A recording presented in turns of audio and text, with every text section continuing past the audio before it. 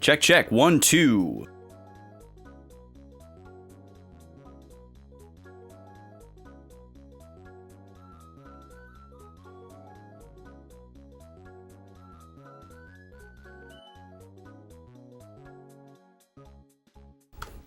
Greetings, everyone.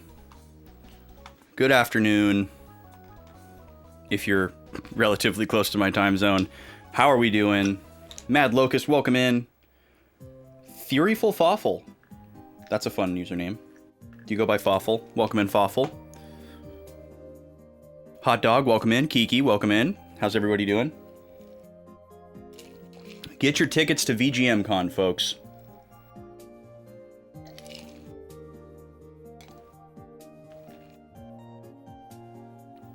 It's coming up. It's coming up real fast. We're 2 months away from VGM Con. I have been working my butt off this week to get caught up and do the work that I need to do. If you would like to see 3 days of amazing musicians performing video game music and informational panels about being a part of video game culture or the video game industry, you should be at VGM Con.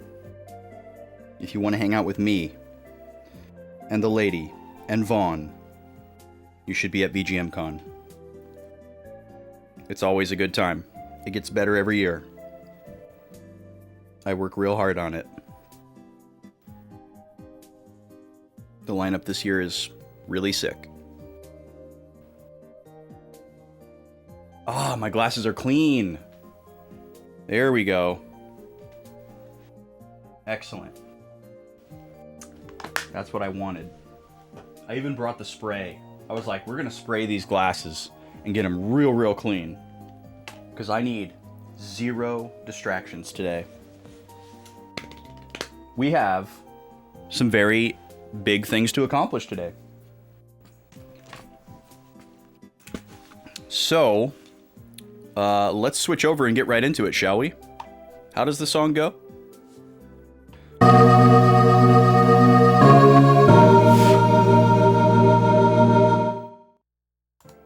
That's right. Welcome in, everybody. How you doing? Drinking coffee today instead of my usual tea. Trying to get this little recipe down. And I'm getting very close. Today was a big leap forward from the last time I tried to make this. But it's still not quite there yet. Yo, Mr. Popsicle, welcome in. We are at the very end of this game. We're going to beat this game either today or tomorrow. For better or for worse. That is our ultimatum. We are going to beat this game very soon. I don't know if we're going to beat it today. I have no specific commitments as far as that. But we will definitely be done by the end of the stream tomorrow. We're at the point of no return. Where we know the final plot leg is the very next thing. I don't know how long that is. I don't want to know how long that is. But we know that if there's anything optional that we want to do, we have to do it now. So we're going to start with a recap of what we did last week, which is going to be very quick because there was no story progress. And then we are going to talk about what our game plan is for today and how we're going to determine how much more of this game we're going to do. So, let's see. Let's load into the game. Not progressive mode. Progressive mode would look great for you, but I wouldn't be able to see it on my CRT anymore.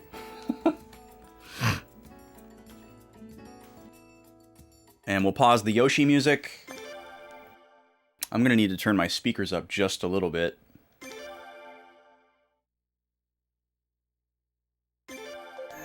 Okay. 1 second.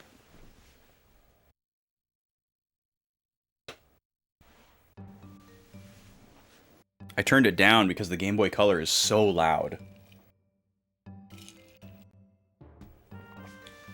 Okay, so I was actually looking through my notes this morning. I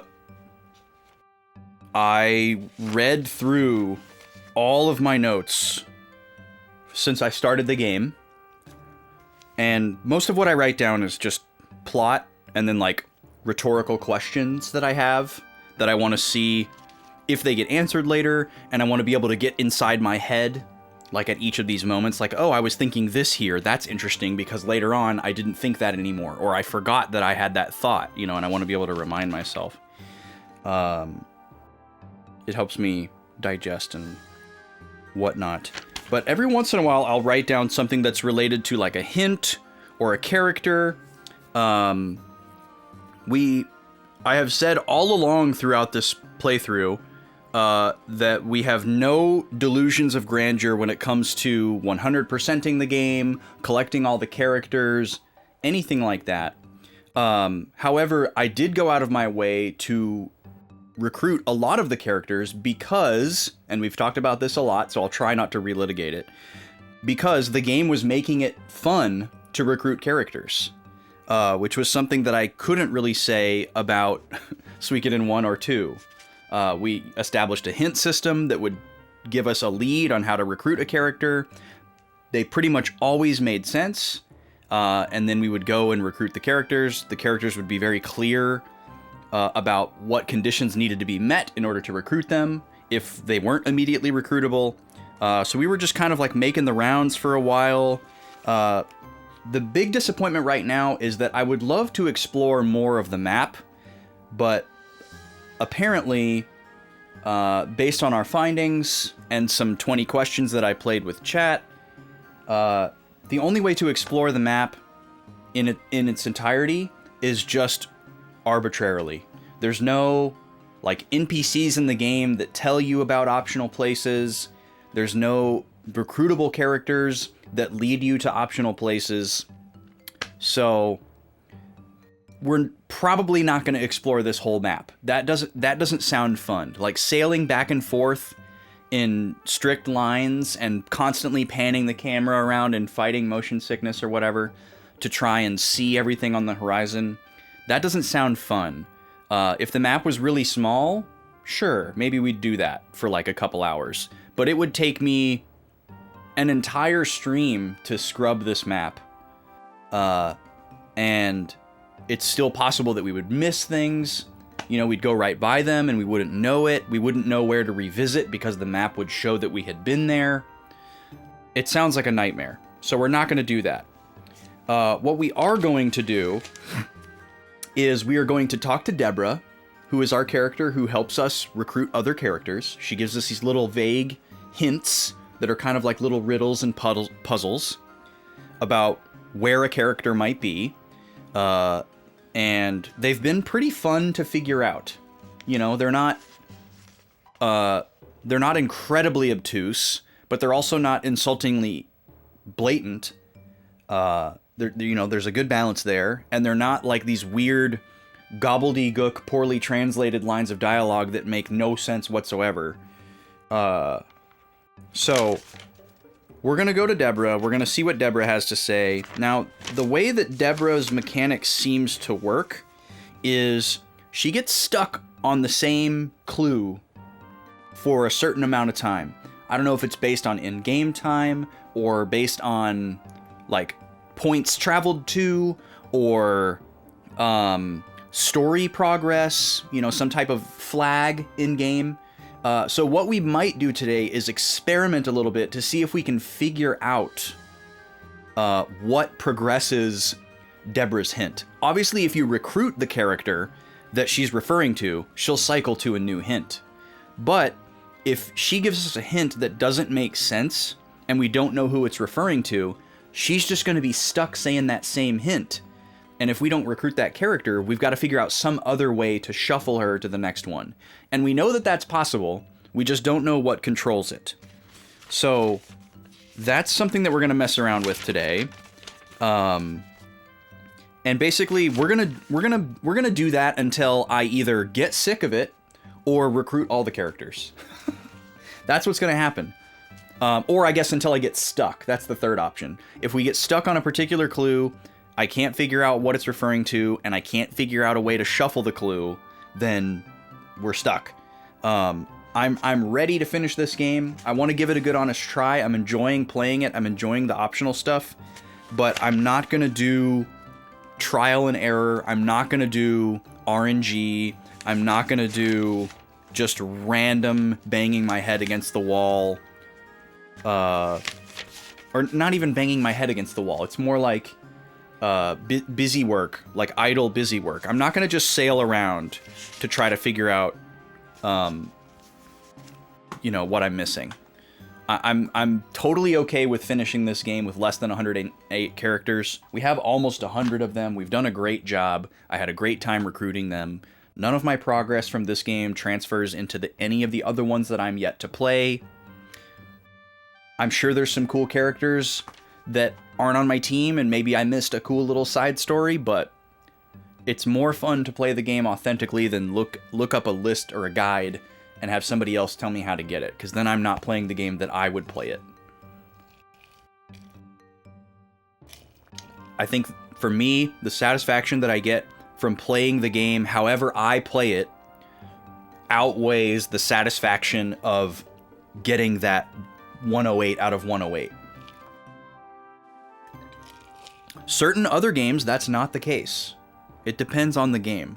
Some games, I have to get everything. I just have to, whatever it takes. If I can't find it all on my own, I will resort to, you know, more severe methods to get what I want.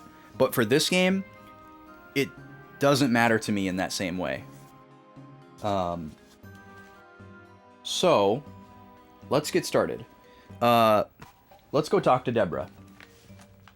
There are 2 characters. It is also worth noting, I've been keeping a list of all the characters that we've met and, you know, where they are, their conditions for recruiting them, all that sort of thing, and then checking them off as we get them. There are 2 characters on that list that we have met but not recruited. One of them, we need a specific item in order to recruit them. And the other one is no longer in the place where they originally were. So they're either like a timed, missable character that we can't get anymore, or they have roamed to somewhere else, and we need to run into them there. I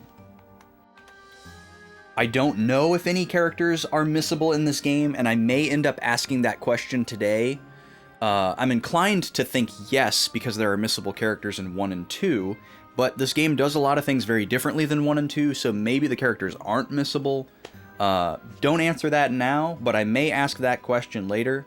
So if you know that answer, hang out, or if you feel like looking up that answer to have it ready, go for it.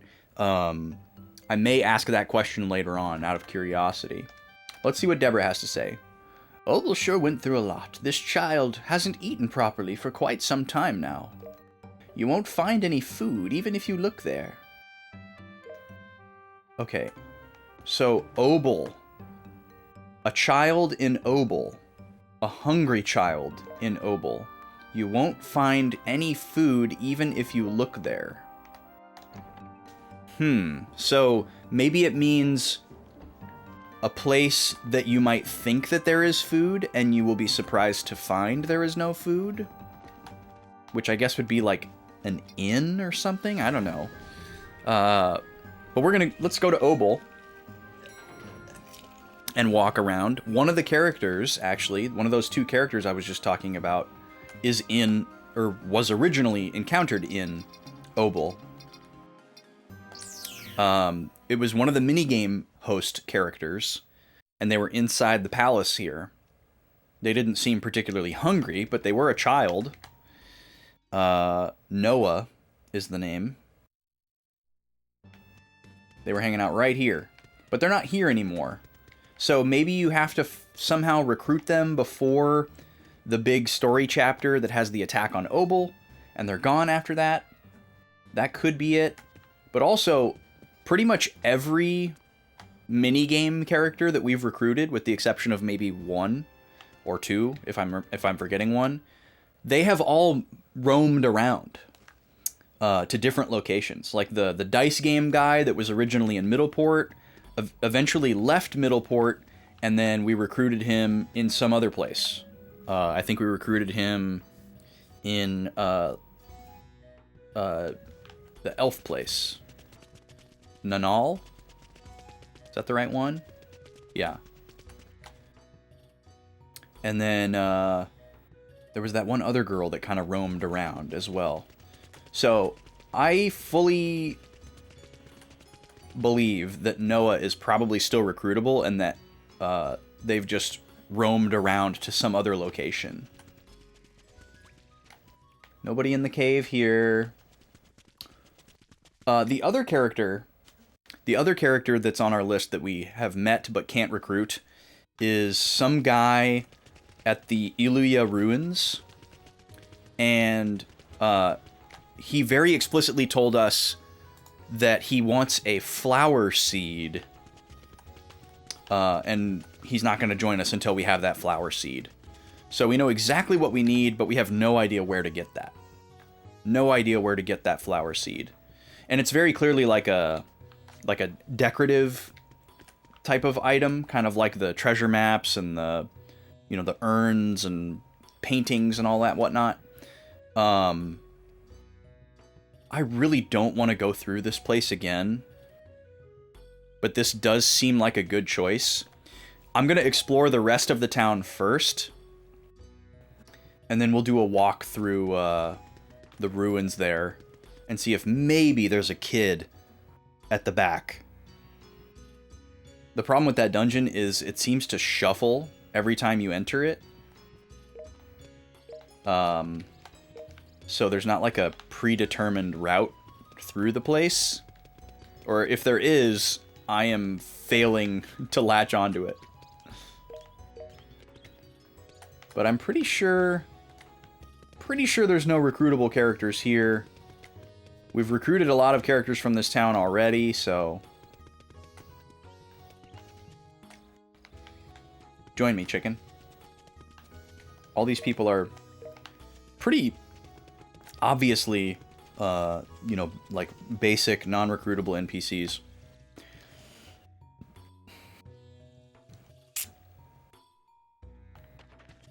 But we're just being thorough here.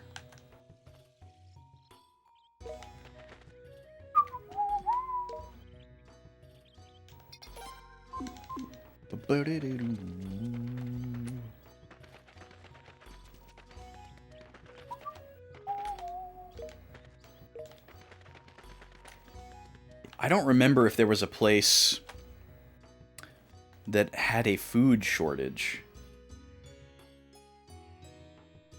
at any point. So that could be an important part of the hint that we need to pick up on. And maybe it's somebody that, like, fled Obel when they were attacked. And we're supposed to be able to know where people who fled Obel went. And maybe that's where the character is. Certainly possible. But I would say less likely. That's a little bit more obtuse than the other hints in this game have been. Usually if it names a place in the hint, that's where you need to go. I'm also still blown away that I haven't discovered how to fish in this game yet. That could be tied to a recruitable character. Okay, let's go take a jaunt through the ruins. Hopefully be as expedient as we possibly can. Not waste too much time in there.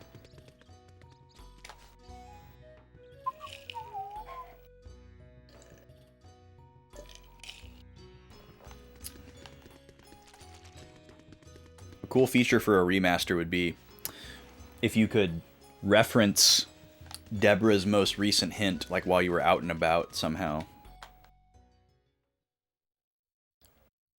But I guess I could have just written it down. That would have been smart. So yeah, this place is like, it's probably the same map every time, but where you enter is not the same. I don't think. It's also possible that there could be a character like in this dungeon, and because the layout is so strange, we've just never run into them. But it's got kind of a Lost Woods vibe going on. So I'm just kind of going off reflex here.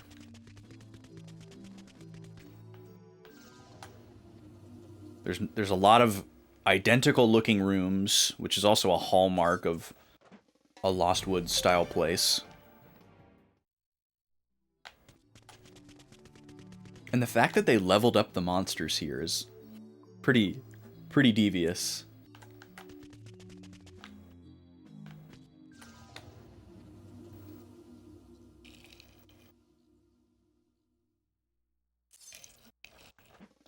So yeah, this will be a perfect chance to... This may be a perfect chance, I should say. Maybe. Unless we get lucky. This may be a perfect chance to experiment with how Deborah's mechanic works. Because if we can't figure out what character this hint is referring to, obviously we want to try to make Deborah give us a different hint. And we don't know what controls that yet. I think the likely candidates are either in-game time, story flags,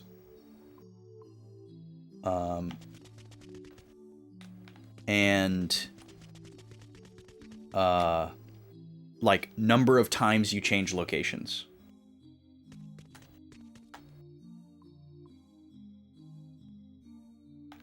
But it's definitely not just like, you know, walk around the ship and then talk to Deborah again after a while. It's not like step 2 loading zones away or anything like that.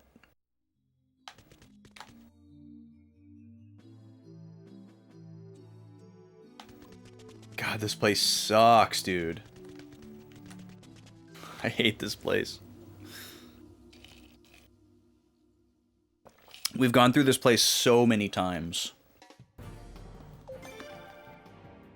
We went through here to get one optional character already. And then in order to recruit them, they made us prove to them that we could warp away, and then we had to come back through again to recruit them.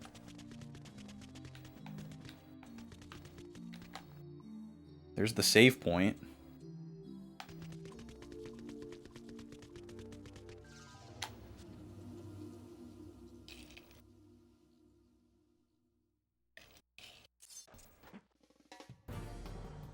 And there was also a optional boss that just gave us like a bunch of money and like maybe a piece of armor.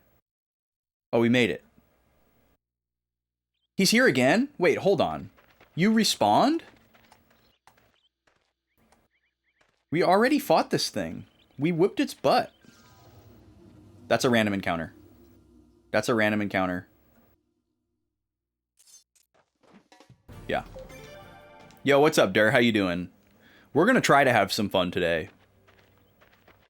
We're gonna try to see if we can subjugate this game and get some more optional stuff before we finish it. But if we get frustrated, we're just gonna finish it. Alright, there's nobody here. It was worth a look. So I guess you can just farm that boss. Interesting. We have not met a farmable boss. I need to step away for just a second. I'll be right back.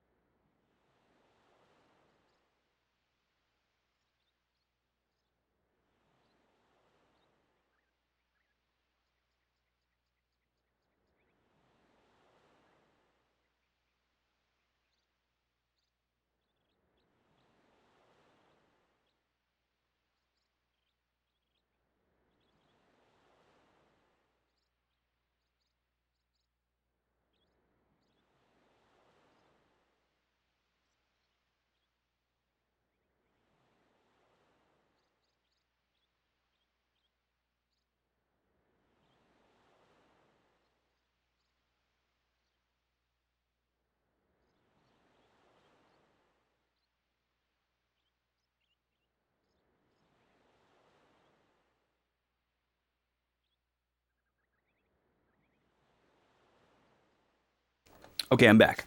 Sorry about that. Why is stream open on my phone? That's awesome. Okay.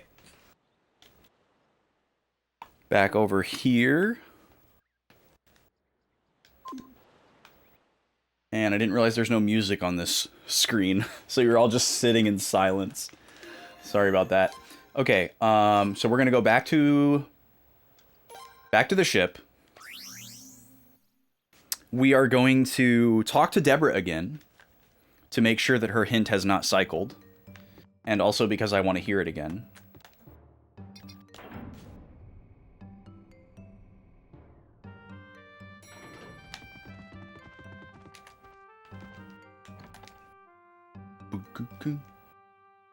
Boom, doom, doom. Ah! She cycled her hint. In a cave, I see someone bathing in a puddle of sorts. Oh, I don't see anyone around. I wonder if this person is okay. Okay, you know what that sounds like? That sounds like it is referring to the island that we got stranded on. And we had to play that little mini game for a couple of days, and we met the mermaid girl. Because there was a cave that had a deep pond in it, but it was very small, like surface-wise. It sounds like that's what she's referring to. We've been in other caves in this game that maybe had literal puddles in them, but not anything that anyone could swim in or bathe in.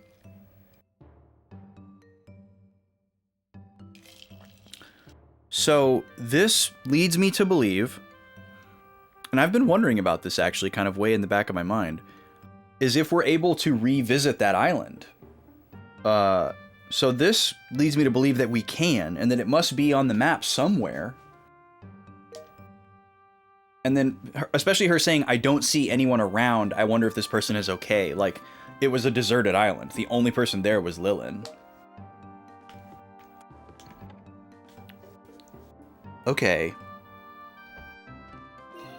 Well, I said we weren't going to do arbitrary map exploration, but this is somewhat not arbitrary. This game has been fairly logical so far in these sorts of mechanical things. We found this island by getting stranded off of the coast of either Razoril or Middleport. So it would be cool to explore the area around here. So maybe we could try going north-south from Razoril. Above this horizontal line that I'm drawing with my cursor, we can't go there. So that part of the map doesn't exist. That's a small victory, I guess. So let's go back in. Let's go see Vicky. Oh, before I forget, vote in the poll. We have a poll active in Discord for the next RPG playthrough. It's a massive poll. It's stacked. And it's going to close at the end of the stream tomorrow night. So you have today and tomorrow to vote. Make sure you have voted. A lot of you have voted already. But if you haven't, and you're in the Discord, make sure that you have. Okay, Razoril... Port Town.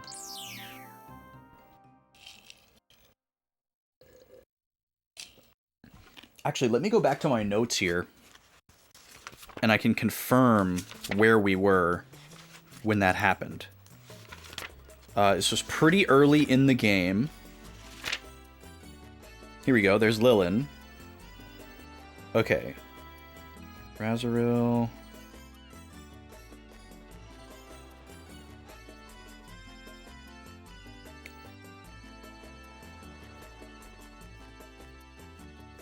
When we met Lilin, she told us to sail south, which I believe is how we got to Middleport for the first time. Then we were adrift again, and then we met Desmond and Flare. Okay, those are Obel, and then we arrived in Obel. Okay, so it may actually be off the coast of Obel.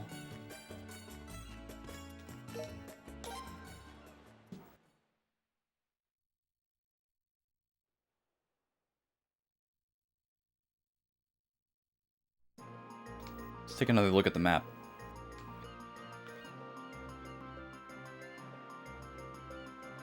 Because wasn't Mordo somewhere that we stopped over after being shipwrecked?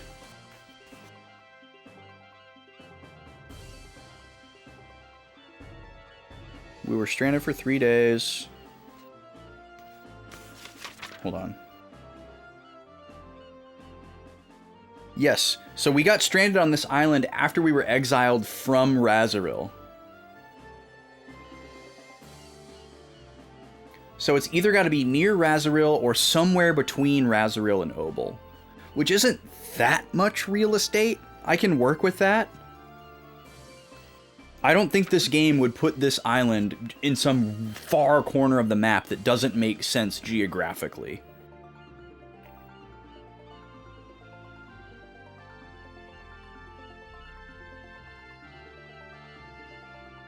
Yeah. Yeah, okay. Yep, that's definitely where that was.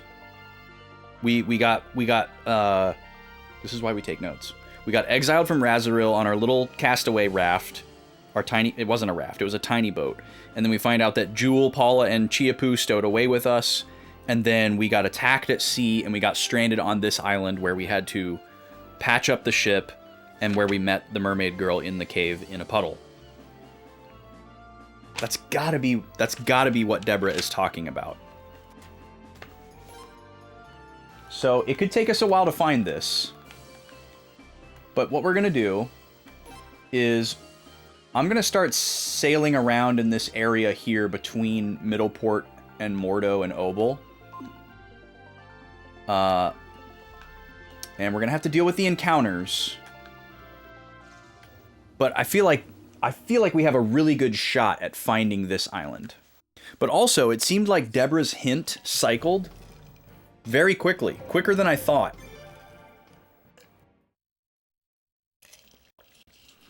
We visited one place and came back.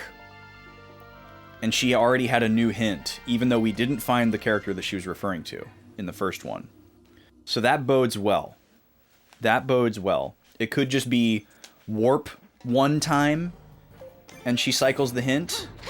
It could be didn't mean to auto. It's just reflexive. But it could also be like, it still could also be based on like the number of loading zones because we did so many in the ruins. So, while it would be nice if it was just warp one place or warp two places, it could also be like walk through 20 loading zones.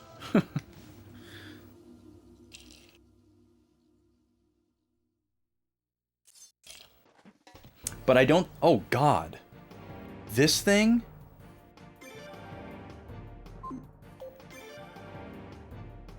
How is this a random encounter? I also did not mean to hit auto. I meant to hit retreat.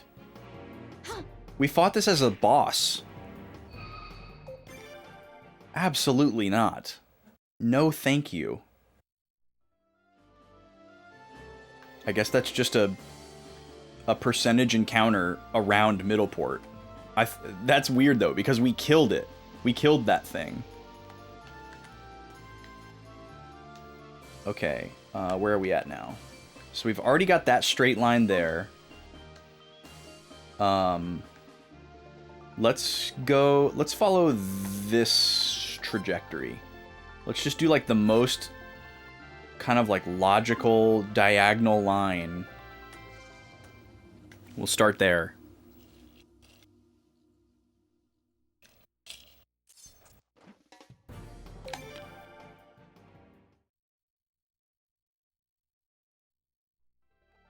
We shouldn't get stuck in any of the encounters here.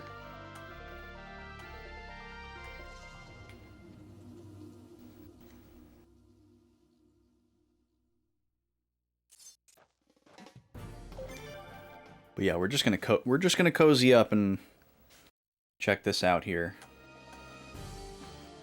The thought of finding a new location, even though it's technically not new, and we've been there before, but new on the map, is exciting. Another one? I'm sorry, absolutely not. That was such an annoying fight. I am not doing that again, just to get, like, some money or, like, a rare drop that you potentially have. It could be good EXP. I'm also really sad that I can't take Laszlo out of my party right now. We need to train up a B squad for the final leg of the game. And we have a team picked out. We know who it's going to be.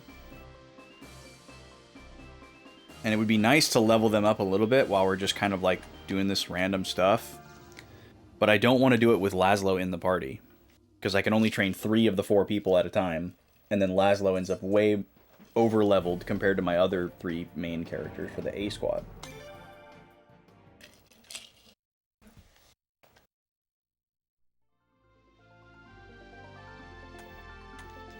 Where are we at? Okay, we're just starting to get into new territory. For the most part. Because we were kind of passing through a line that we had done before. So we shouldn't be discouraged that we haven't seen anything yet. But now we're really starting to get to the point where we might see something. It really would make sense for it to be kind of like a dead halfway point between...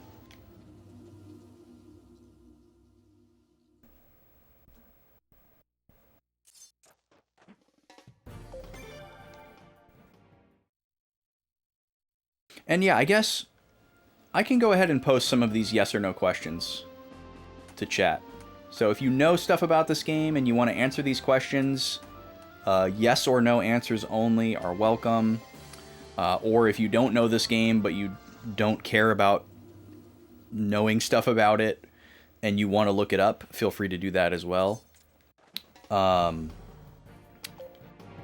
Let's see. My first question is...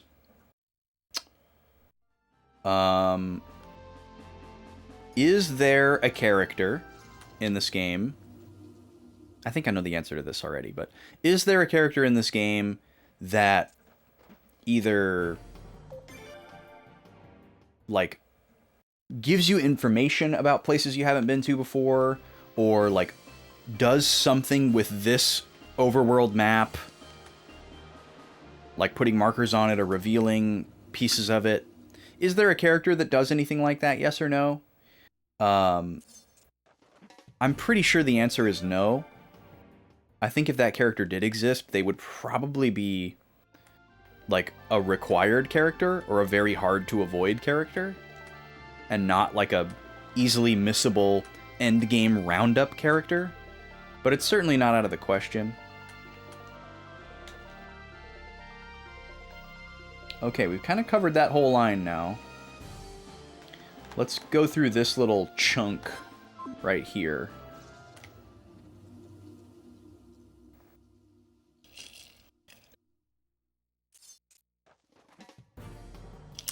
So that's question 1. I'm going to ask question 2. So if you're looking up question 1 and you want to answer question 1, you can just say 1 and then yes or no. After I ask question number 2. For question number 2 is a little bit simpler to answer, I guess. Question number 2 is, are there missable, recruitable characters in this game? Yes or no?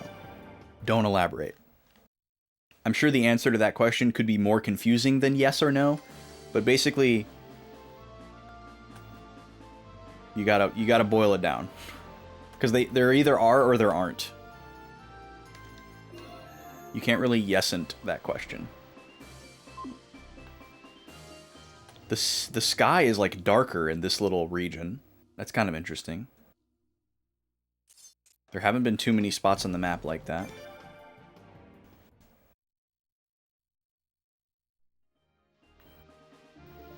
It's looking a little tropical around here.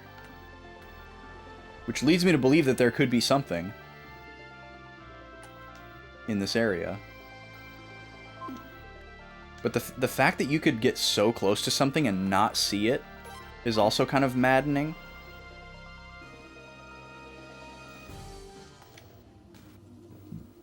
Because if you just pan your camera the wrong way for a few seconds and something is just barely outside of the draw distance, you'll go right by it without knowing.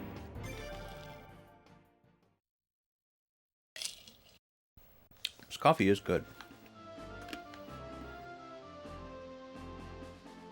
But it could definitely be better. It needs a few more tweaks.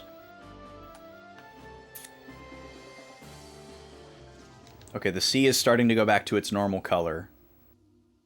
I'm going to try to use that as a dowsing mechanism.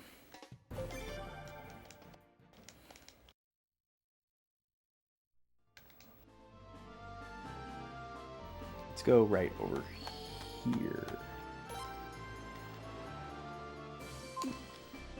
Oh, I'm going to refrain from talking about this in detail until Tuesday, but I have to tell you that I had a breakthrough in Pokemon TCG. That's all I'm going to say for now.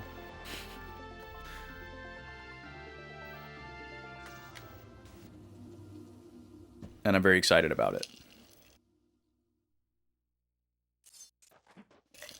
It may turn out to not be quite the breakthrough that I think it is, but so far I feel like it's going to be a big deal.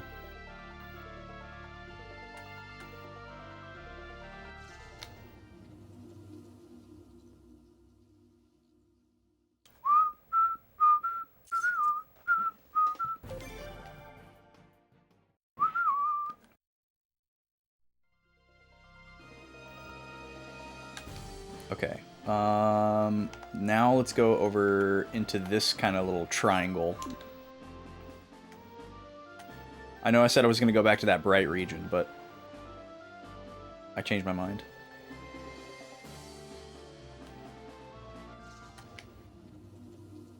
I'm determined to find this little island.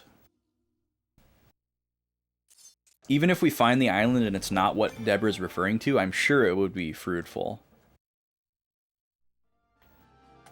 Every place that we visited early on had something new when we revisited it. It could also be like one of the treasure map islands, and we could play that minigame for a little bit. Even though I'm not like super committed to doing those, because I think it's a little too obtuse. I'm sure some of the rewards are great, but we've already gotten a lot of great rewards from it. And I also feel like we're definitely strong enough to beat this game. There could be like a massive difficulty spike at the end that we'll have to contend with, but we can cross that bridge when we come to it. We're gonna, we're gonna keep a save from before we go past the point of no return, because we cascade our saves. And we'll continue to cascade our save after we go past the point of no return. If it is a thing. There may not be any more saves. Depends on how long the last leg is. But yeah, if we got to a point where we were like hitting a brick wall against some stupidly spiked boss, we could back out and grind. Alright, now we're gonna go up here.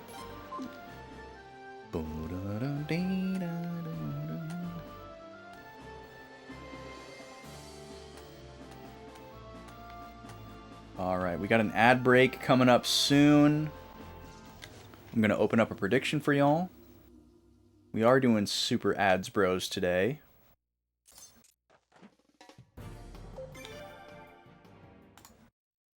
Still Pikachu versus Donkey Kong. 2 minutes to get your wager in. And ad starting about 2 minutes after that. Oh, not this guy again. He's very pachyderm coated. I know he's supposed to be like a kraken or whatever, but he looks like an elephant. Just looks like you're looking into the face of an elephant. That wise, somber expression.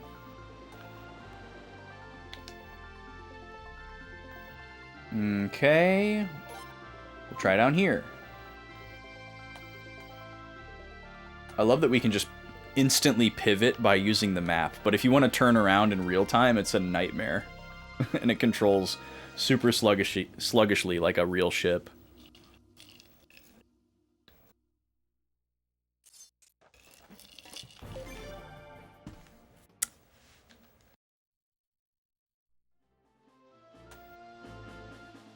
I'm staying. I'm finishing my coffee. Yep. Join my coffee.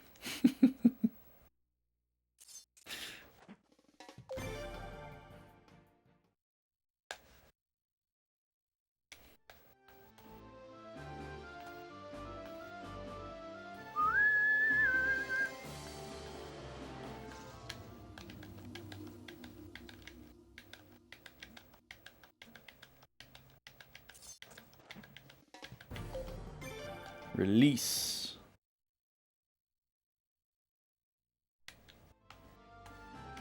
Also, why did that guy show up? We were so far from Middleport. Well, I guess we were like right over here. So, yeah, we don't know how big the encounter zones are. I would imagine they're pretty large on the world map because they probably didn't want to make too many of them.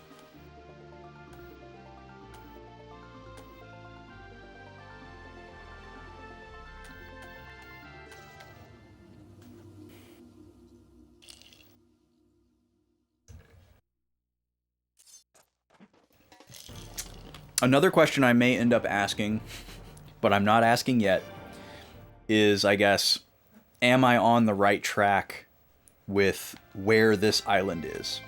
Even if this isn't the island where I recruit the character that Deborah's talking about, I definitely would want to know, like, am I on the right track as far as finding where that island is that we have been to before? Oh, we just crossed into a new encounter zone. Where are we at?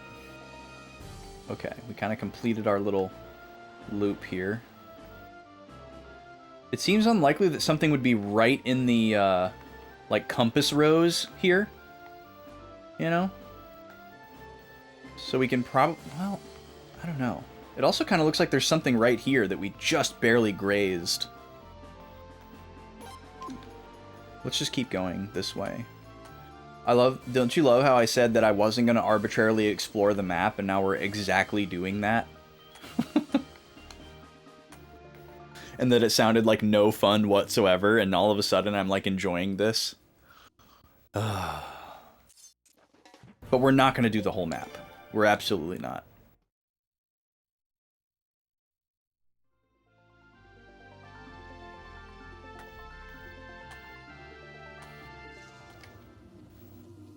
It's too much. It's absolutely way too much.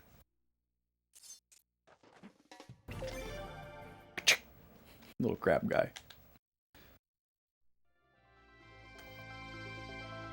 Alright. We're gonna sail right into... I guess the one saving grace, now that I think about it, is if you passed by something and you didn't see it on your camera, it would show up on the map as a little blip.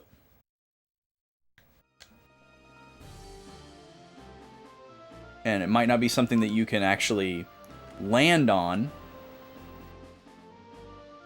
but you could at least sail back to it once you saw it on the map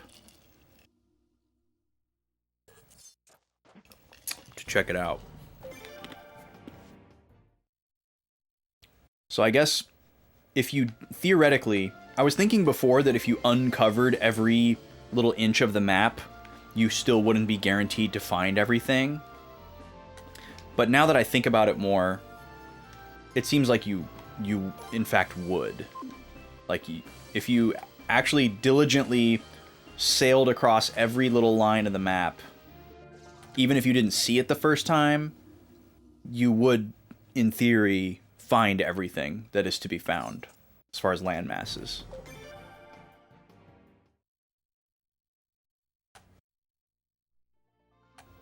Ooh, it's dark over here. Oh, what is that? Is that Opal? That's Opal. Okay, now we're gonna go back this way.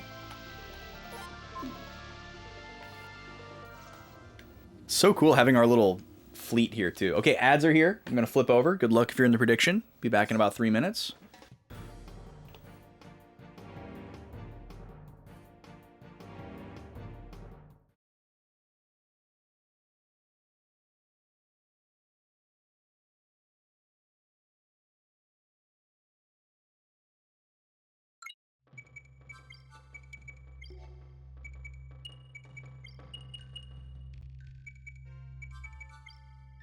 Free for all! Pikachu, Luigi, Pikachu!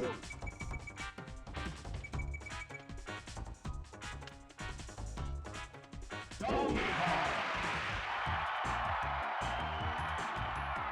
3, 2, 1, go!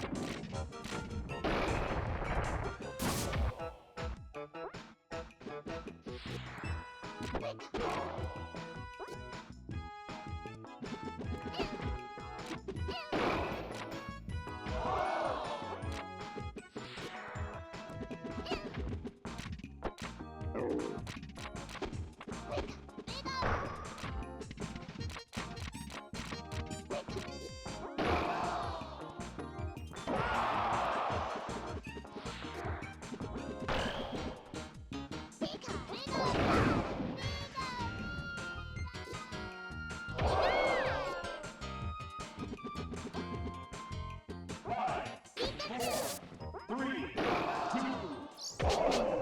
Time up. This game's winner is Donkey Kong. All right, Donkey Kong. Coming on strong there. Strongy Kong. Donkey Strong. Wow.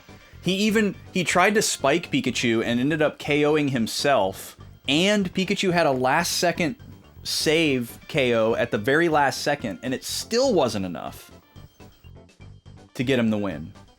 So Pikachu got like a freebie and like a clutch last second KO, and DK still won. So sorry to the Pikachu believers. You lose your points. Nobody believed in DK though. But that brings it to 5-3 after 8 rounds. We're gonna get our scores updated.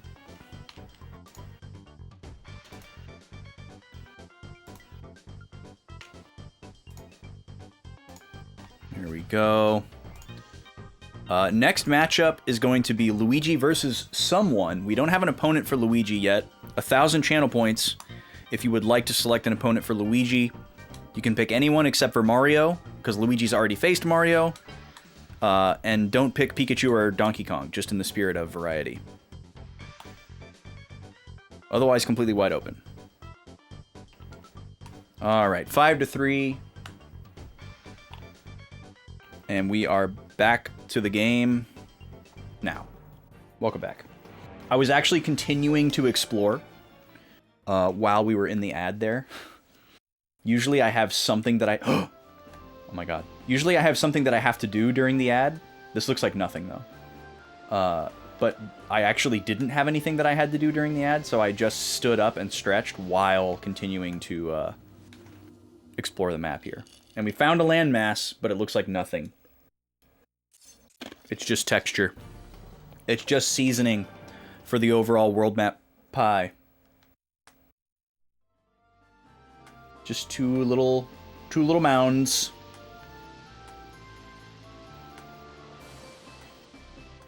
Usually the really small ones are nothing.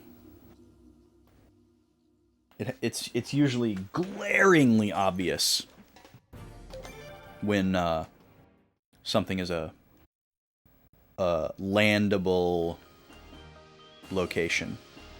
But just to make sure, we're gonna do a full loop around this thing.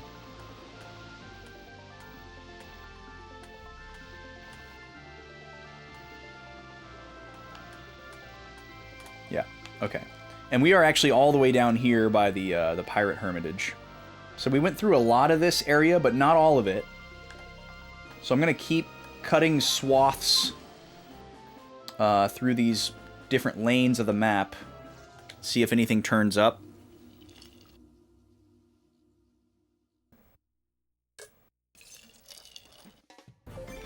And after we're done doing that, I'm going to try sailing around Razoril and Middleport to anything that we haven't seen so far. Yeah, honestly, thinking about just sailing without having to spin the camera around doesn't sound as bad. Because basically if you miss something, you can just go back to it later, which wouldn't be the worst thing in the world. Especially since it seems that none of these encounters on the map can trap us anymore. We can always get away for free. So that seems pretty huge. So we could maybe just kind of like arbitrarily Like, maybe I'll do that during bottle time, because I can do it one-handed. I could just sail around the map arbitrarily and try to uncover some stuff, and I wouldn't even have to really pay attention. All I have to do is just run from battles and hold R1 to sail faster, and then switch directions when we, you know, hit the edge of the map and change to a new trajectory. So I may do a little bit of that during bottle time. And then obviously, you know, if I find something, I'll save it for when we actually come back to the game. That seems like a good, productive use of that time. I do have some things I want to talk about, though. I had a really interesting thought today that I really want to share and see what y'all think. And I had another interesting thought a couple of weeks ago that I actually wrote down that I wanted to talk about, too. They're both music related. But not like in like a super technical, like nerdy way that you might think. More in like a emotional sense. Okay, we've explored this area between pretty well here. I think now what I want to do is go to Razoril and sail dead east. Actually, we can probably just do it from Middleport. So we're gonna anchor. Drop anchor. And then we're gonna go see Vicky. Down, no, not up one. Dang it. Down one.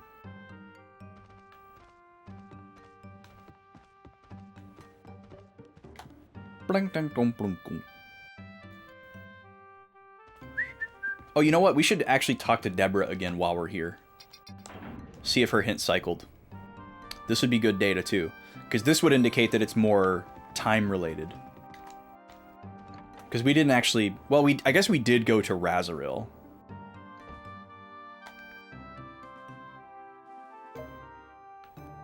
Oh, so it cycled back to the previous hint. Interesting. The one about the child that is hungry. Obel sure went through a lot. This child hasn't eaten properly for quite some time now. You won't find any food, even if you look there. That is a really interesting riddle. So the secret to cycling Deborah's hint may just be warp to a new location. And it makes sense with not very many characters left that she would go back and forth between two of the same ones. Because there could be certain characters that she won't give hints about until you found other characters because they're like sequenced. Or if they're missable and we've already passed the point where we can recruit them, she probably wouldn't give a hint about them. Yeah, there could be a number of factors there.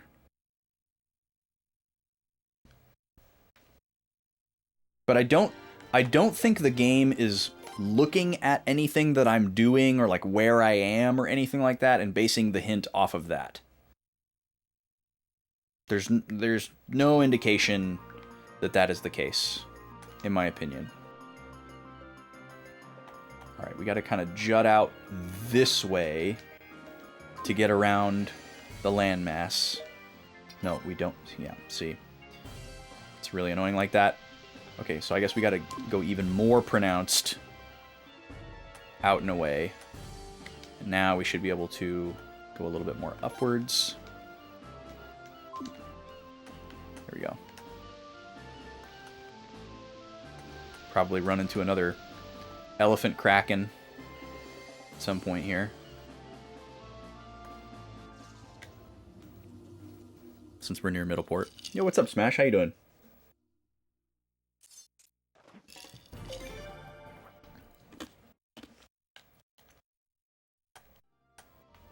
Welcome to the Wanderlust stream.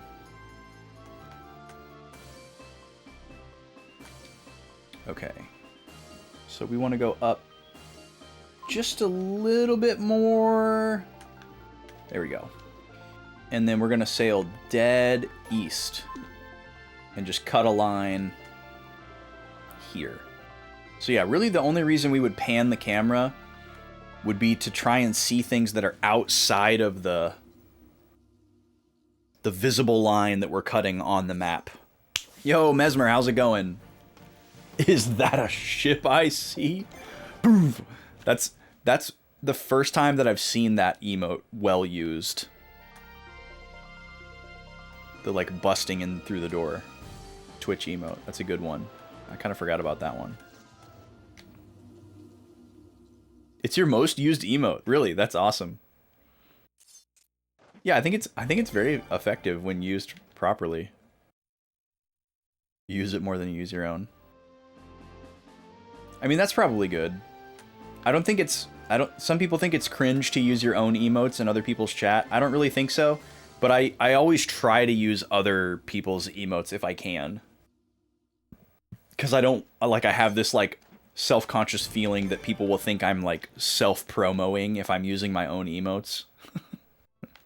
Even though probably no one would ever think that. Plus I'm on a technically different username than the channel that I stream on, so a lot of people probably don't even know that those are my emotes. What is that emote? Is that someone getting punched in the face? Oh, it's a bonk. Got it. It's a hammer to the face. That is a good emote. Doors don't belong here. Hey, as, you know, someone who has removed 2 doors from certain doorways in his house entirely. Oh? Is that Obel already? Nope, that is something new. And it is big. It's Monster Hunter related. Very cool. Wait, this is the guy that we fought on the island that we were stranded on. Okay, this is a good sign. And it did have a big mountain on it. This might be it, y'all. This is a very big island. We are definitely going to be able to land here. This is definitely new. This is exciting. This might not be the island we're looking for, but it's definitely something. It looks like that island, though.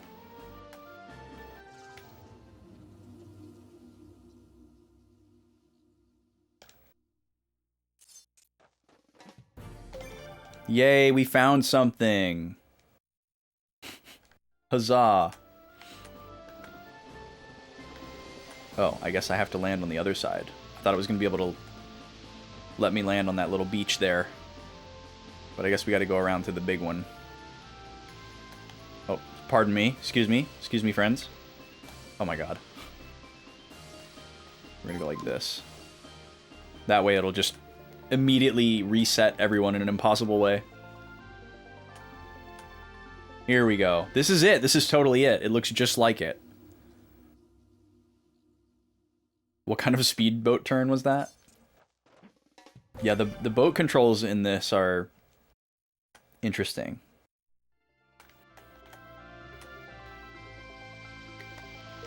Yeah! Making landfall. Let's go. So we've been here before, but it wasn't on our map. This was part of a story beat that we were required to do. And I have reason to believe that there is a recruitable character here. Hello, little bird. Oh, goodbye. It's also quite possible that we're going to be able to play the dowsing minigame here. Up on the hill. Here's our rowboat. There's a save point. Here's our old camp. Still here. Boulder Shade. What an interesting name.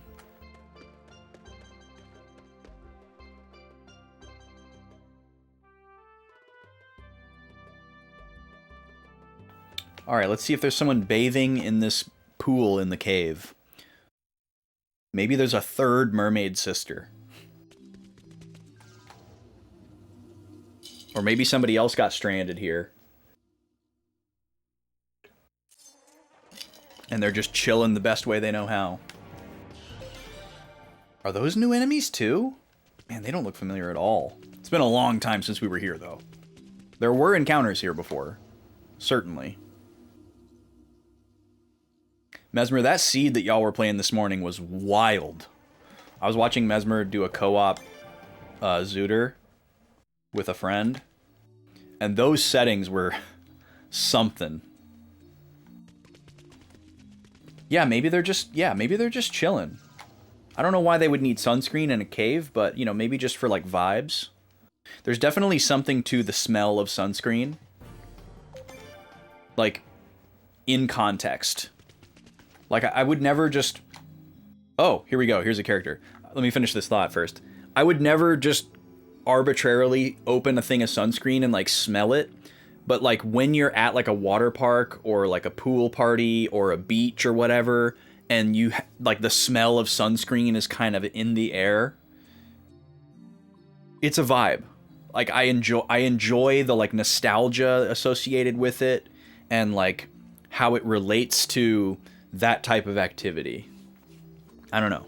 Like, I wouldn't put, like a sunscreen candle in my house, or, you know, just want to smell it all the time. But, like, the excitement of, like, going to the water park as a kid and you're like putting the sunscreen on like in the parking lot or like before leaving the house, and the smell is associated with like you're about to do the fun thing, or like you're in the house, you know, with like your bare feet on the carpet and you have no shirt on and you're just in your swimsuit and you're like looking out the sliding glass door at everybody jumping in the pool, and you're like hurriedly waiting for like the sunscreen to be put on you so you can go run out and have fun with everyone, and you're like the smell of the sunscreen is like associated with the anticipation. It's always associated with like the anticipation of like the fun thing is about to happen, or you're like, okay, you're done, you can finally like run out onto the beach and go splash in the ocean or whatever, you know? That's what the smell of sunscreen makes me think of. Is like you're about to do a fun thing. So I like that. And it's not like an appetizing smell or anything like that. But it's I would say I find it pleasant. I find it a pleasant fragrance. But I feel like water parks especially, like you can just kind of like smell sunscreen in the air. Probably not the ocean because there's so much wind and like, you know, there's like the fishy kelp smell at the beach. And a pool party, you know, there might be like barbecue smells and things like that are way stronger. But like water parks smell like sunscreen. Especially when you're in like the non-rides areas, like if you're in line to get food, or you're like going to like the lockers or like the restrooms or whatever, that like sunscreen smell is everywhere. To you, they smell like chlorine. Well, that too, and that's also like that smell also has the same effect on me. Like it feels weird to say I like the smell of chlorine. But like that pool smell has the same effect on me. It's like nostalgic. It means you're about to do a fun thing. Like it turns on those things in my brain. So I like that smell. Okay. We've met a character in this cave.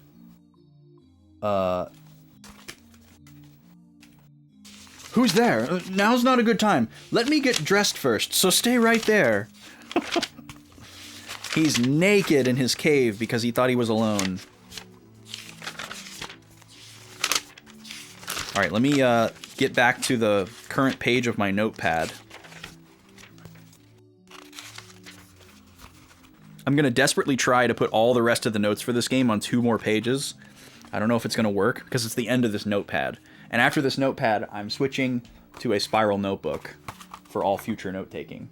I've realized that this notepad makes me write a little bit less than I would like to sometimes, and I want to take it up a notch with like my thoughts and like writing down rhetorical questions and leaving extra space to like come back. Like if I write a question, I can like leave like 2 blank lines below it and put some kind of marker so that if I get an answer to that question later on, I can go back and find it and write the answer to the question. You know, if there's some kind of thing that may have follow-up or seems like it's going to have follow-up, I can leave room for that. Okay, so today is 2/13. Found deserted island from earlier in the game.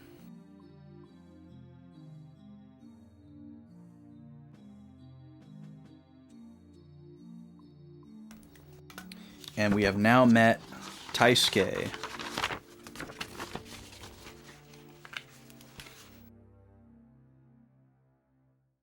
This is roughly our 97th character.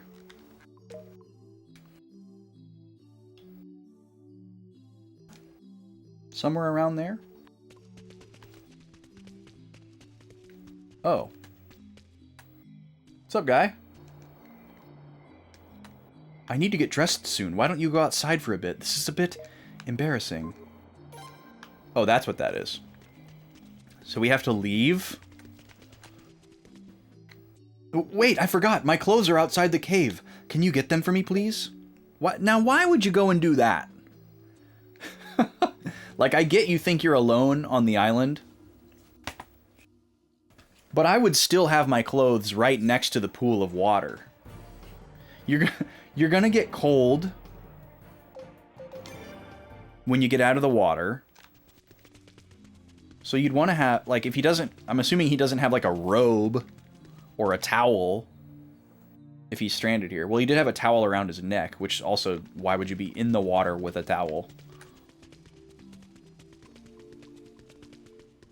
They love to give you a little tiny bit of busy work right at the end when you find a character. Oh, you walked all the way through this dungeon to find me? Why don't you go ahead and do that again? Taisuke's close. Oh, you walked all the way through this cave to find me and ran from a bunch of encounters? Why don't you walk back out, grab an item, and then do that again? I see you, developers. We're gonna just go default to calling this Deserted Island, because I assume that's what it's gonna be called.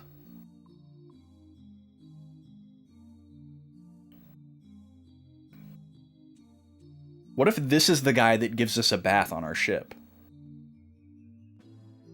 And by gives us a bath, I don't mean bathes us, but I mean builds us a place for people to go and bathe.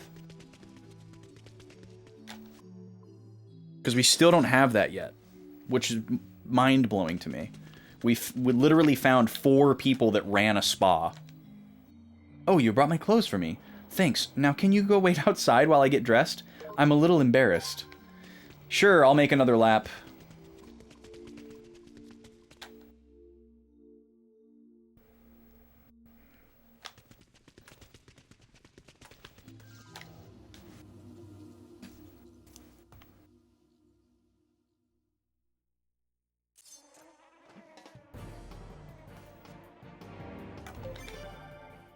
That powder coming off of those wings.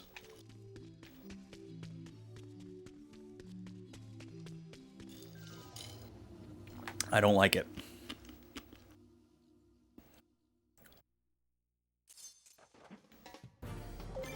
Man,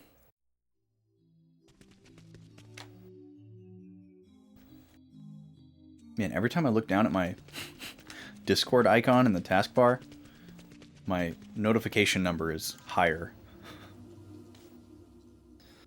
Seems to happen every time I stream, where I just have like so many notifications when I get off. Whoa! I don't remember this guy. I kind of want to fight this guy.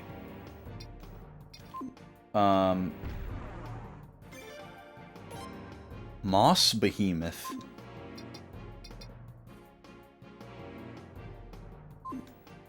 Let's just auto him and see what happens. He can't be that strong. Even if these are like new enemies, he can't be that strong. Yeah, he's not that strong. This guy probably has like 1,000 health.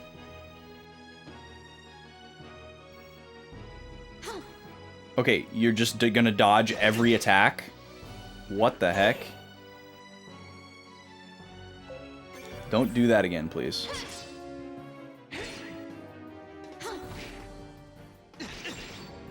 Well, he's got more than 1,000.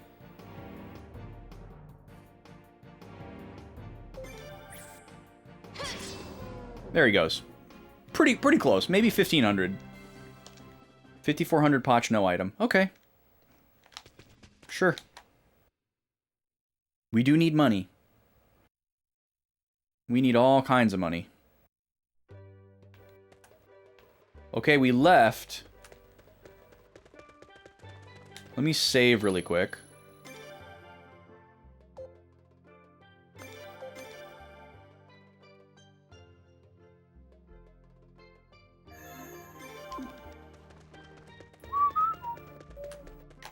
Go back in here one more time, and hopefully this guy's all ready to go. So this is our third lap. How did that get there? I remember this guy. Look at the halitosis coming off of him. Savage Frog. I don't remember if we fought this guy here. But we've definitely fought this guy before. Or a very similar palette swap.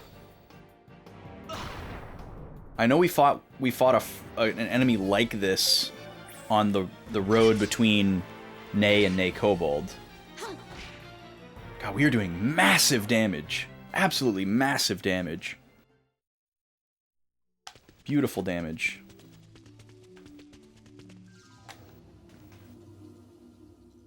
They give pretty good cash. Especially for something we can kill in one turn. But these guys, I'm not messing with these guys. Always. Literally, this has never been not been the case. In every RPG I've ever played, you should always be more concerned with a mob of regular enemies than one single strong enemy. It's always a numbers game.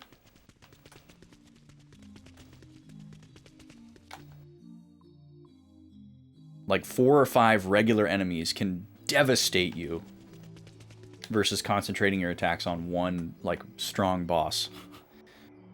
I thought the water here was only connected to the ocean, but this is a full-blown ocean hot spring. I better note down its components.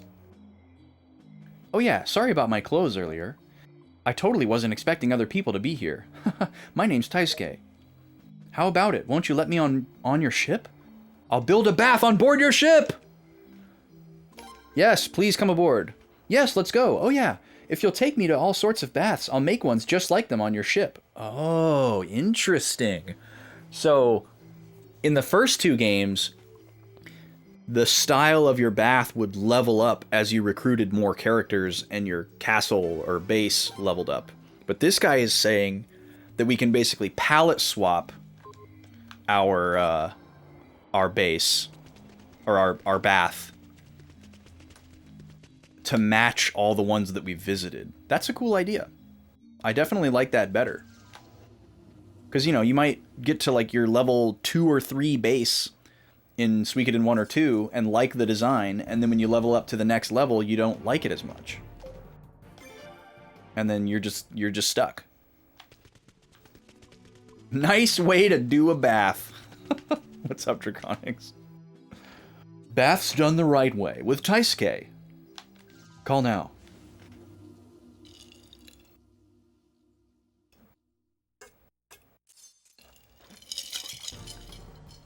Do I want to fight this guy again? Sure, I healed. This is so minor, but I'm just so glad that we found something.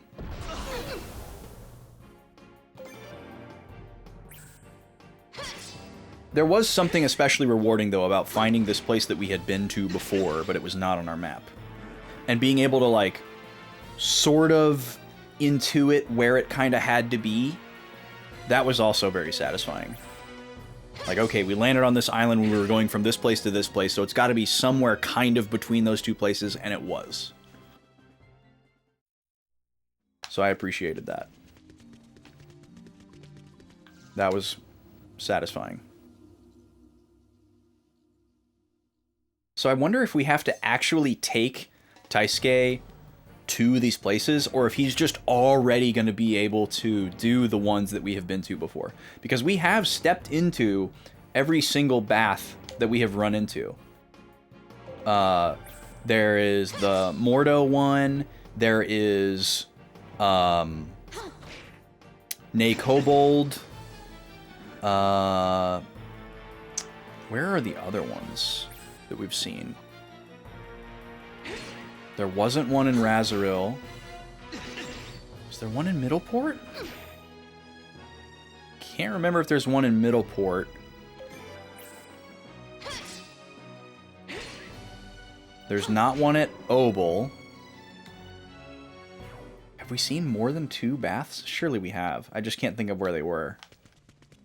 So yeah, it'll be interesting to see if he can just immediately make the ones that we've already been to. That's kind of what I would expect. Maybe we have to revisit them with or without him in the party. Okay, I want to see if this is a dowsing minigame place. It's not. I'm surprised. I thought for sure this was going to be a dowsing minigame spot.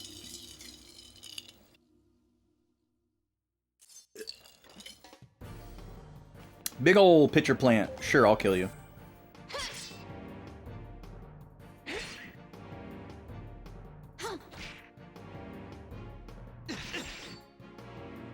Wow, survived one turn.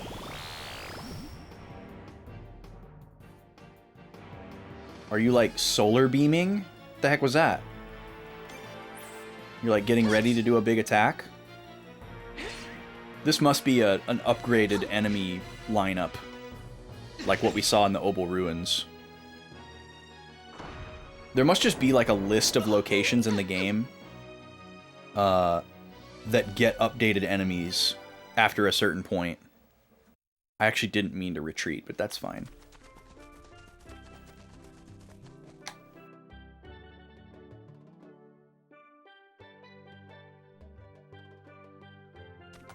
I'm really surprised that this isn't a dowsing location. And why is this crab back?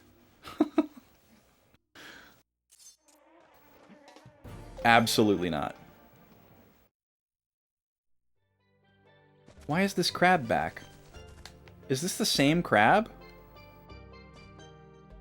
He has fire coming out of his mouth.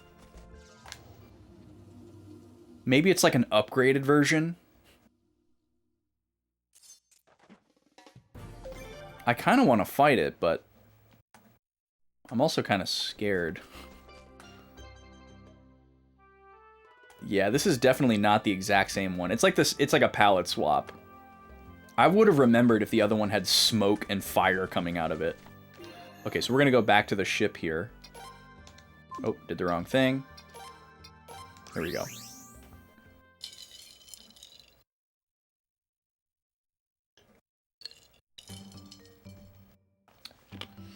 And let's see. I want to go down and check out the bath on deck 3. Now that we finally have one.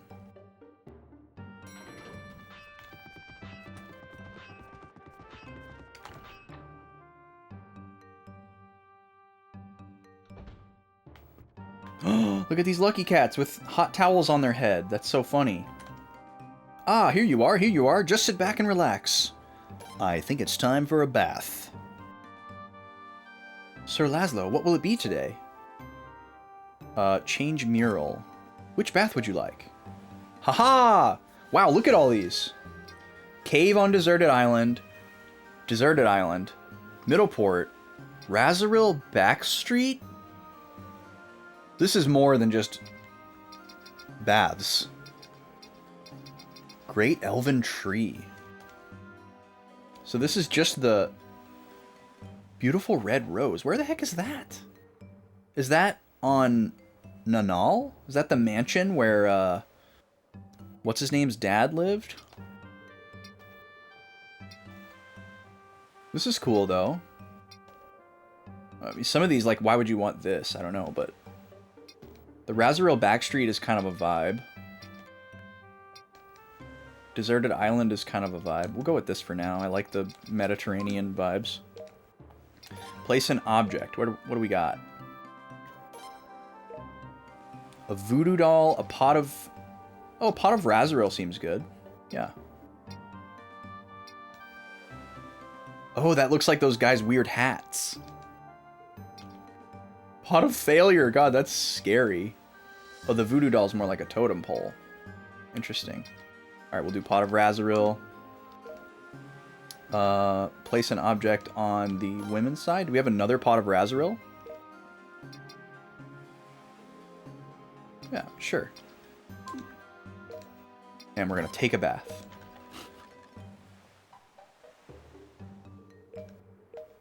Say, Mizuki, what is it? What do you think of Akagi? What's that supposed to mean? I don't get it. Ha, yeah, whatever. Akagi isn't aloof as you think, but I'm asking how you feel.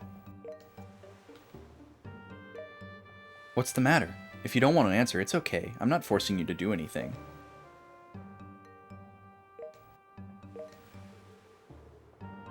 I'm thinking. Just give me a moment. Oh.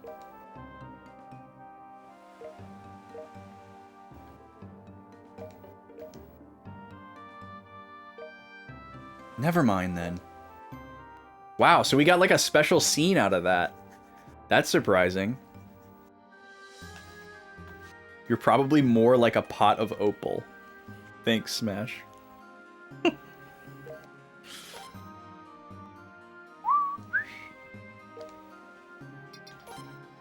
Please take your time. Oh. Whoa. I can control this with the stick. So there's Kate and Mizuki hanging out. And then on the guy side, it's Laszlo and Cedric. But no Bartholomew? Bartholomew's like too cool, or... That's weird. Why isn't Bartholomew with us? Maybe he's like... The way this camera controls is so strange.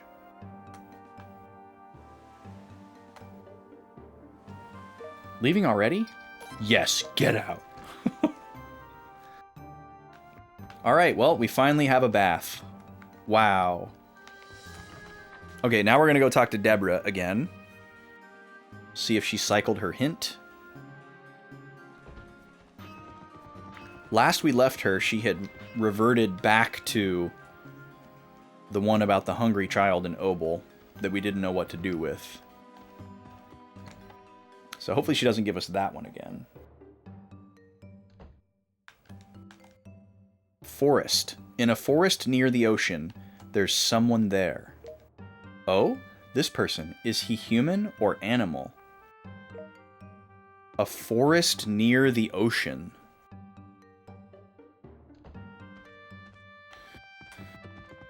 The only place I can think of is where we met Elena, or Eleanor. But we already recruited another optional character there after her.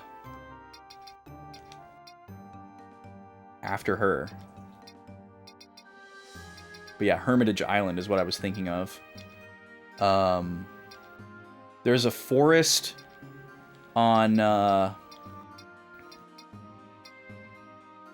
what's the other one that has the forest? Nanal? There's a forest here at Nanal. But is it near the... Well, yeah. Isn't there a forest between the harbor and the square? Okay, let's check this out first, actually. Because if there is a forest here, this feels more likely than Hermitage. Because we already got somebody at Hermitage.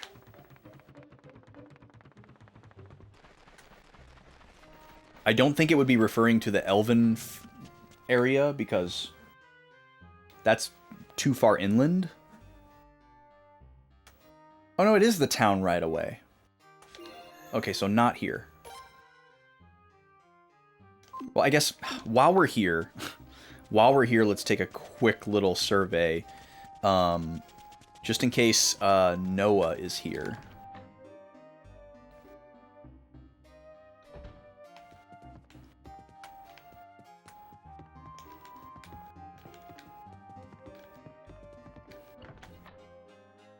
I also don't remember this song. We've been here several times, but I don't remember this song.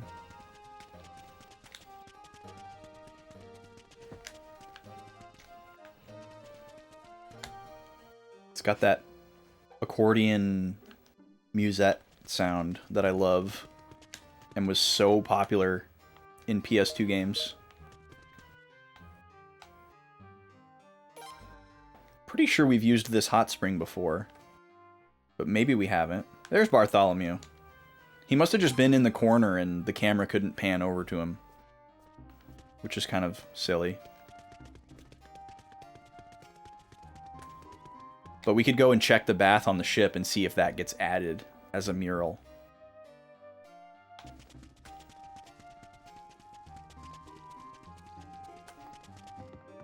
Maybe that's how that works.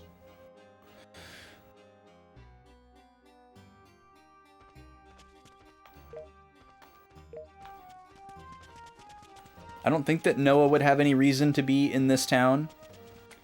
We just know that the minigame characters have a history of roaming. So it's just worth checking any old random town to see if somebody has roamed there. One of them roamed to this town and we recruited them here. So I don't know if that lessens the chances that we would recruit another one of them here. It probably does. Wait, I'm going the wrong way. No, I'm not.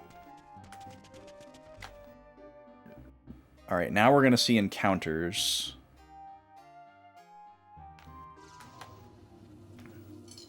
Not dangerous ones, just ones that waste our time.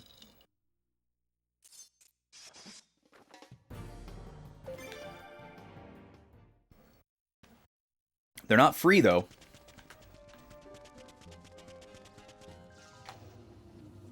Yeah, the Rose mural. We've never seen that before, but it looked kind of like this building that we're headed towards right now, except with roses added. Obviously, the rose thing is like a reference to... what's his name from 1 and 2? Is that also Reinbach? I think it's Reinbach. Nice, Smash. The Island Chief. Old Ben Nanal. Shipping Town.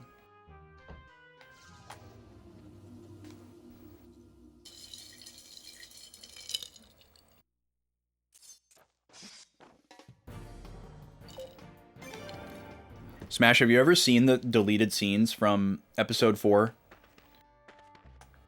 That got cut during the edit to make the movie shorter and snappier? I'm thinking specifically of the scene where Luke goes to Tashi Station and like talks to Wedge and his like other 2 friends that aren't in the movie.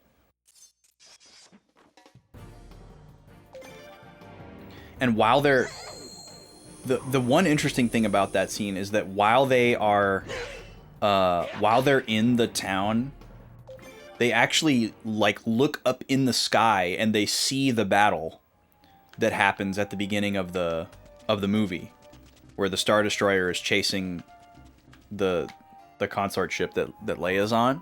They actually see that in the sky. And I think that was in the original script how they were going to transition to that scene that is the opening of the movie.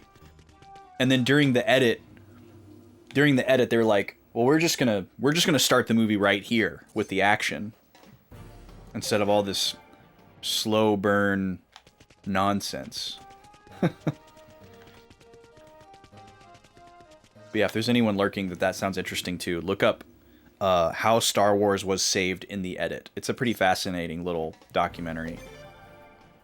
There's a bunch of stuff that was in the original Star Wars movie that they cut out to make it more exciting and shorter because it was kind of bloated. But those scenes exist. Like, you can go and watch them. It's interesting in retrospect, but they definitely made the right decision. I just figured I'd come and look here, even though I don't think anything is going to be here. Since we can warp back. There's no penalty for going deeper inland. Alright, now we're going to go to Hermitage. That's the only forest that I can think of. There's technically a forest between Ney and Ney Kobold, but she said by the ocean. I guess that could also mean the deserted island, but we were just there. So unless her hint can, like, spawn a character. Also, like, tropical trees to me says, like, this isn't a forest. It's gotta be, like, deciduous trees.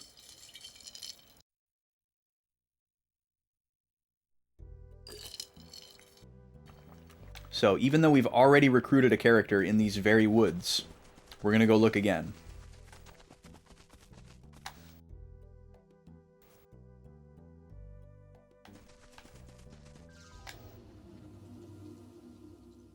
Yeah, I'm trying to think. That's definitely the most significant one. There may be like one or two... whoa, these are new. We cannot run from this fight. Okay, this might be our character right here. Gao.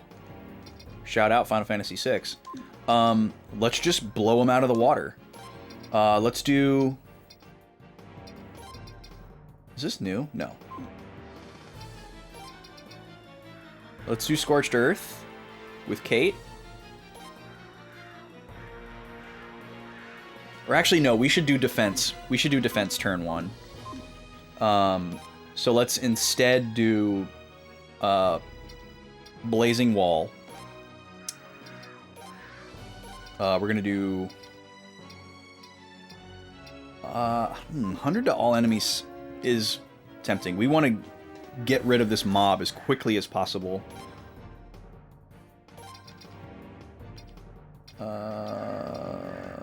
We do have Breath of Ice. Yeah, sure. And then Kate is going to do Clay Guardian. Don't forget to throw the stake. Yeah. If only.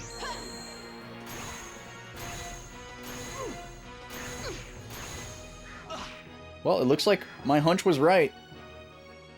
This is definitely what we're looking for. This guy has, like, purpley skin. Oh, okay, these guys were really easy to take out. Nice. Oh, he's a punchy man.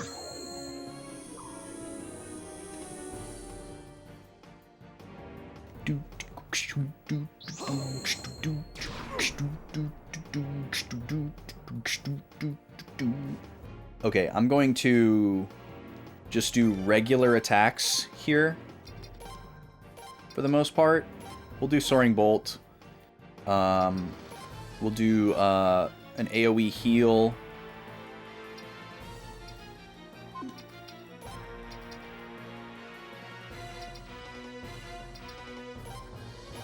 Just in case, even though that's fairly low value. And then we'll just do a regular attack with Kate.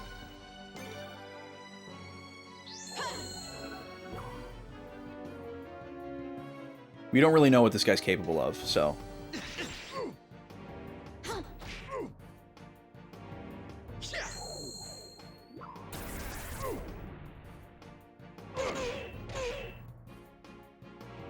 I mean, with the defense buff, that's a pretty significant attack. Like, if we didn't have the buff up, that would do a lot of damage, so...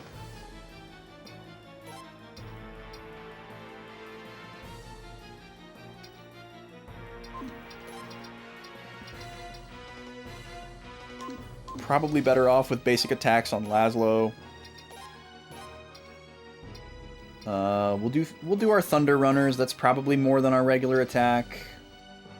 And then we'll switch to Shrike Rune. And Kate. I think Kate is just going to do regular attacks.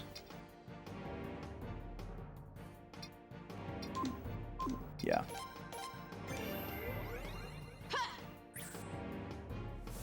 Suplex that wild man. Oh yeah, he's weak. He's almost done. I wonder what it is with the name Gao and like wilderness amongst animal characters. There must be some like folklore significance. You strong.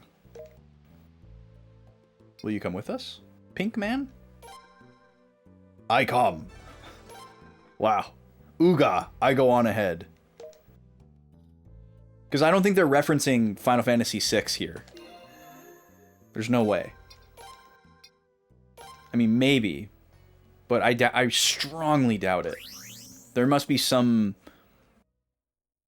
thing in, like, Japanese folklore or something that even Final Fantasy VI was probably referencing. Alright, I'm opening another prediction here. We have another ad on the way.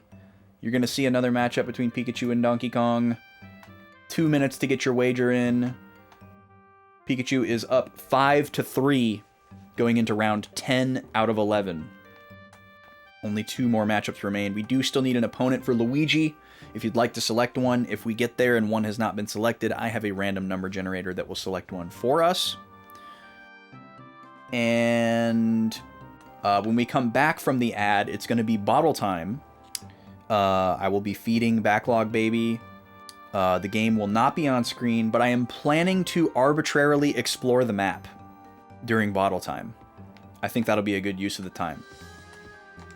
Let's go down to the 4th deck. I need to add Gao to my character sheet.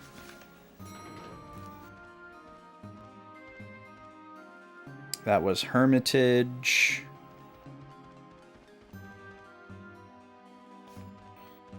And it was an encounter.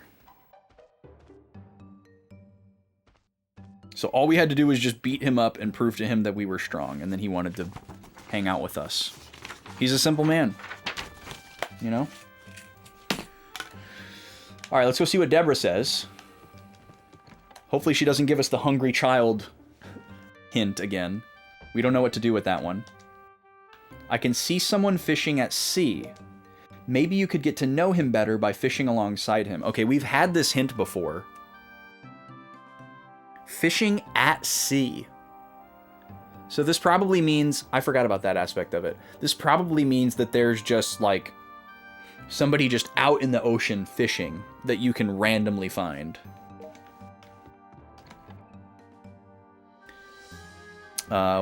And we're about to do some random arbitrary sailing, so who knows? Who knows? Alright, I'm gonna go save really quick.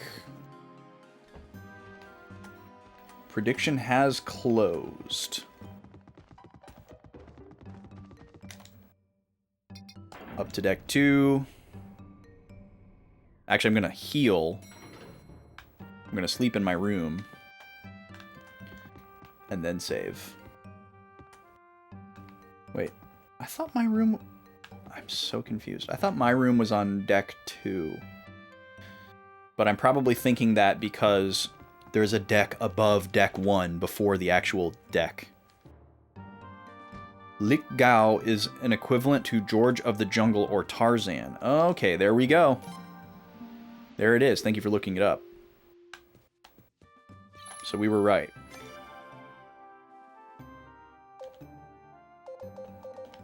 Okay, so we're on slot 1.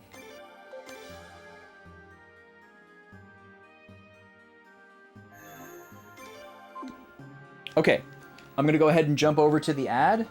When I come back, it will be bottle time for up to an hour, depending on how long he takes to eat. But while he is bottle timing... Hello, D. Holmes!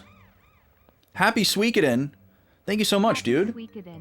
Okay, well, hold on a second. Let's spin the wheel really quick. Also, that meets the sub goal, which means Batman finale stream on Sunday. That's exciting. D. Holmes, thank you so much for 15 months of Tier 1. What a kind human. Let's switch mics. Let's go over here. Let's turn on the music jams for just a second while we let her rip. And first spin of the day, here we go.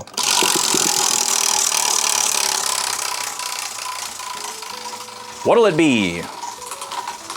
Whatever this is, we'll probably have to wait until after bottle time. 10 push-ups. Right on. We'll do those after bottle time before we go back to the game. I'm gonna push the ad through right now. We'll be back with bottle time. I'm gonna arbitrarily explore the map. We're gonna chat about 2 musical things that I've been thinking about that I think are interesting, and I wanna see what you think. And after we're done with bottle time, we'll get back to Suikoden for several more hours. Thanks for being here. Be right back, y'all.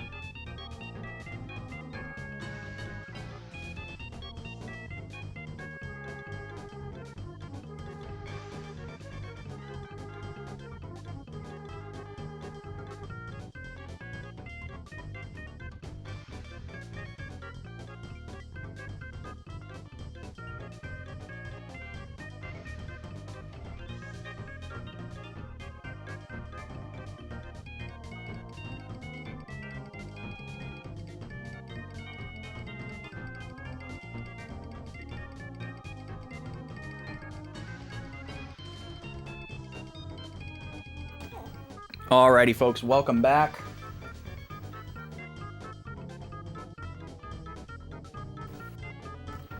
Welcome, Injuria.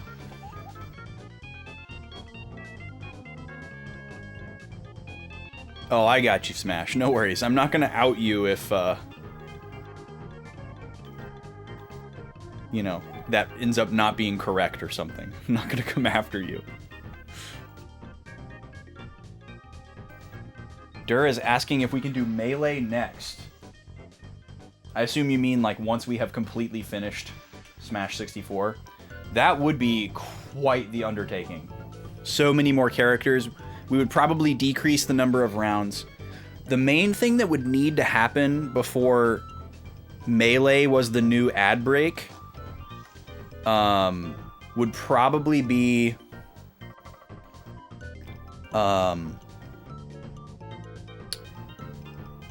I would need to get an ODE for my GameCube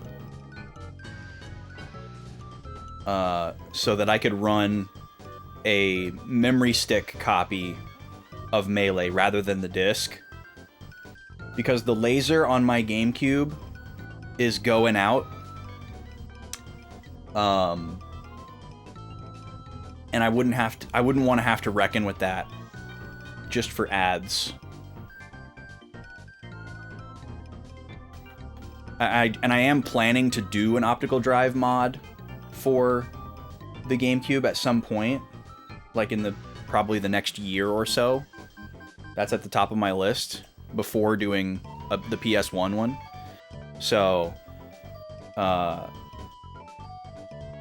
it's definitely possible that, like, you know, if the, like, finale event of Smash 64 people really dig and they want to see more of it, it is possible that we could move to Melee. It is possible. We've got plenty of time to figure that out and decide. Let's get our stats updated here. Donkey Kong wins another one, bringing it up to 5-4 after 9 rounds. I don't know why I said 10 rounds before. I don't know what I was thinking. Forgot how to math, apparently. So still 2 more rounds to go with these characters. DK has a chance to win it all. The Cinderella story. The comeback of the century. I mean, not really, but it's somewhat of a comeback. It was 4-1. If DK goes 4 in a row here, he can actually come out on top 6-5. Let's get this updated. There we go. In 2 more rounds, we will need an opponent for Luigi. If you want to select an opponent, your clock is ticking. Otherwise, I will arbitrarily select it using my random number generator that I have. Which is not a problem at all. Okay, we are here. We're doing bottle time. Bottle time actually started right before I came back on the mic, and y'all didn't even know it. The little guy's already going. Oh, the wheel is still on the screen. Let's get that off. I guess I could show the stream while I do this. Now that I think about it. Oh, Smashington wants to pick the next fighter. There we go. So it's going to be Luigi versus Samus for matchup number 16. Thank you, Smash. And if you were about to pick a character too and Smashington sniped you, you can go ahead and cash that in and we can just pick the first fighter for matchup number 17. Because we have 66 matchups to do. Everybody wanted Samus. Interesting. Luigi versus Samus will be interesting. This will be Samus's 3rd appearance. Samus has lost both matchups that she has been in so far. She lost to Link 9-2, and she lost to Captain Falcon 9-2. Luigi, this is only Luigi's 2nd appearance so far. Luigi lost to Mario 7-4. Samus is gonna make me big bucks against Luigi. Interesting. Well, both of these characters are yet to win a matchup, so it will be interesting. One of them has to win. So for one of them, it will be their first matchup win. They can look forward to that. Okay. So, we're going to arbitrarily explore the map a little bit here. This game is very one-hand friendly. So what we're going to do is we're going to go over to Vicky. Yeah, the problem with Samus's AI so far, from what we've seen, it's similar to the problem with Donkey Kong's AI, is they have the, like, charge-up attacks, and they seem to be fixated on going after them. Oh yeah, also hi, Sam. How are you? Oh, you did a Kappa emote. That's what Automod didn't like. Because I told Automod that I don't like Kappa emotes. But you're okay. Thank you for work, Lurk. Let's see. We're gonna go to Razoril. And we're gonna sail south. This is a little bonus content for y'all. I said I wasn't gonna do this, but it makes sense to do it during bottle time. It's okay, Sam. It's not personal. I'm sure you've heard me explain this before. It's just some people use the Kappa emote nefariously. And that's what I'm trying to avoid. But you're good. You are a trusted and vetted chatter that I know is not going to do that. Okay, we're gonna sail directly south. You didn't realize this game was 3D. Interesting. Yeah, Suikoden 1 and 2, the PS1 games, are the only ones that are 2D. 3, 4, Tactics, and 5 are all 3D games.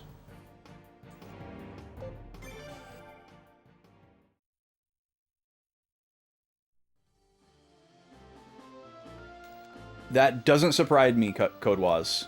Yeah, you have to be very careful and courteous in Karkala's chat. It's very important. You can't talk about the video game.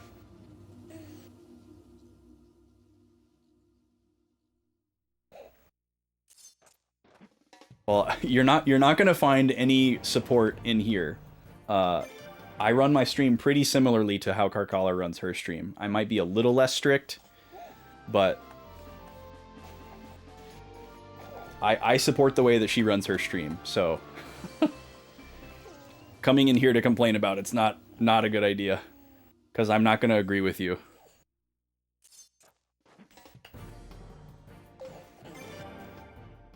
Also, like, even if somebody like deletes your chat message or bans you or times you out or whatever for something that's not explicitly stated in their rules, even though that's maybe not the best practice, it's still absolutely their prerogative. It's their stream. They can do whatever they want in their stream. They don't have to be fair. They don't have to make sense. They don't have to adhere to anything.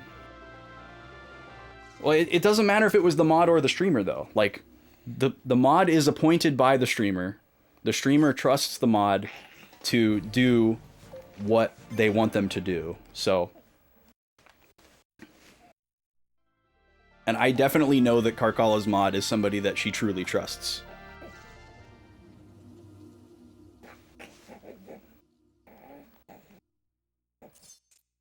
Yeah, I get why you might mention it, but I'm just letting you know, like, I'm a big fan of Karkala. I respect what Karkala does. And I did also give a very strong warning before we raided into her stream, so.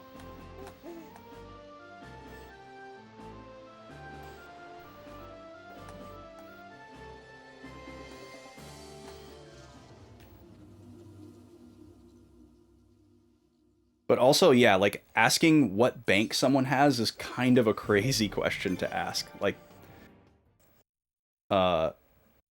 that's a just a really weird thing to ask. Like, even if you're not asking it for a nefarious reason, it's kind of hard not to, like, imagine that it was. You know, like they don't know anything about why you're asking. It's just kind of a weird non sequitur. Like, there's not really a good reason to ask that question. Like, even if you're like, hey, I'm thinking about switching to a new bank. What bank do you have? That's still just a really strange... It's a strange question to ask someone that you don't know on the internet. Yeah, D. Holmes has got a very good point there. Like, it's pretty easy to assume that that's someone who's either like a bot or they're just like trying to scam you. So, don't take it personally. Maybe just learn from it that, like, even if it doesn't seem like a piece of personal info that could be used nefariously, it's still maybe not a good idea to ask for personal info. Especially as like a really early chat message in your, like, history. You know, like, if you've been around a community for a while and kind of like established yourself,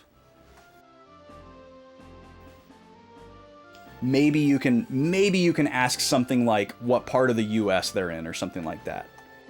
But if your first message is like, what state are you in? Like, that's not cool. That's going to send the wrong message. And even if that's like a normal thing that you might ask someone in your life, it's going to send a really bad first impression. And I don't think the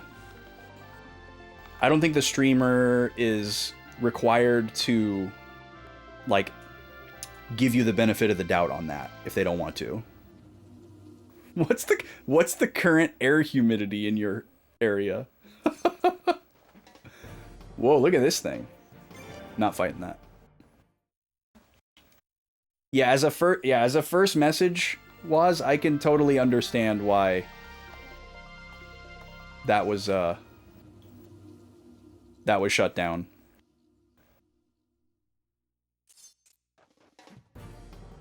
If somebody did a first chat in my stream and asked me what bank I used, I would definitely ban them. Without hesitation. That's a weird one.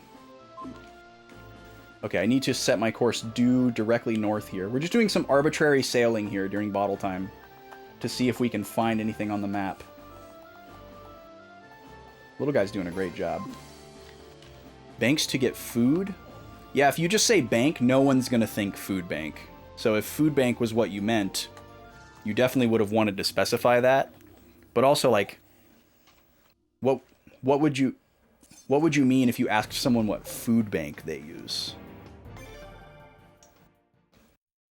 I don't think anyone would ever in a million years think that that's what you meant.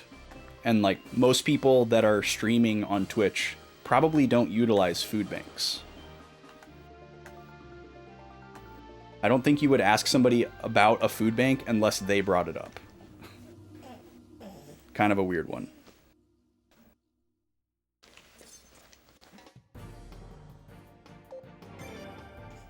Yeah, in the US, a food bank is somewhere where you go when you, like, can't afford food.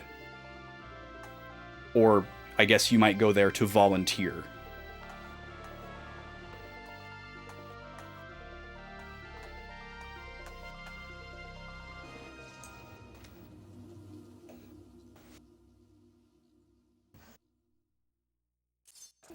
Yeah, that makes sense, Sam. There's definitely a fine line.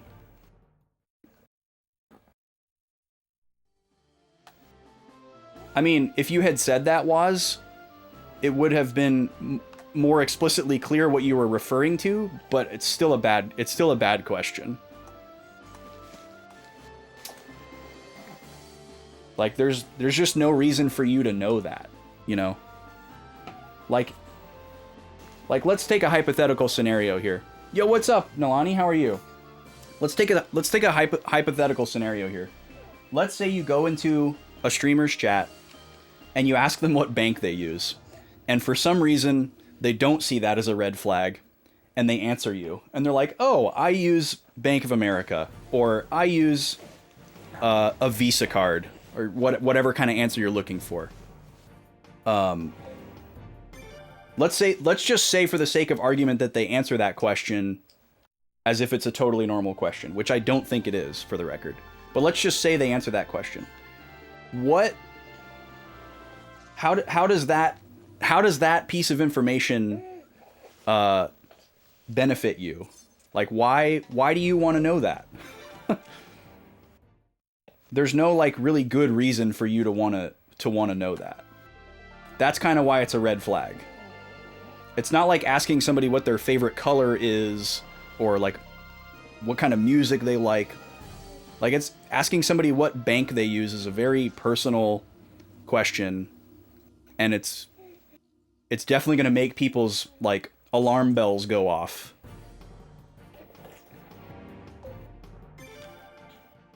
If someone says, "I'm going to the bank," your first thought isn't, "Oh, what bank?" Yeah, exactly, Juria. Right.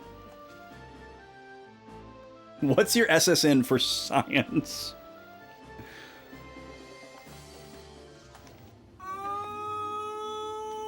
Excuse me? Who is doing Kofi?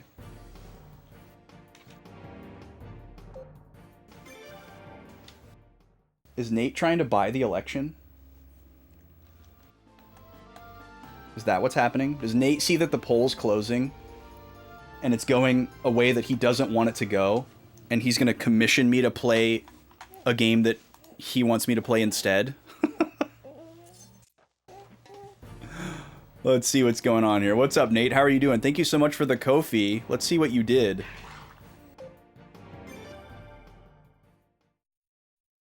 Yeah, exactly. You wouldn't ask somebody how much money they make. Or I guess if you're inclined to ask somebody what bank they use, maybe you would ask them how much money they make, but you definitely shouldn't. It's like that's more of like a faux pas question, I guess, than like asking somebody what bank they use. Okay, I need to anchor, and then I need to warp to middle port. 0. Let's see what happened over here.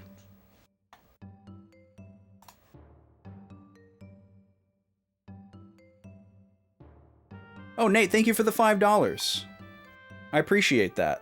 Great job with the charity streams. You're building a great channel and community. Thank you so much. That's so nice of you. I really appreciate that.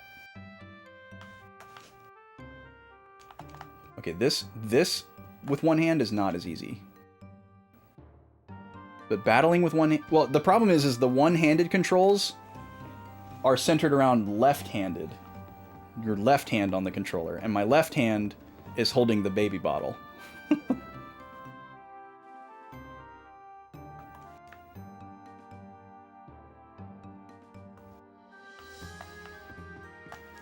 Yeah, there could be a different code for IRL streamers, I guess, was. I would think that an IRL streamer would want to be even more protective of their personal info. Because, you know, someone could just go and find them. But also, like, every streamer gets to make their own rules. So you can't really assume that one person is going to operate their stream the same as somebody else.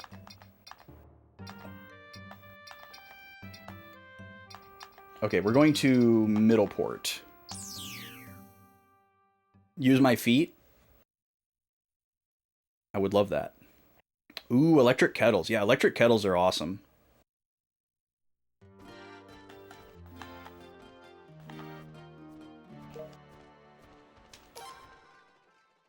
I love our electric kettle. Like, I would never in a million years, like, put water in a pot on the stove and then, like, wait for it to boil for tea. Like, maybe like a couple times in my life, I did that. But like inevitably, I'm just gonna end up putting some water in a mug and sticking it in the microwave to get hot water for tea. But you know, then it's not like boiled, and it's hard to know exactly what temperature you want it, and then your mug gets hot. Electric kettle is just great. Put the water in there, turn it on, walk away. Turns off automatically when the water boils. Good to go. And it has a lot of great uses other than just tea as well. Like, you can use your electric kettle for making pasta and stuff. Because it'll boil faster than your stove most of the time. So you can put the pot on the stove and turn the heat on, but then put the water in the electric kettle and get that going, and then pour it into the pot. And then put the pasta in there. Like, if time is really a factor, you can do that. Or like if you're making broth with like bouillon or something, electric kettle's useful for that. Like, especially if you need to measure water while it's hot.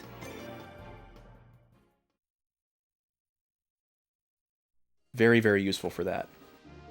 Because most, like, cooking pots on the stove don't have, like, a little spigot or a spout to easily pour the water out, like, slowly. And obviously, if you're pouring, like, hot or boiling water into something, it needs to be controlled and safe. So it's great for that. Yeah, tea and pour over coffee. Exactly. Definitely a must-have. Because they're not super expensive. Like, you can get a really solid electric kettle for like $20, maybe $30. And they'll last a long time. All that's going to happen is you're going to get like lime scale from the, you know, the minerals in the water that build up, and you got to clean that out every so often.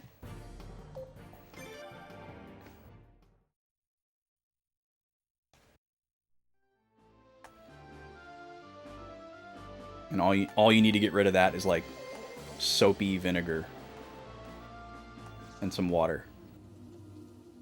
I've actually heard of people putting soap and vinegar in the kettle and turning it on. But I've never tried that, so I can't recommend that. I don't know if that's actually a good idea or not. But just a little vinegar and water and some soap. That'll get all the lime scale off of the glass on the inside. It might not get all the scaling off of the bottom surface, like the metal part. That can be really hard to get off, but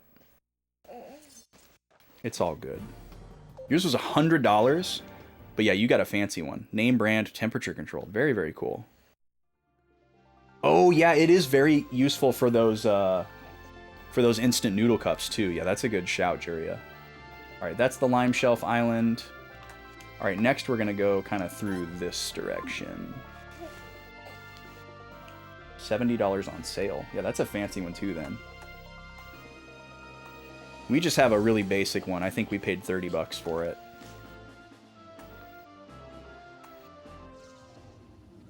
Little guy's getting full. He's starting to flail around. I need to turn him actually.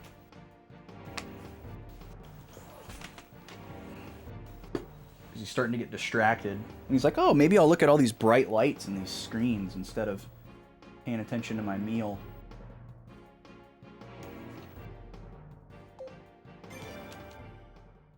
There you go, little guy. That's good.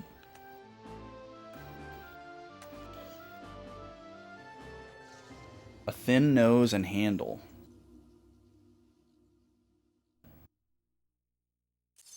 Like a long, skinny, like closed type of deal? That's what I'm imagining. Ours just looks like a pitcher at the top. Oh, that is fancy. So yeah, you probably have one of those like all steel ones. Oh, shaky hands. Yeah, that is true. You got to be safe when you're handling that scalding water.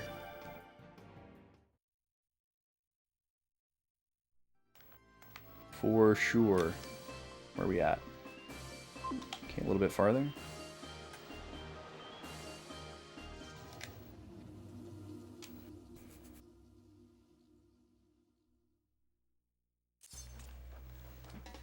Yeah, ours is just plastic and glass. We don't have one of the fancy, like, all metal ones.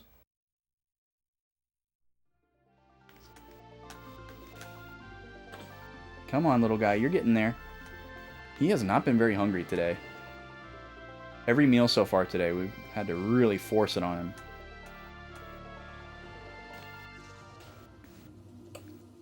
An all-steel gooseneck. It's like a bunch of super masculine dudes talking about their cars in the driveway. Yeah, I got that all-steel gooseneck. Temperature control. Runs like a dream. Yeah, you think that's funny? He just laughed at me.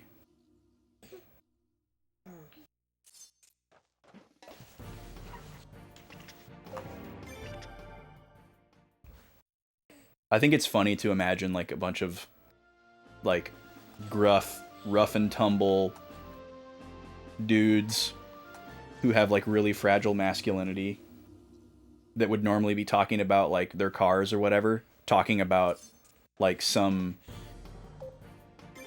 like, really non-masculine topic, like their nails or something nerdy, like games or, you know, electric tea kettles. I love that mental image. I'm gonna make you finish. You can't escape. I know you think you don't want any more, but you need it. It's silent. Wow, that's pretty cool. Ours isn't silent, but it's very quiet. I can't imagine why I would need it to be legitimately silent. Now he's giving me the side eye, like, dude, I don't want any more of this. 2 in a row? Of the Crachyderm? That's a perfect name for this, by the way. Because it's like a Kraken plus Pachyderm. Alright, I think I'm going to go put him on his tummy so he can work up a little bit more appetite for this last ounce. And I'll be right back.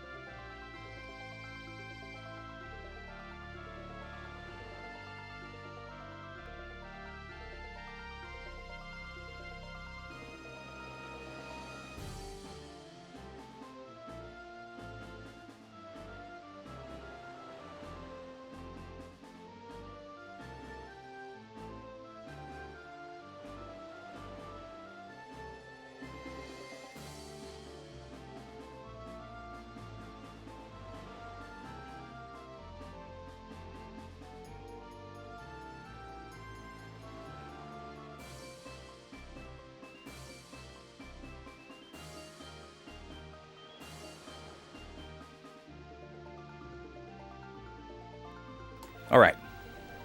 I'm back. Little guy's doing tummy time. We're going to do a little more sailing. Where do we want to go next? So, we've done a pretty good slice through this part of the map here. There's some little pieces, you know, that we haven't actually gone through. But we probably haven't missed anything there, I don't think. So, I think our next area would either be this big rectangle right here, or this little trapezoid, rhombus, parallelogram, quadrilateral moment down here. So, which one do we want to do first? Gobi, stop. I guess there's also this little area too, but that seems less likely to have something in it. Let's go to the Nest of Pirates and sail kind of like a diagonal across this little shape here. That seems good. So we're gonna anchor. I'm gonna eat a handful of pistachios. Ooh, iced coffee. Very nice, Juria. How do you like your iced coffee? I just finished an iced coffee a little bit ago. I'm trying to nail down this recipe.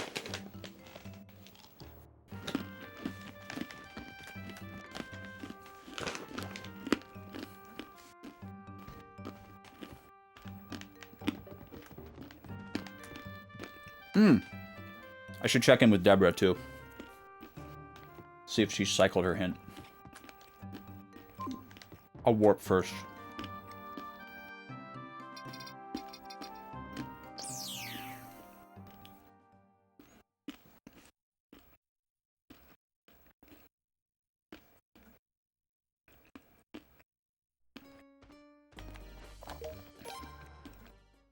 Those are so good. I've really grown to like shelled pistachios.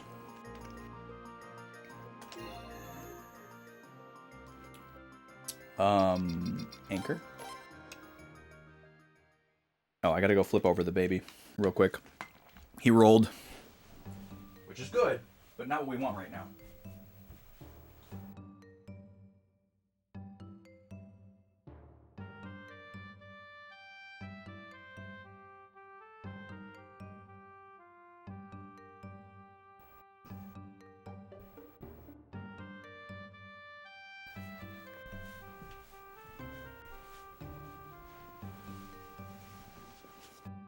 Pistachios are your addiction. Well, I'm sorry to bring up your addiction, Kiki. I didn't mean... I hope it's not a negative trigger. I'm assuming you're being somewhat hyperbolic, but just in case you're not. Okay, let's go talk to Deborah real quick.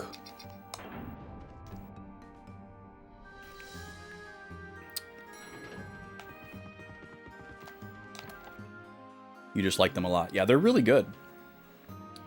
They're really good. I didn't like them as a kid.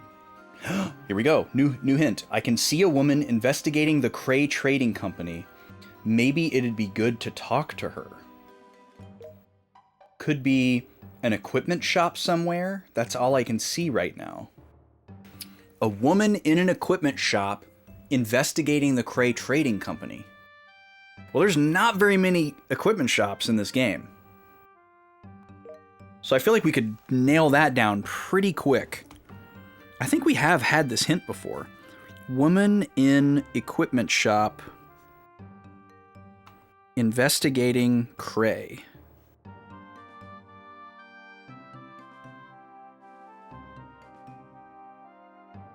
Trading. All right, we can go look for that person after we finish our after bottle time. It's your favorite nut. I think my favorite nut is pecan. I guess my answer would be different for like raw versus, you know, like lightly roasted and salted versus like candied. you know, versus like in something versus all by itself. You know, I might have some slightly different answers as far as that goes, but okay, I don't want to hit the Hermitage here. You just do roasted and salted. Not a pecan fan. Fair enough. I may be biased because I am a Texan. I don't know. I grew up with pecans. It's the state nut. I remember sitting on the porch of my grandmother's house and her showing me how to open and clean a pecan to eat it. That's a core memory. Both how to open them with like the nutcracker tool, like the little chomper dude, and how to open it if you don't have one, where you like put your palm on the nut and like roll it on concrete and you can like kind of crack it. Did that a lot. But yeah, like candied pecans and like vanilla ice cream with some chocolate chips. Man, that goes hard. And like pecans and almonds both. I guess pistachios too. You know, they kind of can work in like sweet or savory functions. You know, you can like crust a piece of meat in them or like mix them into like a stir fry. Like some we actually had something not too long ago that the lady made. It was kind of like an Asian stir fry, but it had like kind of minced diced almonds in it. It was really good. Very filling. I want to see if that shows up. Yeah, it does. So yeah, we're going to cut a diagonal swath over this big region and just kind of hope that we see something, kind of approximate something. I guess I can turn the filter off while he's not in here. So you can see my amazing hand gestures.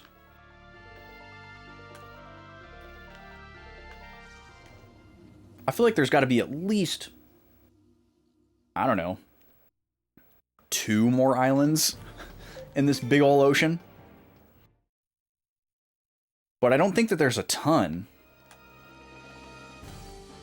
I don't think that there's a ton that we haven't seen. The big question, I guess, is if there is a town. None of the optional places we have found so far have been towns. It would be pretty significant to find an optional town that had, like, shops and an inn and, like, a bunch of people.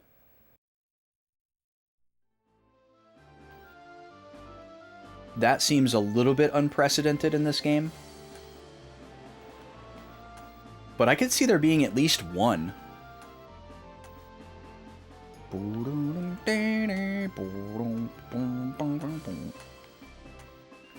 lot of the passages in this song remind me of Dragon Quest. Oh, we didn't talk about either of the musical things that I wanted to talk about.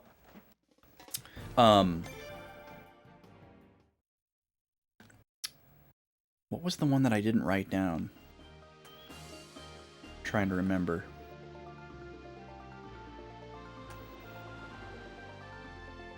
It's not coming to me right now.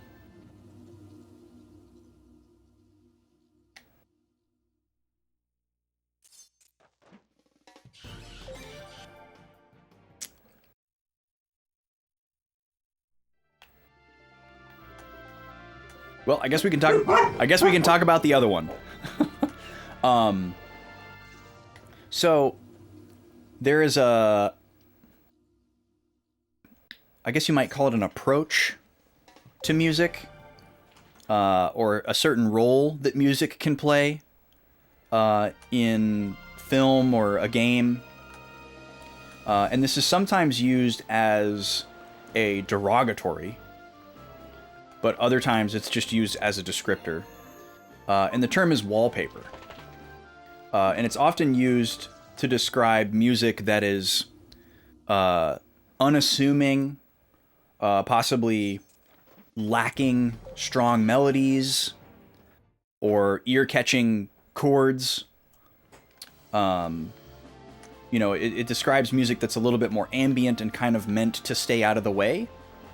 Sometimes it'll be used in a derogatory manner to describe music that maybe is trying to be interesting but isn't.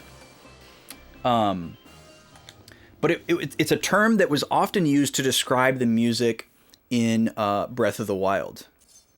It was a big point of controversy when Breath of the Wild came out. Everybody loved the game for the most part, but there was a very divisive opinion on the music, or at least a more divisive opinion about the music than there were about seemingly any of the other aspects of the game, like it being open world or whatever other deviations from the classic formulas.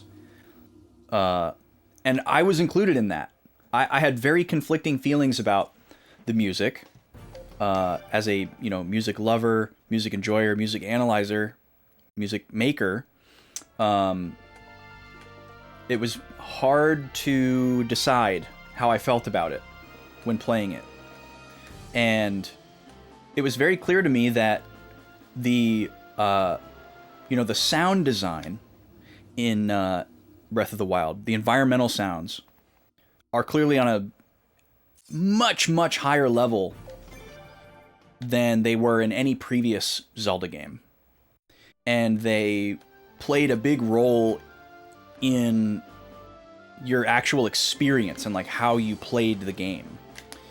You're listening to your surroundings to figure out where enemies are. You're hearing the changes in weather.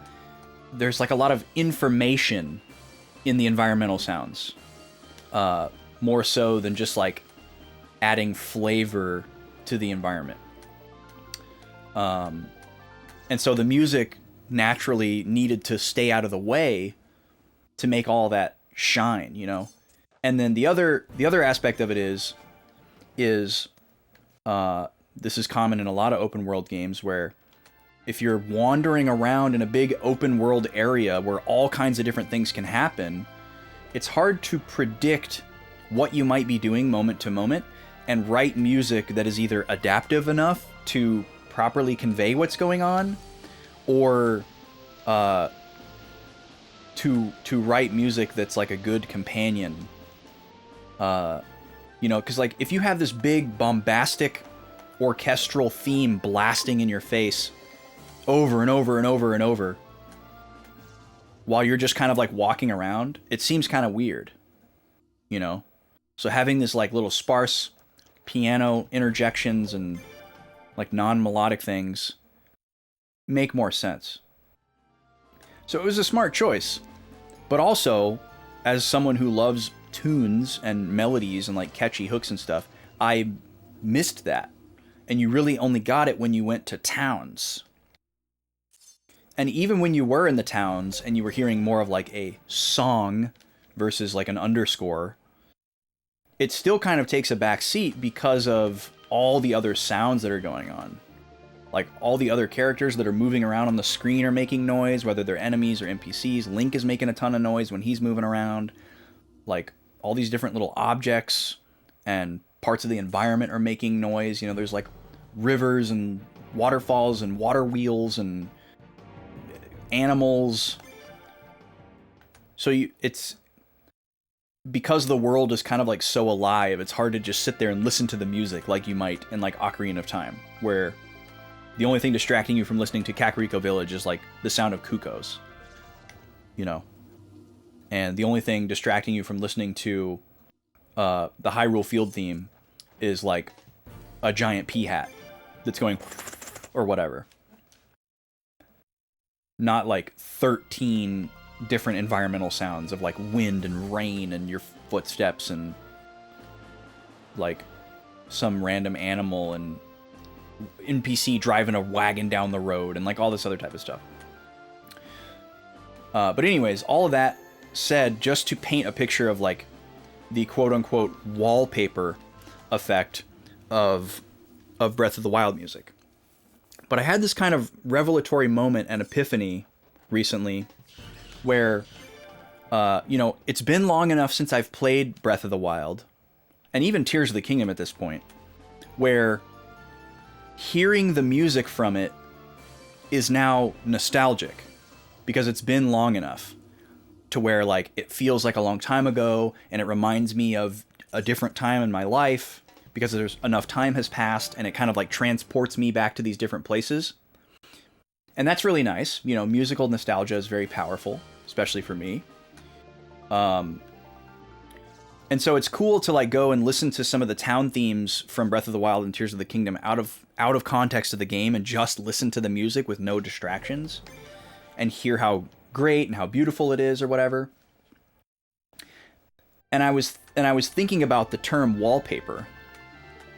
And I had this kind of interesting thought about another type of nostalgia that you can get from photography. And how it would be very similar to what I was experiencing listening to this Breath of the Wild music. So, like, imagine your childhood home, or some house that you lived in for a long time growing up. And maybe there was like a particular room in your house, or your room, or a bathroom, or a living room, or something that had like some kind of wallpaper. Right? And maybe it was hideous, maybe you liked it, whatever. But probably after a while, you didn't think about it, right? You didn't react to the wallpaper every time you walked into the room. You didn't think about the wallpaper when you were in the room. It was just there, it was just part of the room. You were used to it. Somebody who'd never been in the room before might notice the wallpaper, right? Their first time in there, their first couple times. Maybe they say something about it, maybe they don't. Maybe they think about it, right? But then, let's say 20 years go by. 20 years go by, and you're going through your old photos from when you lived in that old house. And a photo comes up, and in the background of the photo, you see that wallpaper. The power of that image and the way that it would like wash over you is exactly the same as how you would feel listening to that song from that game, you know, that functioned as wallpaper. So I was like, I felt like I had unlocked an additional meaning to the term wallpaper as it refers to music. And it was really cool to think about. Because I've definitely had that happen, where like you see a picture of your old house and maybe you didn't even remember that that's what the wallpaper was like. And you were like, whoa, look at that wallpaper. Holy moly. But then you're transported back there. And you know, you might listen to that Breath of the Wild music or that Tears of the Kingdom music and hear something that you've never heard before, even though you played the game for 1,000 hours, because there was always other sounds in the way and you couldn't concentrate on it or whatever. Or it always got interrupted before you got to that one part or something. And you were like, whoa! And you kind of like add a new facet to something that was already kind of like ingrained into your psyche. I don't know, I really enjoyed thinking about that. And I've been thinking about it for a while. Yeah, that's true, Was. The absence of something can also trigger that, where like you don't look at that one photo that's sitting on the table every time you're in the room, but if you walked into the room like the 23rd time and that photo wasn't there, you might notice that. Very instinctual kind of behavior. Okay, I gotta go grab the little guy from Tummy Time. He's been on his tummy for quite a while. I was waiting for him to get tired, and he just kept going. But we need him to finish this bottle here, and he's running out of time. Let me go grab him.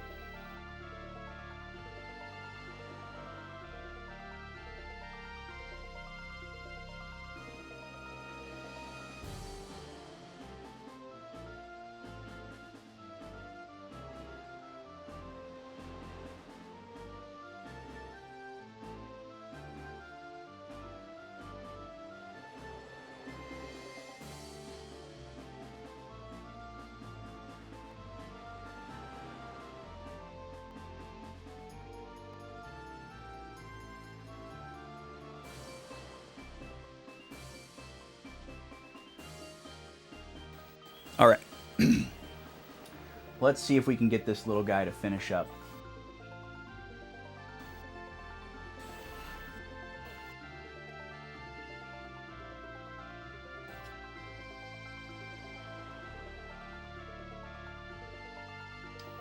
This conversation takes me back to the time BB Austin was talking about wallpaper.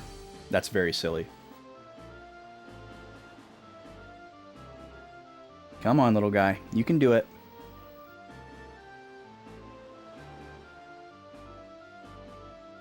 I believe in you. He doesn't think he can do it, but I know he can. You gotta eat it. You gotta finish up. Or you're gonna have a bad afternoon. We got an ad starting in about 1 minute. I was too slow to get the prediction in there. I should have done that before I walked away. But we are gonna do another Smash Bros. Matchup during the ad. 2 more rounds to go with Pikachu versus DK. When we come back from the ad, I have to do 10 push-ups. And then we're gonna get back to the game here. I'm not sure if I'm going to continue exploring the map in this fashion when we get back, or if I'm going to try to pivot to something else. But we'll see. Yeah, you're funny, huh? He likes to smile a lot when he gets really full and I'm trying to make him eat more. Like he thinks I'm going to let him off the hook or something. If he gives me a real nice smile.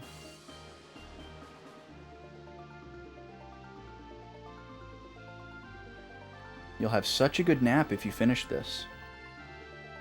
You'll have a bad nap if you don't.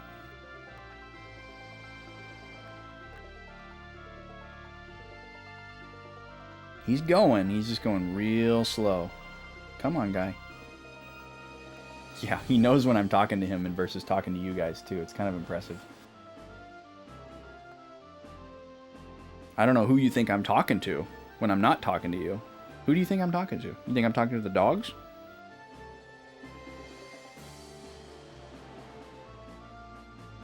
He's so silly. It's like a shy smile, too. Like, if I look at him for too long, he's just kind of like... What a goof. There you go. Alright, the ads are starting. I'm going to switch over. We'll see you in a few minutes.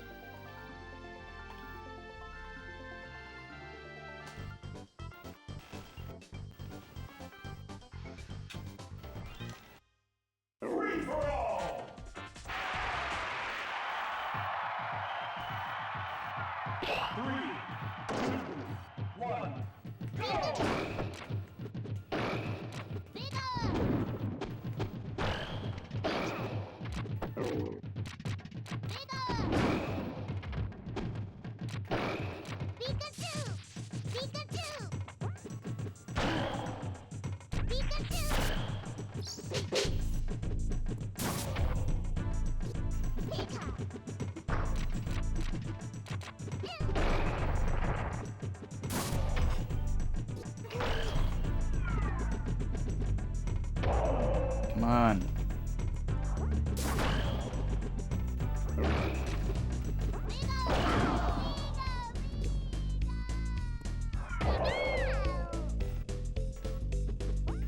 There you go.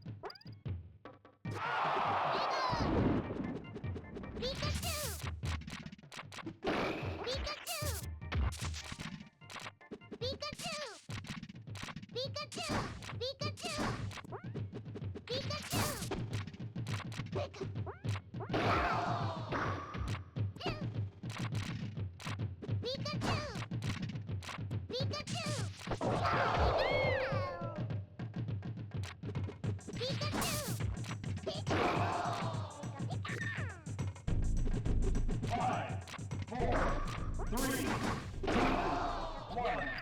Time up. Sudden death. Game set. This game's winner is Pikachu.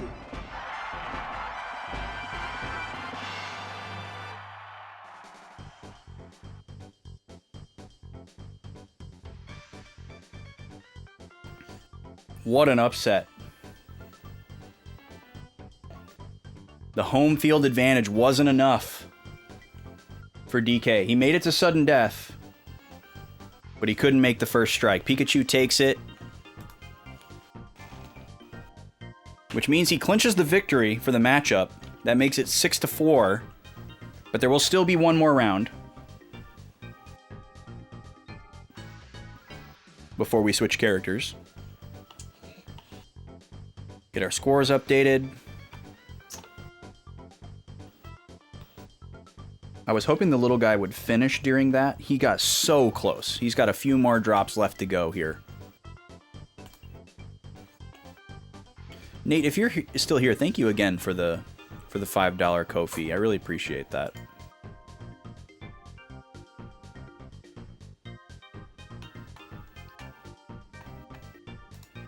And we got to add one more point right here. There we go. All right, he's done it. The baby has done it. Let me go put him on his playmat really quick, and then we will be back with more game.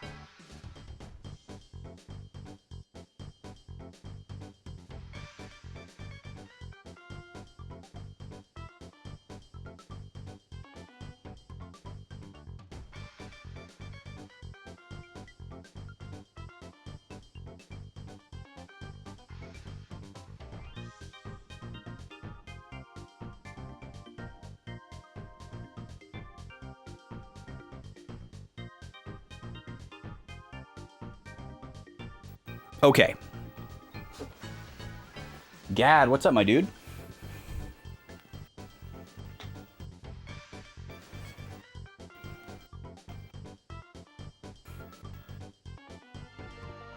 Welcome back, folks. Okay.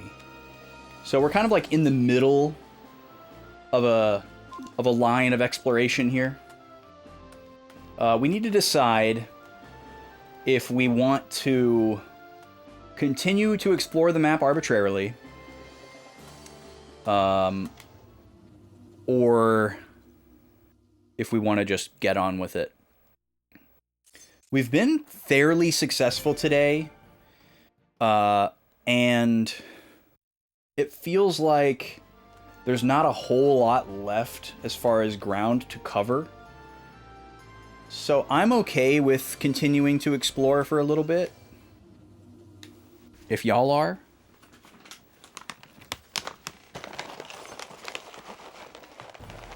Knowing that we have the entirety of tomorrow to finish the game.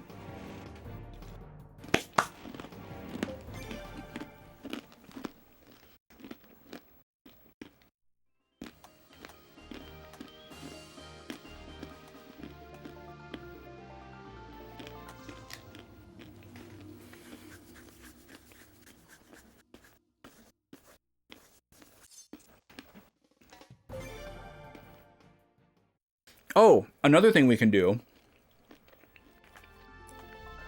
if we get sick of sailing around, is try to go look for this woman that is in a weapon shop.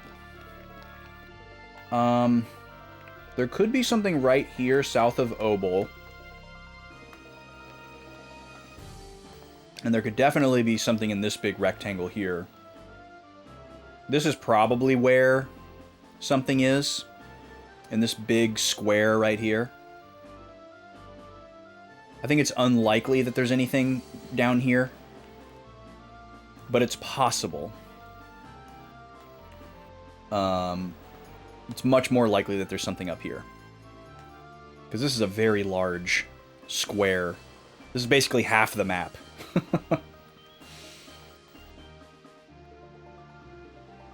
So maybe what we'll do next is sail north from Razoril.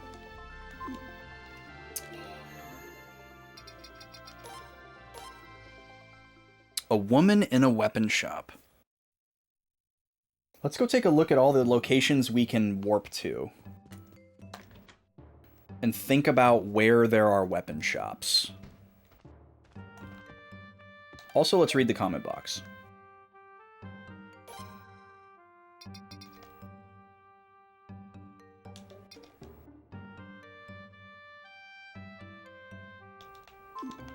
Okay, not useful. Okay, I'm gonna go down 1 to Vicky.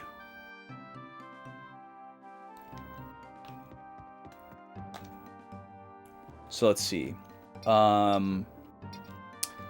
Middleport has a weapon shop. Nanal has a weapon shop, but we were just there.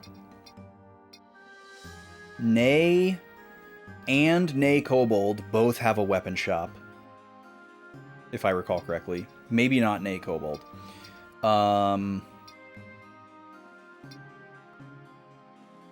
Obel has a weapon shop. We were there very recently.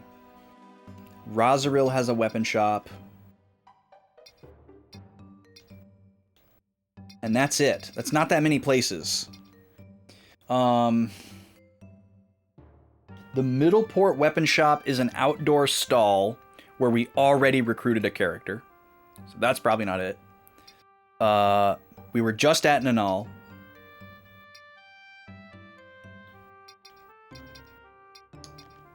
We were just at Obel.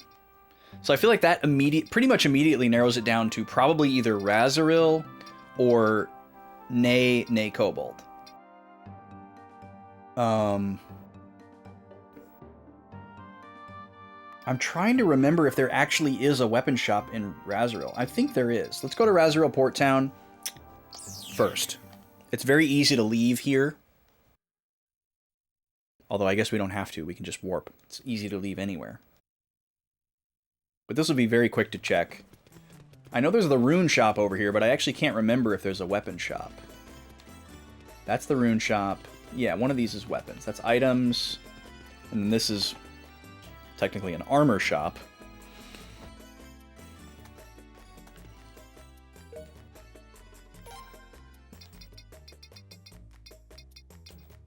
Oh, they have upgraded stuff.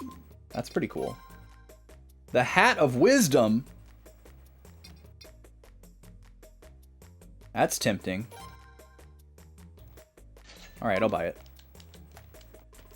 8,500, we can get that back in like 3 battles. Where does this door go?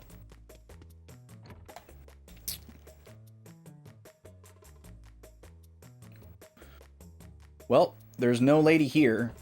Unless it's like an RNG thing where only some of the time that you enter the shop she's in there.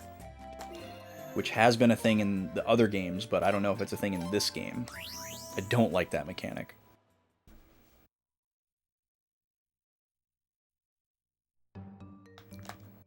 Okay, let's go to Nay.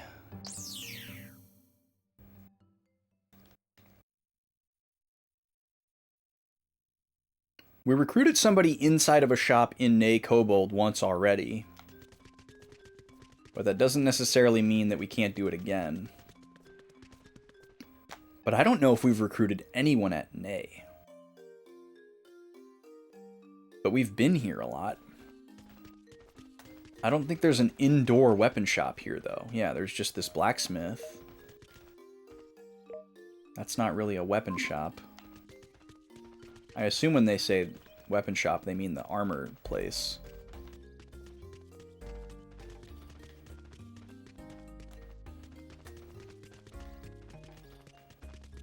That's the chief's house.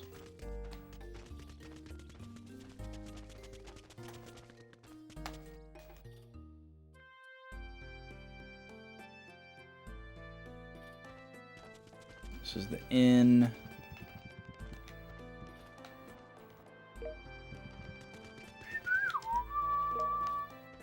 This woman does not look old. Why is she called Old Woman? This is just an inn. Which we have recruited a few characters from.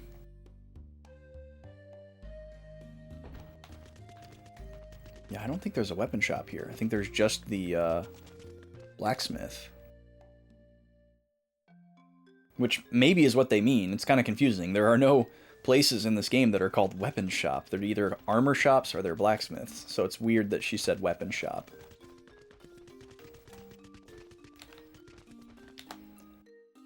Alright, well, we'll check Nay Kobold.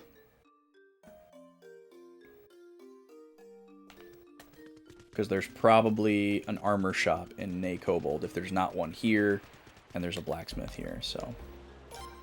We're going to reboard the ship and warp to Nay Kobold so we don't have to walk through the encounter place. Should be a little bit faster. And I don't know why I did this instead of using my mirror. That's a bad habit. Can I use the mirror from here? I can. That's kind of nice. Because using that puts me right in front of the mirror, which is what I want. Okay, Nay Kobold.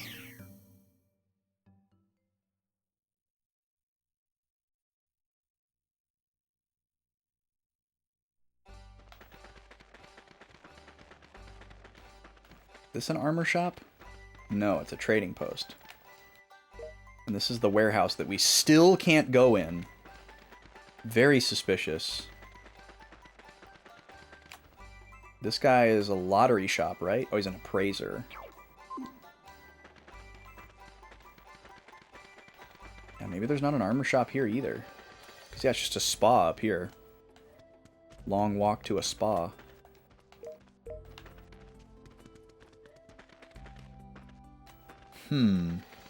Okay, well, I guess we need to try one of the less likely seeming shops then. So there's Middleport, there's Obol. Maybe the pirate?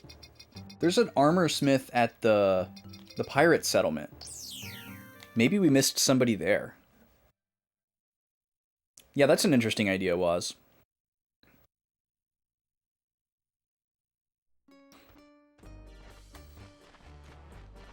The only examples I can think of are, like, oh, I'm just thinking of this guy. This guy's a blacksmith, too. The only examples I can think of are, like, games that tie into anime. Like, Dot Hack. Or, like, there's some Full Metal Alchemist games. Yeah, One Piece has games. But yeah, I guess not all of those, the game is designed by the same writer. But some of them are. Pretty sure Dot Hack was. And then there's Ni no Kuni, which is sort of a weird example as well. Great game. You haven't watched Dot Hack? I'm a massive Dot Hack fan. It's one of the games on my current poll that we could possibly be playing after this. Okay, so I guess we'll just go down the list here so we don't get mixed up. We'll check Middleport next.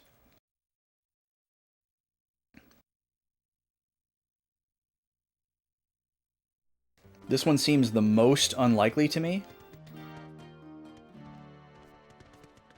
Because this is where we recruited our blacksmith.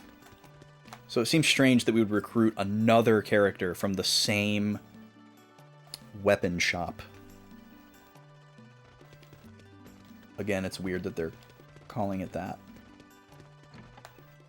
So yeah, this is a smithery that has an interior, which is significant. Most of them don't. And this is where Adrian was.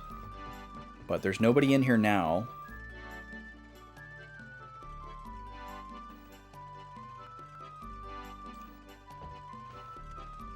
And there's no way that Deborah is giving hints about characters that we've already recruited.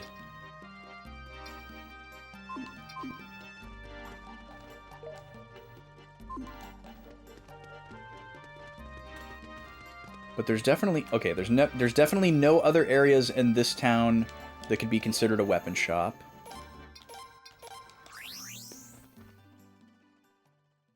We'll try Obel next. Obel is just another stall in the wall type weapon shop.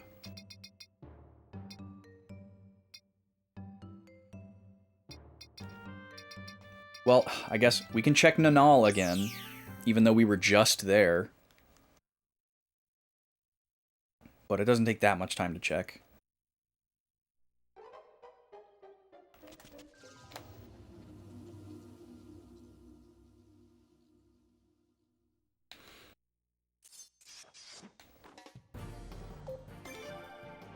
Yep, that is a summary of the .hack media. Why did it... Oh, it took... Oh, I see. I'm north of the town.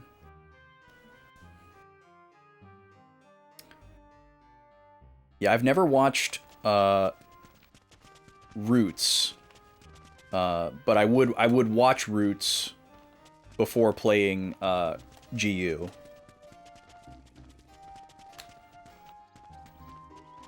But I want to finish the original 4-part series of games before playing GU.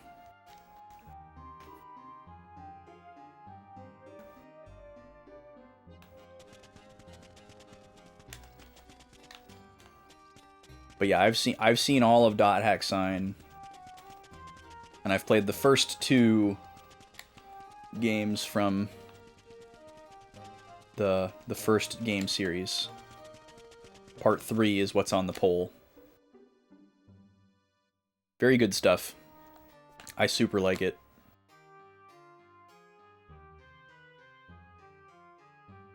I don't know if the term isekai was really part of common lexicon when that game and multimedia franchise came out. I don't feel like it was. And now isekai is like super popular and like mega oversaturated and almost more of like a comedic genre of anime, it seems. But .hack is like very serious, very morose. I mean, it has a lot of lighthearted elements in the game, which are fun. But overall, it's a very sincere, serious story. I like it a lot. It's like a very weirdly cozy game.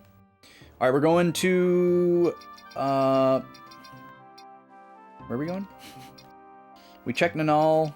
There's no weapon shop here. So we're going to check Obel again next. You think riders are more important? Just depends. Riders are definitely important. No doubt about that.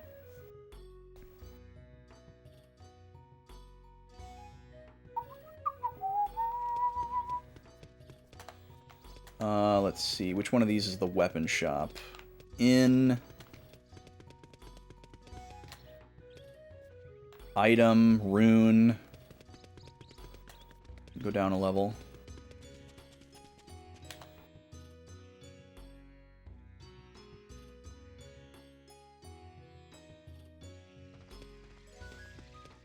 Praiser, lottery, trading. Is there no weapon shop here either? Yeah, because that's the harbor. Oh, wait, no, it's over here by the laundry pool. Or whatever.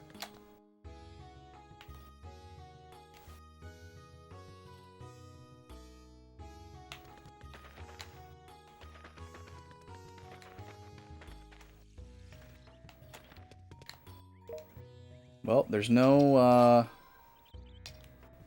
Whoa, Venus gloves. These are really good. Well, we should probably buy those.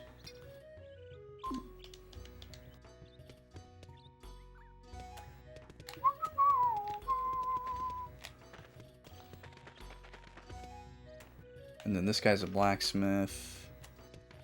Nobody hiding around the corner or anything. Okay, it's not Obel.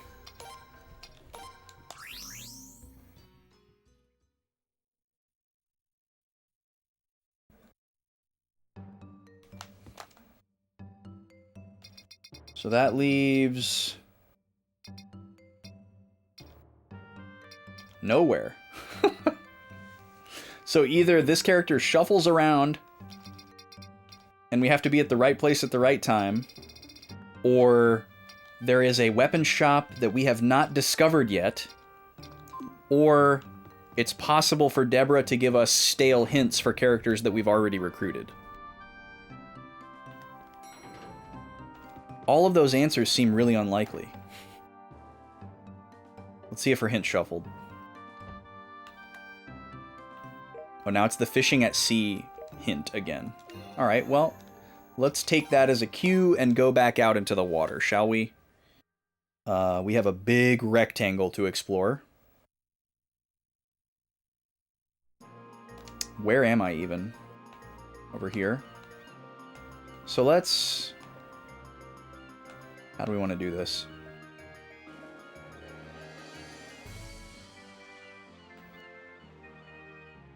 Trying to think strategically where I think some place most likely is. I think it's probably like right in here somewhere. Like, I think it's less likely that something is in this square. If it was in this square, it'd be kind of like up here. And if it was in this big square, it'd probably be like somewhere in this center column, I think. Just because it seems weird for major locations to be next to each other. Not that that's not a thing. I don't know.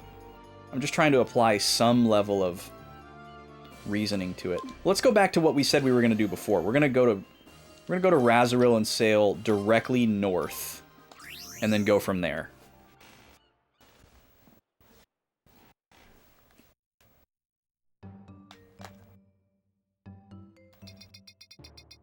Razoril, Port Town.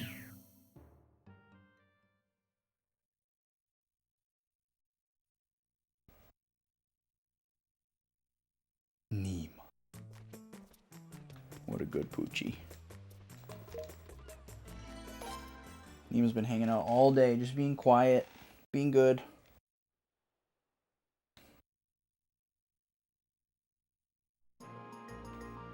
Okay, so we need to jump out this way a little bit. No. It's so annoying. Try this angle. Okay, that's good. This way. A little bit. Counter.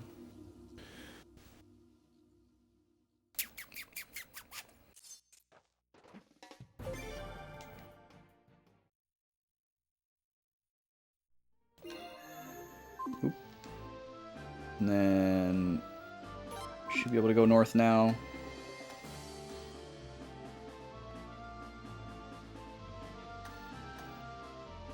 Now, if I recall correctly, we kind of saw a landmass northwest of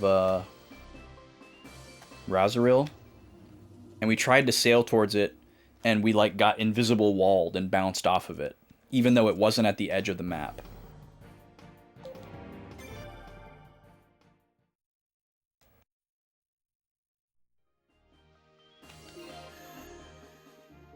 What are you saying? To make it multiplayer? Put it in VR chat or Roblox.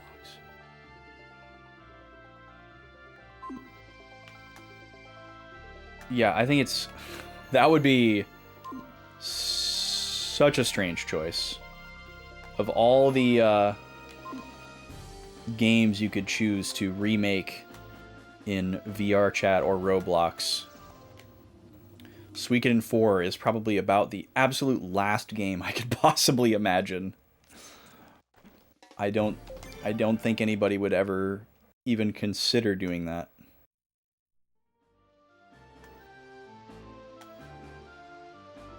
There's a lot of, like, RPGs from around this era, like turn of the millennium to mid-2000s era, that, like, toyed with the idea of multiplayer and tried to add, like, little cooperative elements and stuff like that.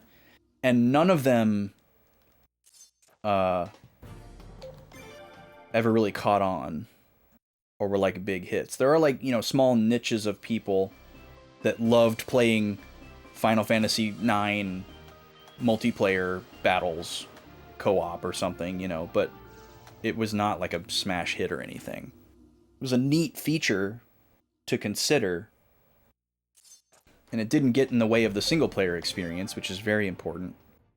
But I don't think anybody is I don't think anybody's really sad that, like, classic single-player turn-based RPGs aren't multiplayer, because it's just not really meant for it. Yeah, I wouldn't be surprised that the One Piece creator doesn't know anything about Roblox, unless they have children. In which case, they probably do know about Roblox. Yeah, Tetramaster could have been cool multiplayer for sure, Draconics. Even though everybody loves to hate on Tetramaster. I like Tetramaster a lot.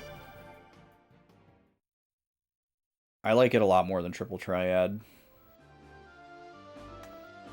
Even though the game doesn't tutorialize it very well, and it's hard to understand what's actually happening in the game, at least the rules don't change.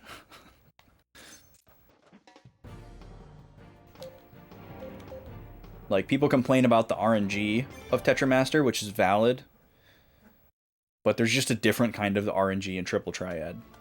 Like, the only way it's more fun to play Triple Triad is if you only play Triple Triad in Balam Garden at the beginning of the game and never leave. Oh! What is that? Oh, that's Mountain Mass Island. Okay.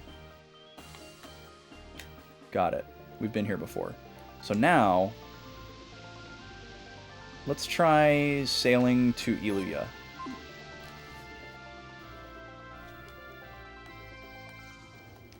Super Mario 2 on N64?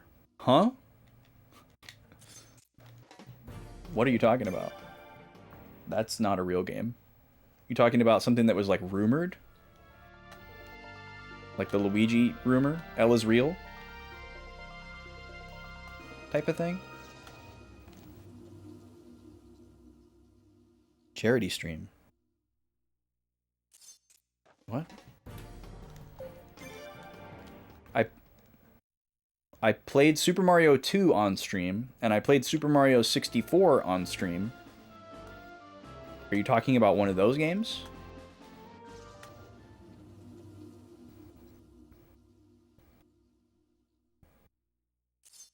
Super Mario Bros. 2. Got it. Yeah, that's a Super Nintendo game, so I got a little confused when you said Super Mario 2 on N64. Not trying to be pedantic. Just didn't know what you're talking about.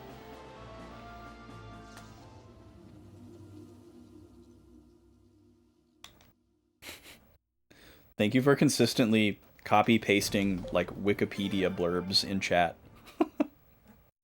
I don't understand why, but I guess it's fine.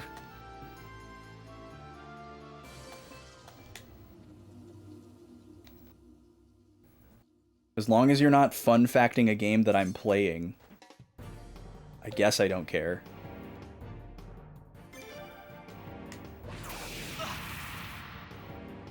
This thing's not very strong. But it doesn't want to let me leave. Thank you.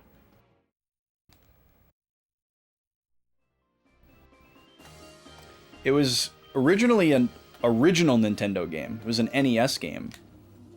The version that I was playing was a re-release in a compilation for the Super Nintendo. But there was only one Super Mario game for the N64, and that was Super Mario 64.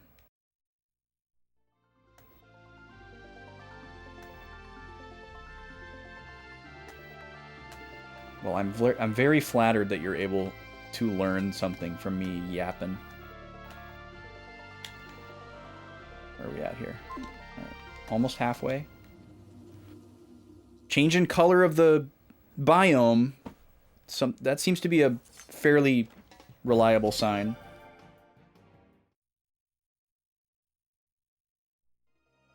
Backlog Baby is almost ready to get wrapped up for the next nap here. I'm gonna go do that in a second.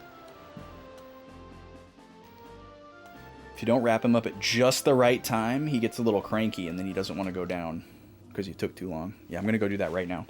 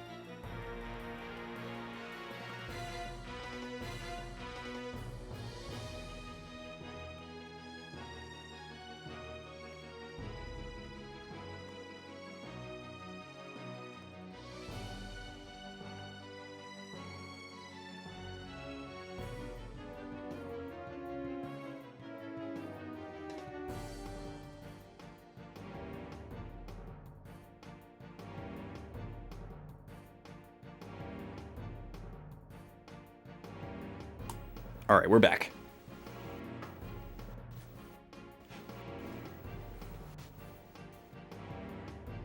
I think I got him at just the right moment there. Another one of these guys? My God.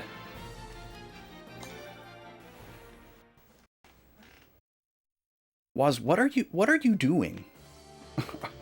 Are you like trying to post links? Like, are you trying to circumvent the no links? Please don't do that. Finding the game. You can type it into Google. What do you mean finding the game?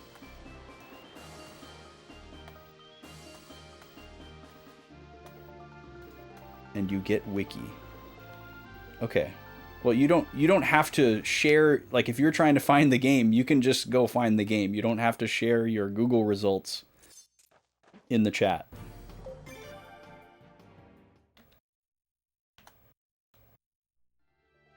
I don't understand.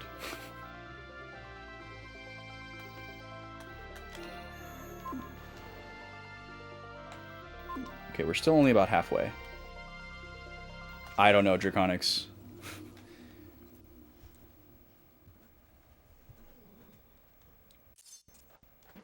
You can buy games on eBay. It's probably the best place to buy a game that old. I would not recommend buying retro games on Amazon. There is zero buyer protection on Amazon. There's a lot of buyer protection on eBay. You have to look out for people who have fake cartridges, or reproduction cartridges, or are just completely scamming you with like no product whatsoever. I would not recommend buying anything secondhand on Amazon. I know a lot of people do it, but I don't recommend it. It feels very dark web, and there are no buyer protections. So if someone scams you, you just get scams. You just get scammed. If someone scams you on eBay, there are measurable actions that you can take. And it's pretty easy to determine on eBay if someone is a scammer or not. So yeah, if you're trying to buy an old game, that's where I would recommend. Yeah, absolutely, Sam. Like if a repro is overtly a repro and the person isn't trying to like pull the wool over your eyes and it's appropriately priced and, you know, decently well made, sure. I don't have anything against reproduction cartridges, like on its face. No, Waz, you don't need to do that. You don't need to post the details of the eBay listing. That's so strange.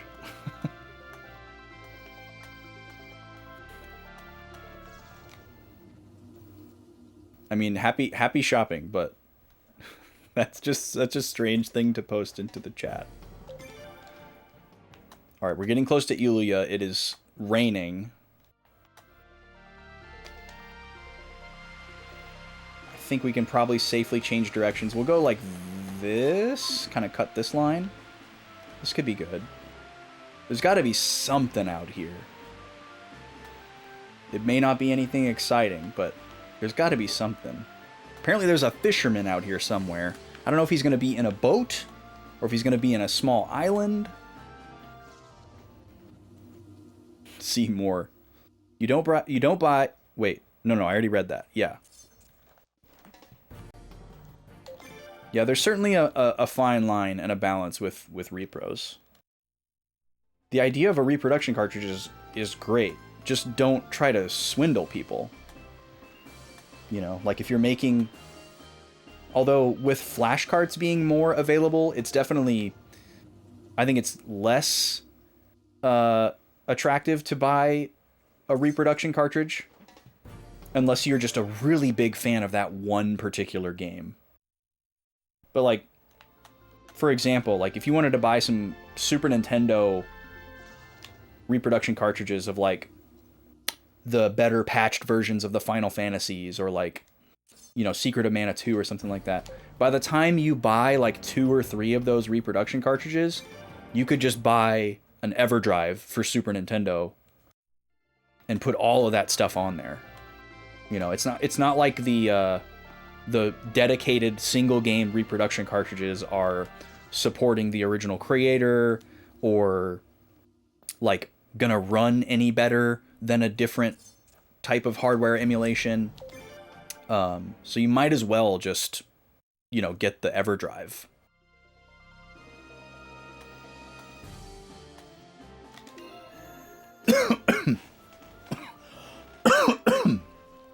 Hi, Nima.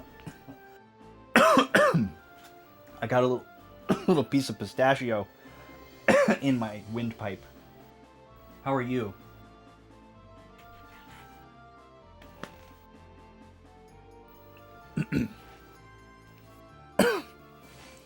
What is it, Poochie? Are you looking at me like that because it's getting close to dinner time? Usually it's Gobi coming to stare at me for dinner. But it's going to be you today. I don't mind you sitting here and staring at me. Because you're my favorite. Don't tell Gobi. Where are we at? Brand new cartridge. Yeah, if you're... if you find a brand new copy of Super Mario Bros. 2, it's going to cost you 4 figures. I don't know why you'd want to go for that.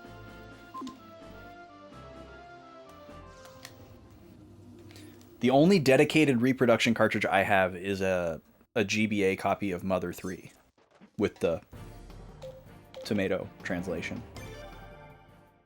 And I have a I have a custom game cases box for it as well, which is a translation of the original Japanese box art scan. So it feels very official, even though it's completely not official. But I obviously got that because I'm like a big fan of Mother 3. I'm not going to get that for every like fan translated or like ROM hack game that I want to play, because that would be incredibly cost ineffective. No, I don't really sell anything that I have was. The only things that I really consider selling are if I have like duplicates, like more than one copy of the exact same thing. And maybe on rare occasions, if there's like a remaster or a re-release that I like better than the original, I might sell the original, but not typically. But you know, I'm a collector, so I buy things. I don't really sell things. I have sold things, but I don't sell a lot of things. I buy probably 25 times more things than I sell. Maybe 50 times more. Bahamut Lagoon and Tales of Phantasia. Nice. Very cool. Like, wait, which version of Tales of Phantasia? Oh, for Super Nintendo, probably. Gotcha. Yeah, I just have the GBA copy of Tales of Phantasia. That's actually the version that I played, even though I didn't play it on GBA at the time. I emulated it at the time, and then I bought the game later. SNES is the main console you collect for. Oh, cool, I didn't know that. Yeah, I guess that's another reason. Yeah, they are good water graphics, aren't they, Jiria? Are you allowed to duplicate and then sell? That would be a very frowned upon thing to do. But they're obviously, we're talking about reproduction cartridges. That's what those people are doing. You know, they have a ROM or a way to dump ROMs, and then, you know, not mass produce, but personally sort of mass produce, you know, for all intents and purposes, illegal copies of a game, and then make like a, you know, a reproduction shell for it. But yeah, I mean, there was a big problem with that back in the mid 2000s when like games moved to disc-based media, but we were still like kind of early to pre-internet. People would, you know, rent disc-based games from rental stores and then just like rip them and then take them back to the rental store, and then they would just play the ripped copy or distribute the ripped copy. It was absolutely devastating for the Dreamcast market, because the Dreamcast was a very early disc-based console, and it had basically no protections against piracy and lockout type stuff. So it was extremely easy to just play pirated games on a Dreamcast and shareware them, and DVD movies too, in the very early ages of DVD. I don't know if people attribute that as a factor as to why the Dreamcast was less successful than it might have been, but it certainly could have been a factor. But yeah, it's an interesting conversation. Like, obviously emulation needs to exist for the sake of preservation. And it's great that it exists for accessibility, because many old games are extremely prohibitive to own legally. And plus, like, the legality argument falls apart really, really quickly when the game is not available firsthand anymore. You know, like, yes, it's technically illegal to pirate, you know, Super Nintendo games, but there's no way to buy us. I mean, I guess, okay, we'll get there, but like, there's not really a way to buy Super Nintendo games and have the money go to the original creators, with the exception of like Nintendo Switch Online and like virtual services. So like for the most part, you might as well just emulate them. You know, buying it legally secondhand on eBay doesn't change anything for the for the people who made the game. You know, it ensures that you personally are technically following the law. But like for a really, really old game, piracy is kind of a victimless crime. And which, you know, and that's probably why it's not super heavily regulated and enforced. Like, Nintendo will go to, like, ROM sites and shut them down and get their ROMs removed and stuff, but...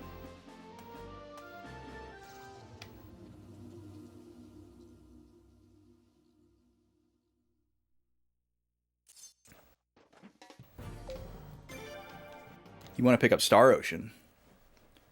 Translated SNES or Super Famicom. First Departure R on Switch. Yeah, I never got to see the, I didn't really get to see that Star Ocean remake in action. I played the original First Departure. So, the first remake on PSP. That's the version of Star Ocean 1 that I have. And for Star Ocean 2. And I remember it was really exciting when First Departure R came out, just to make the game more accessible. But I haven't really seen it in action. I didn't really get to see it until they made the Star Ocean 2 remake because of how amazing of a job they did with that remake. That is one of the most high-effort, perfect remakes of a game I've ever seen.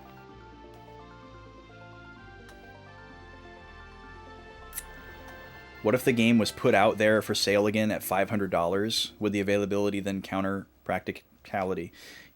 Yeah, that's an interesting question. Yeah, what if Nintendo reprinted cartridges of, you know, like classic games that were exactly to spec retail, like SNES and N64 games or something, but they were like $400. I mean, the fan base would go absolutely feral in both directions. Like, scalpers would buy a bunch of them to try to inflate the market, and then people who that was cost prohibitive for would yell and kick and scream that Nintendo was, you know, being capitalistic pigs.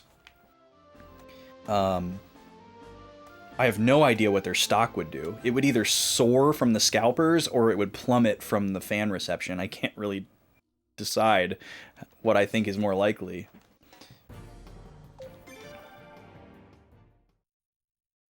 But I feel confident that Nintendo would never do that. I could see them reprinting a single cartridge game in a very special edition like instance and maybe charging like $80 or like $100 for it. But even that seems very unlikely because yeah, those things are so expensive to produce. To mass produce.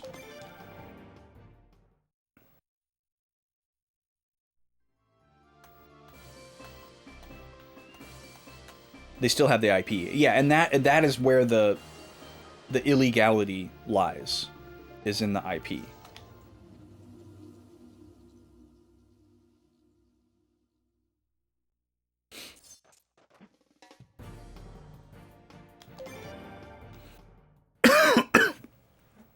Yeah, I believe that's how the law works, Smash. It is technically not illegal to own ROMs of games that you own.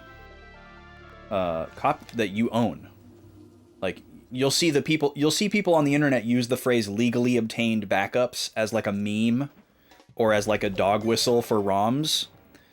But that's where that comes from. Like, legally obtained backups of your games are perfectly legal. Like, if I want to take my PS1 collection and rip it to my PC for preservation and just use them personally, there's nothing wrong with that. That's actually something that I want to be working on. I want to digitize my entire collection for like the eventuality of like, you know, these pieces of hardware stopping working. Just as a preservation measure. I want to play them on original hardware for as long as I can. But I would like to have digital backups of the entire collection. Alright, nothing there. Let's try this way. Sorry, hang on. I got a cough.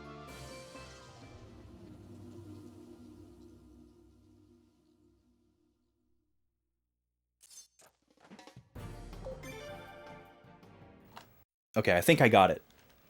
I was like trying not to cough too loud, but the small coughs weren't getting the job done. Nintendo wants you to think it's illegal to back up your ROMs. Yeah, Nintendo's stance on IP control is very firm, a little bit odd sometimes.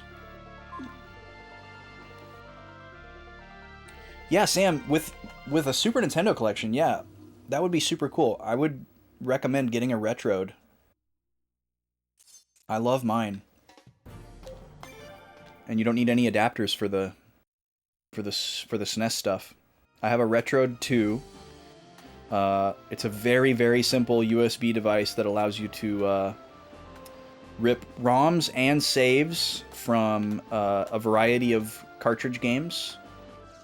And you can even rewrite the RAM chip as well. So you could take your save file off the cartridge, replace the battery, and then put the save file back on. They make an adapter that makes it also work for N64, which I also have. So I use that to back up N64 stuff. There's not a lot of battery saves on N64, so I don't really need it for that. But just to get good, clean ROMs of stuff is great. And then I also have one for Game Boy. Game Boy and Game Boy Color games. I need to get one for GBA, and I need to get one for... Or I guess that's it. I just need to get one for GBA, and then I'll have all my cartridge games covered. Yeah, it supports a lot of different stuff. You can also use it as an emulator, which is really interesting. It has like a controller port on it. So you can like plug a Super Nintendo cartridge into it and a Super Nintendo controller, and then like open the cartridge on your emulator on your PC. It's really interesting. I don't know why you'd want to do it that way. But yeah, it's a great device. It's a great device. And then obviously disc-based stuff is much easier to get onto your PC. You just stick it in a disk drive. Which I've done a little bit of. But yeah, I want to digitize my entire collection. Not for immediate use, but for eventual use. I do want to do optical drive mods for most of my disc systems. First GameCube, then PS1, then PS2, and I'm probably good for a while after that. The next one after that, I guess, would probably be either Wii or PS3. But that would be more for cross-platform stuff. Yeah, Retroed. That's the one, Smash.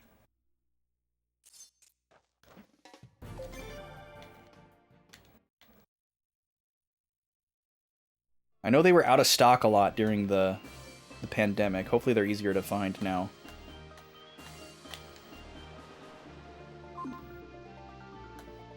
But yeah, I did a big battery change in 2021. Pikachu won the last match, right? Yeah. Trying to get a prediction open for the next ad here, but I'm running out of time.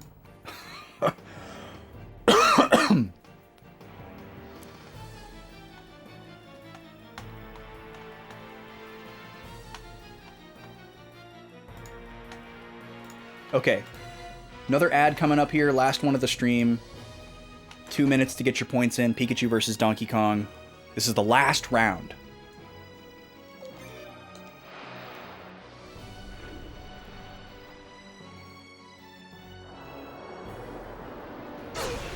Oh, really? Your PS2 laser's getting worn out, Draconics. Yeah, I've heard a lot of people recently are having issues with their PS2 lasers. It is very much like a matter of time. Like, not in a figurative sense, but a literal sense. the optical lasers very much just have like a lifespan. There's also like a little motor arm that moves the laser around to the different parts of the disc, and sometimes that will die before the actual laser. So the laser's still working, but it's not able to move to the part of the disc that it needs to move to.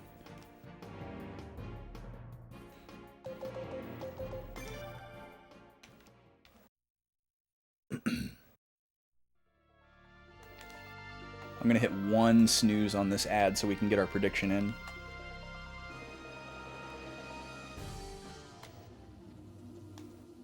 It's a Gen 1 PS2. Yeah, I think mine is from like the second or third run.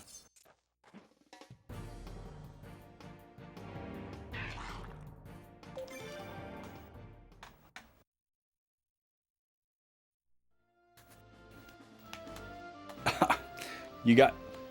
Your guess is as good as mine, Juria.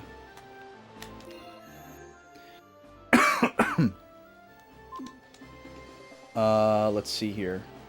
We've kind of exhausted that. I'm really surprised that we haven't found anything up here. Let's go this line. Yeah, I'm not very comfortable with soldering either, Sam, but I'm comfortable enough to replace the coin cell batteries in SNES and GB cartridges. I did a lot of that in 2021. I actually did like a multi-hour stream where I just replaced all of my batteries. Wasn't out. That's amazing. But yeah, I would not feel comfortable replacing like a laser or anything inside of a console. I'm comfortable with opening a console and cleaning it. Well, an older console. SNES and N64, NES, Game Boy, very simple on the inside. Easy to take apart, clean a little bit, put back together. Something like a Wii or a PS2 or anything newer than that, way too crowded inside. I'm not going to open it. I'll do the best I can from the outside. You know, I'll stick the little vacuum up to the fans and the vents and stuff. All right, I'm gonna switch over for the ad. I'm gonna go feed the puppies, and then we'll be back for the last hour. Thanks for being here, y'all.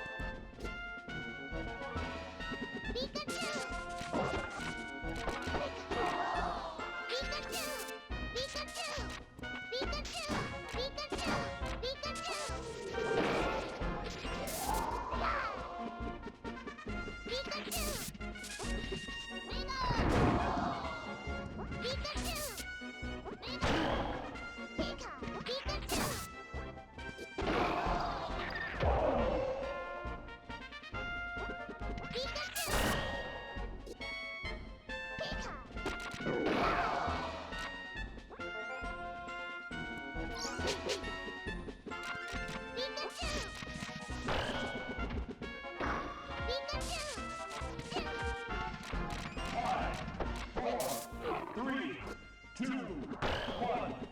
Time up. Sudden death.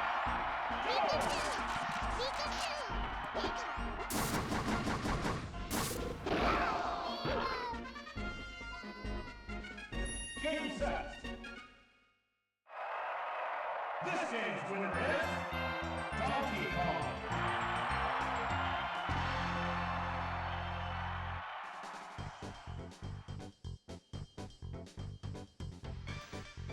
Alrighty, Donkey Kong coming out on top one last time. Congratulations to our Donkey Kong believers. You're gonna get an 11x payout here. Incredible. Big win for the DK believers.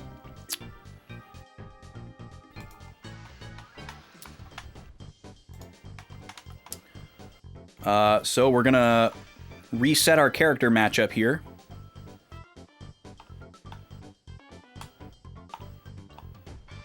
We won't see them until tomorrow. We're gonna go ahead and do it now. In the red corner, Luigi. And in the blue corner, Samus. Get our scores reset. There we go. Boomski. And let's get our tracker updated.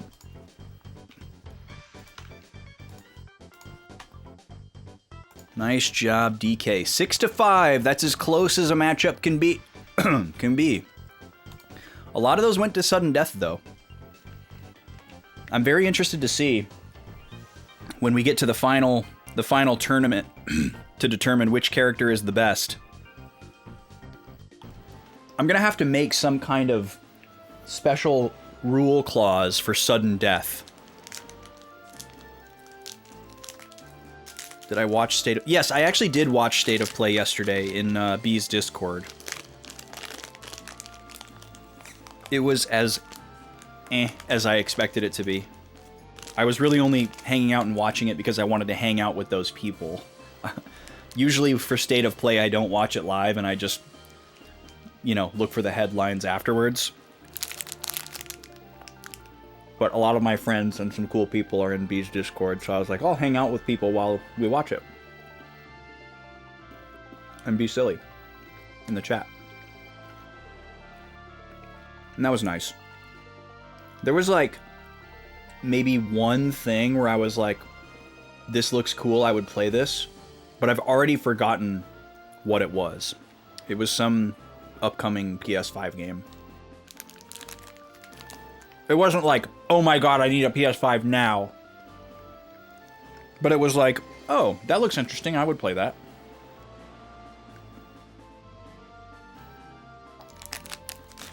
Okay. We're sailing. We've been sailing all day.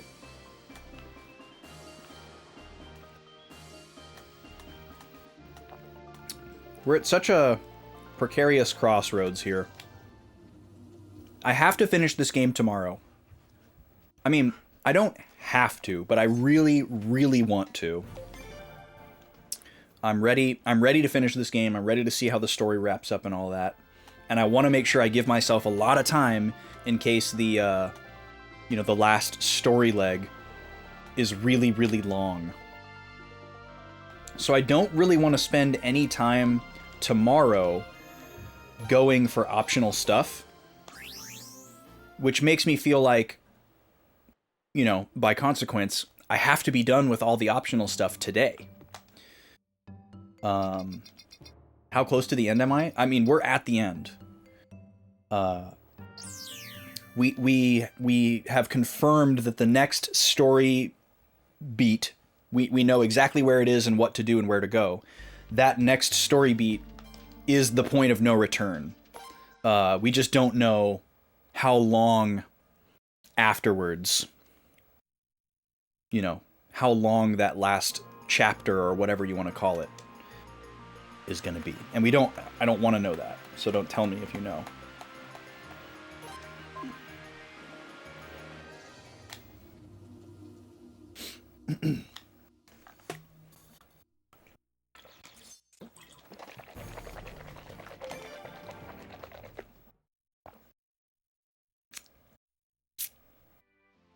PONR. I've never seen it expressed as an acronym before, Draconics. That's funny. Am I going the right way that I want to go? Yeah, we're just going to kind of cut a line through here. If we don't see anything on this leg, I'm kind of feeling like maybe there isn't anything else to find. But this really, this really isn't what I thought would happen. Like, with the number of characters that we are missing, it feels like they would all need to be in unfounded location. I don't know what you mean by no logo, Waz. I'm assuming dispute process isn't complete. You're referring to the fact that the poll is still open? That's my best guess anyways. It's like talking to Deborah. Everything's a riddle. The Ko-fi donate link? You can't use a Ko-fi logo card to get stuff. Like cartridges on eBay. I have no idea what you mean. A Ko-fi logo card? What? Why would you think that you're able to use an image to exchange for money? What do you mean by... Are you trying to make a joke that, like, Ko-fi is like a credit card? We were talking about illegal duplicates. I still don't understand. Ko-fi is a donation platform, so people can directly support me with money and get something in return by, like, picking my next game or making a stream alert or whatever. That's what Ko-fi is. Yes, game cartridges. That doesn't make sense to anything that I said. That's what you're trying to figure out. I don't understand what you're trying to figure out. Ko-fi is like the one-time payment version of Patreon. Patreon is like subscribing to a person. And whatever they're doing. Patreon is like, I give you $5 a month to do whatever it is that you do. Ko-fi is like, here's this one money amount to do a specific thing. It's okay, Nate, we all are.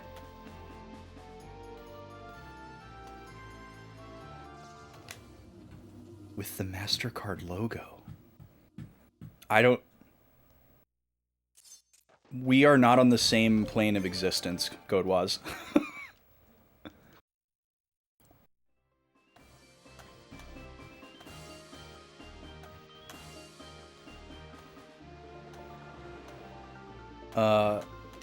Yeah, Ko-fi is not a place to buy things.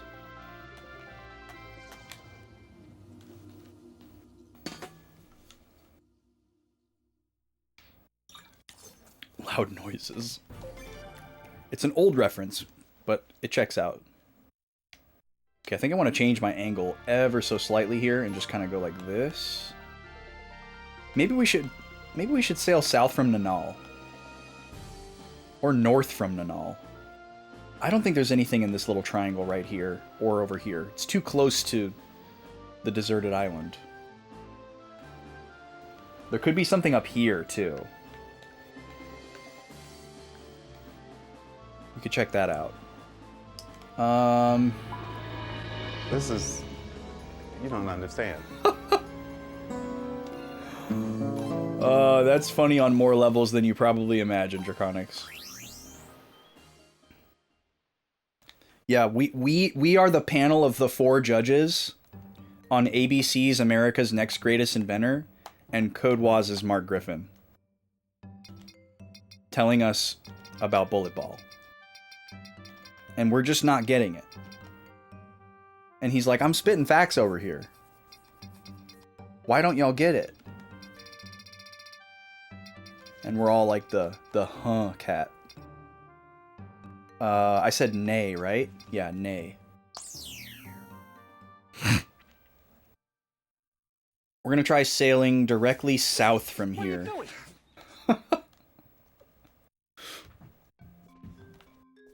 I love... Can I just say, I love all of my alerts. Maybe that's a dumb thing to say, like, why would you put an alert on your channel if you didn't like it? But I guess, like, maybe what I'm really trying to say is just, like, I'm really proud of them. Oh, I meant to go to Nanal. Whoops. They're all just, like, so special to me. Whether it's, like, how obscure they are. Like that one. The little pillow kick. God, it gets me every time. I guarantee you that was ad-libbed. There's no way that was in the script for him to kick that pillow. It's such a serious moment. It's like this massively serious moment where, like, the music stops and she freaks out. She throws that pillow at him. And for him to just kick that pillow like that, it's so silly. I burst out laughing. I was like, I have to have that. Yep, I'm proud of the anti-piracy one. Classic meme.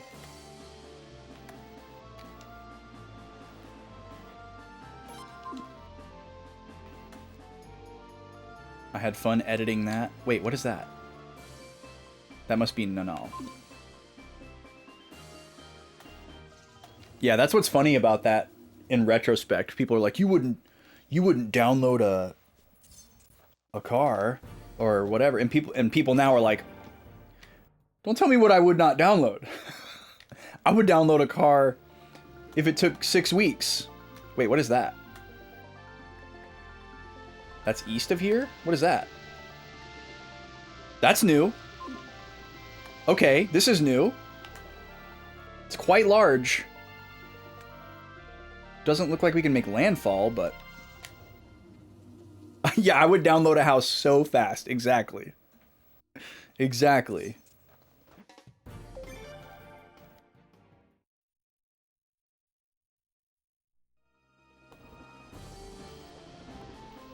Can I sneak through here? Yeah, this doesn't look like something we can land on. But it's definitely the largest... nothing burger that we have found. She's downloading those nice houses. But yeah, there's no beach here, so...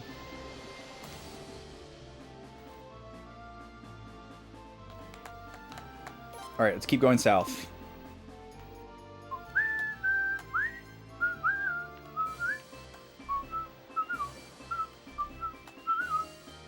We're getting pretty close to 3D printing houses, so... We're almost there. You could technically already download a house. You could download the, what do they call the schematics for 3D printers? There's a special name for it.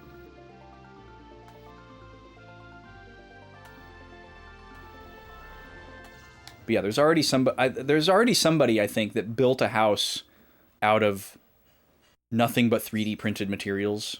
Just to, like, prove a point, you know? Which I don't really know how much more significant that is than, like, building a house out of Legos. I guess it's more significant if they're actually, like, sturdy building materials. No, it's not called a blueprint. There's a special word for it. There's a special word for, like, the 3D plan for a 3D printed item. No, it's not plastic. Like, the material that they use is called filament. But there's also a special name for the actual, like, 3-dimensional model. It doesn't have anything to do with the material it's made out of. It's a word along the same lines as blueprint. Like, it doesn't sound like blueprint, but it's that same kind of a word where it's like a schematic. But it has its own special word. I can't think of what it is right now. Alright.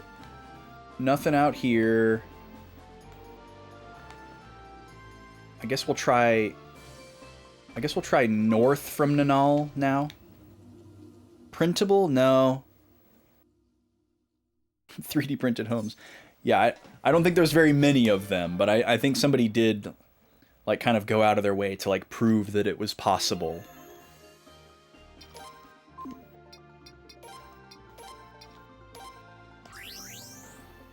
I don't know if that house, like, went on the market and somebody bought it and moved into it.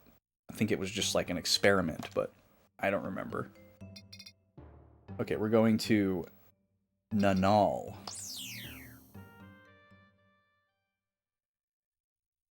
Your house doesn't exist on Google Maps. Nice. You're fully incognito.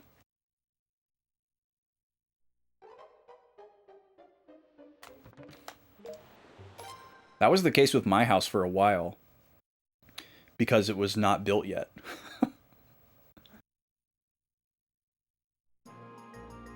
Mesh. That doesn't sound familiar, but could be it. I remember it being like a... Oh, this island looks really cool from the ocean. The trees back there. I seem to remember it being a 2-syllable word, but...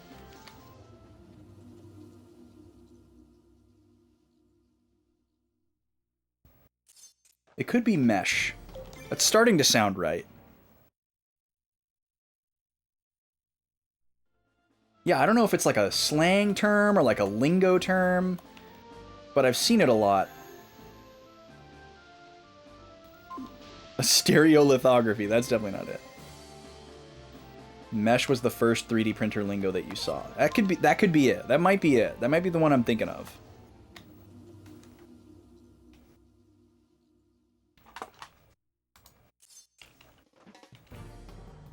Now I gotta look it up. It's bugging me.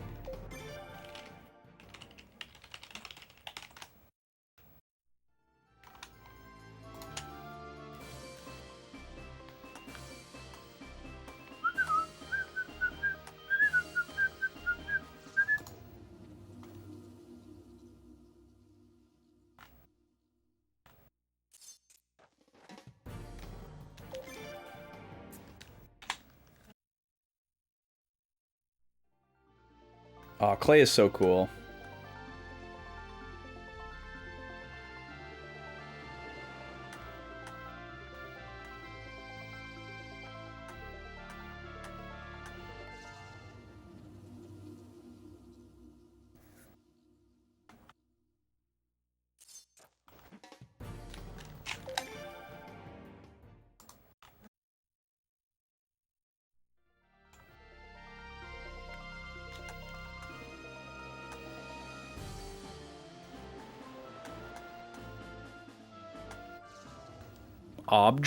OBJ, like object.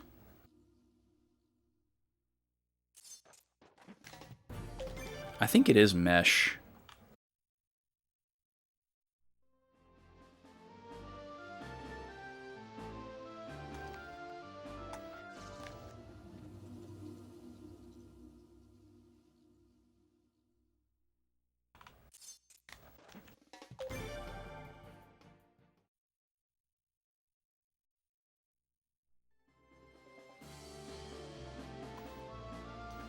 Maybe I was thinking of STL, which is just the file format for a mesh. It's like the file extension of, like, the model.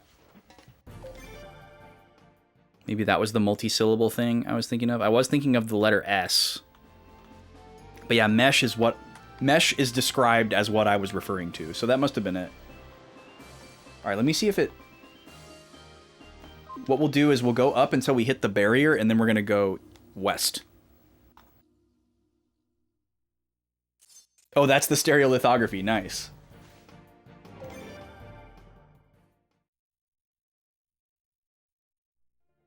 There you go.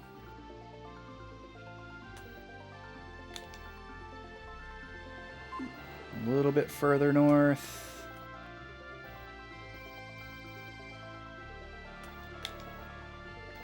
I would love to find this fisherman guy. All right, now we're going to Sail directly west.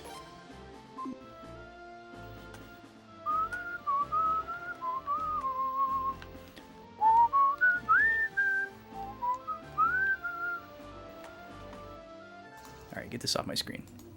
Don't want to look at it anymore. Man, these guys are everywhere. They're everywhere! Should probably heal soon, too. Like, we've been hit with a bunch of little chip damage attacks like this and haven't healed in a while. Our health is getting low. So let's duck into the ship really quick. And heal, and we'll also go talk to Deborah again, just out of curiosity.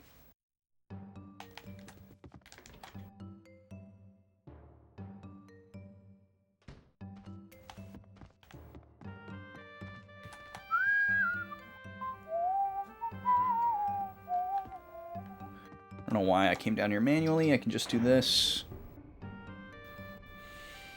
We'll talk to Deborah first. And then come sleep.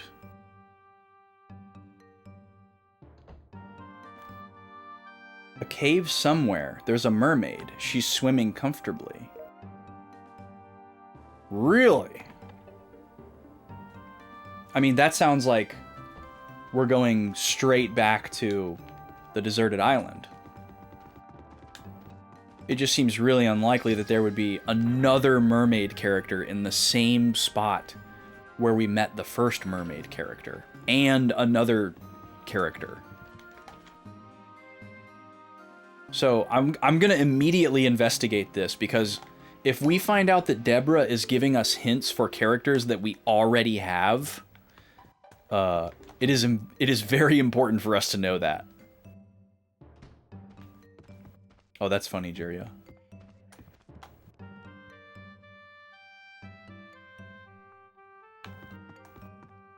Okay, we're gonna go straight back to the deserted isle.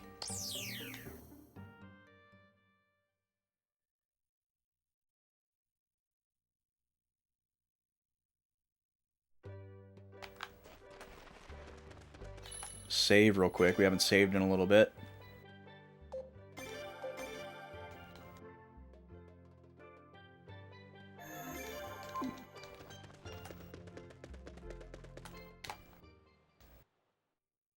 I mean, every time we have successfully decoded one of Deborah's hints, it has led us to a character. So I would be super shocked if she was giving us stale hints for characters that we already had. Because that would kind of defeat the purpose.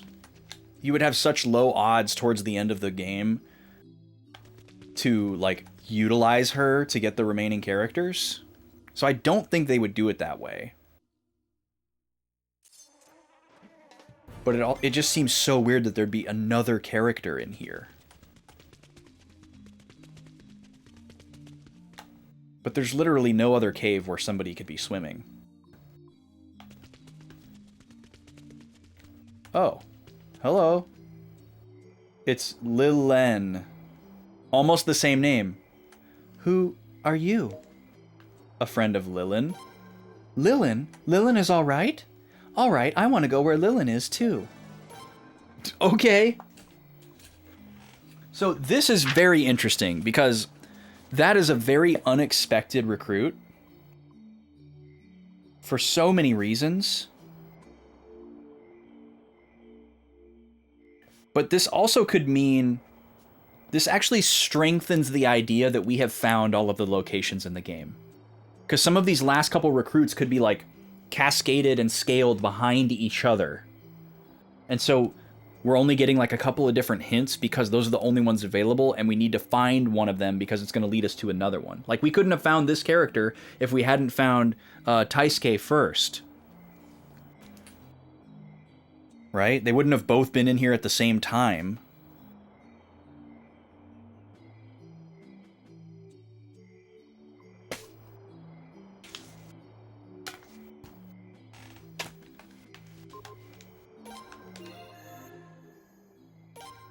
All right, we're going straight back to Deborah. Hopefully she doesn't tell me about the fishing guy or the weapon shop lady.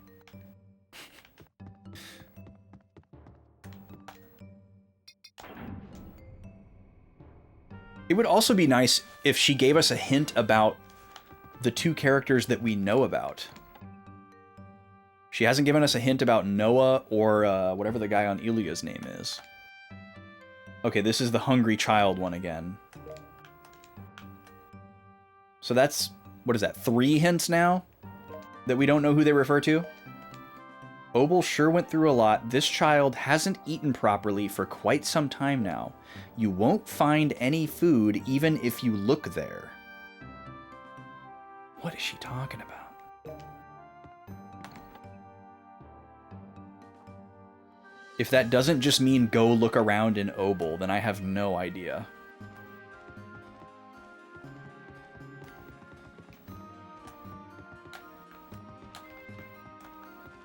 Okay, another thing that would be nice to do is to go and talk to the newly recruited characters on the ship.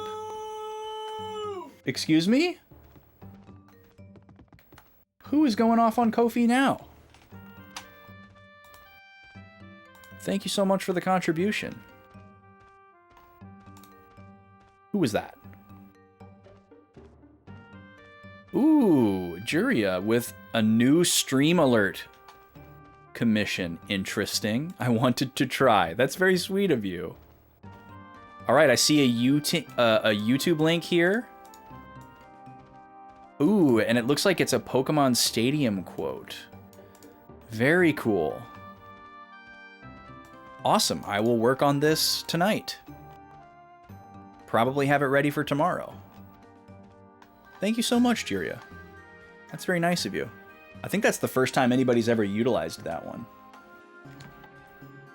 That's a really old commission. It's been on there forever.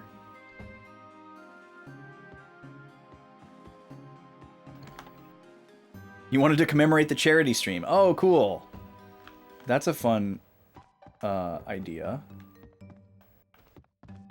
It should work just fine. Really, the only reason I give myself veto power on that would be like if somebody chose something that was like really offensive. So that I could be like, no, I'm not putting that on my stream.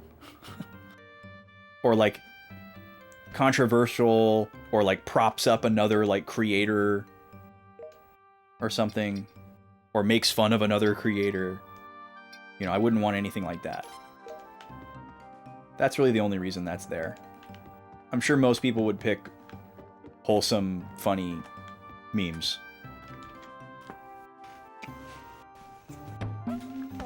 But yeah, I'm interested to see what video clip goes along with that. I used to have like a Pokemon Stadium announcer soundboard on my stream deck where I could just call up those sounds. I had some Star Fox 64 ones too.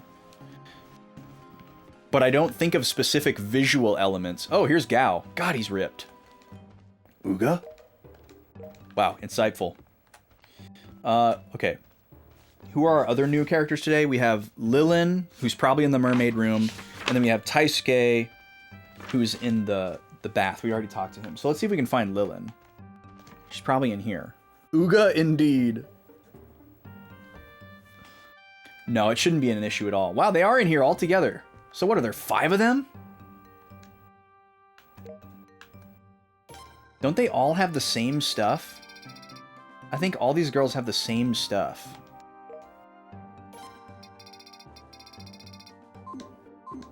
Which I guess is like, okay, so that you'd still have access to these things if you only manage to recruit one of these characters.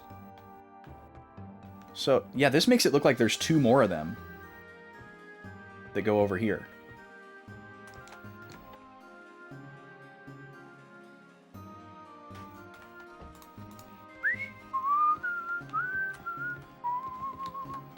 Five mermaids for the price of 1. I mean, kind of, because all we had to do to recruit the second 2 was have recruited the first one. Okay, well, we ran into another brick wall here.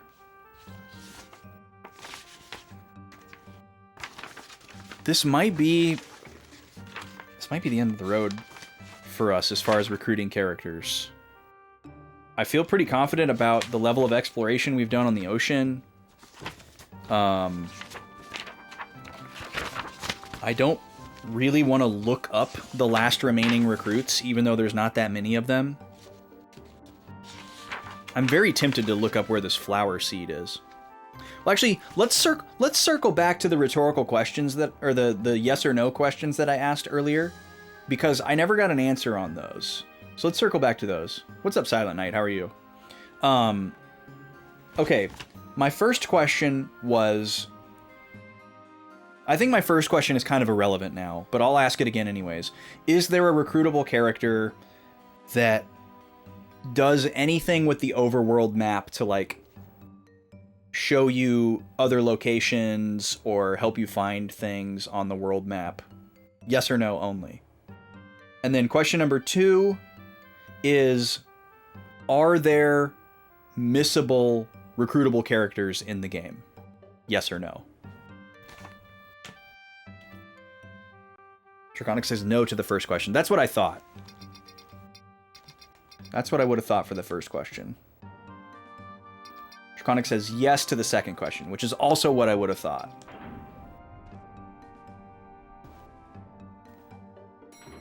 I feel like we've probably missed recruiting Noah. I think we would have found Noah by now if Noah just roams around. Because again, there's just not that many places. All the minigame characters that have roamed to major cities. And I highly doubt there are any major cities undiscovered on the map as it stands right now. And we've already confirmed that I believe we confirmed that there are no recruitable characters beyond the point of no return. Oh, you like Lillian's design? Yeah, all the mermaids have pretty cool designs, actually. All right, let's fill in this sheet over here. Let's see. Gao is our Tensatsu star.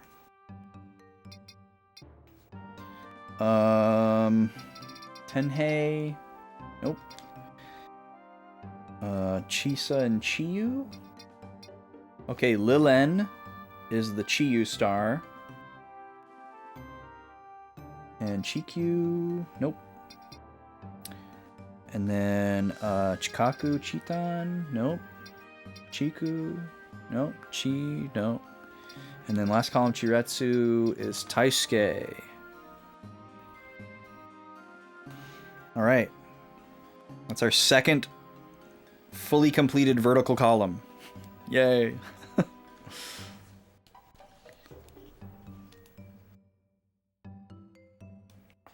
So yeah, let's see. 1, 2, 3, 4, 5, 6, 7, 8, 9, 10, 11 characters not recruited. That's pretty good. There are no recruitable characters beyond the point of no return. Okay, yeah. Thank you for reinforcing that, Draconics. I don't think I have any other questions that I want to ask. Let me look at the map again.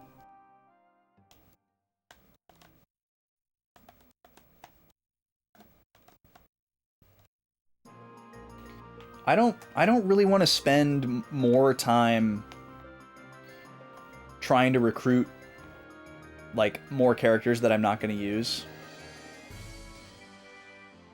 We know that there's at least one thing on this map that I haven't found that is a fisherman. But if he like roams around and isn't in one place, ain't no way I'm going to be searching for that guy. So I think what we're going to do with the last bit of time today is do a little bit more wandering around.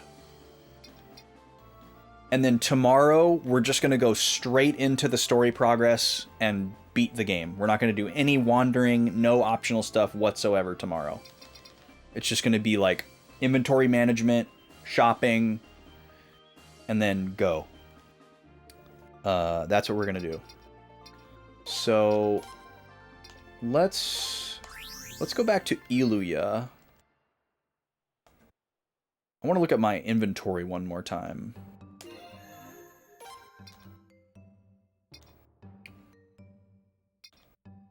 Tradable items? No.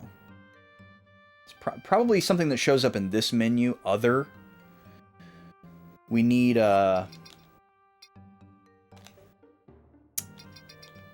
something called a flower seed to get not that. To get this one character. And I have no idea what exactly that means or where we would get it. But we know that that's what we would need to recruit him. He's just standing on Ilia in the rain. And then there was one other character named Noah that had a mini game on Obel that I'm pretty sure we missed. Because he's just not where he was before Obel got invaded and occupied. And he hasn't seemed to roam around to any of the other towns. Maybe we've just had really bad luck, but...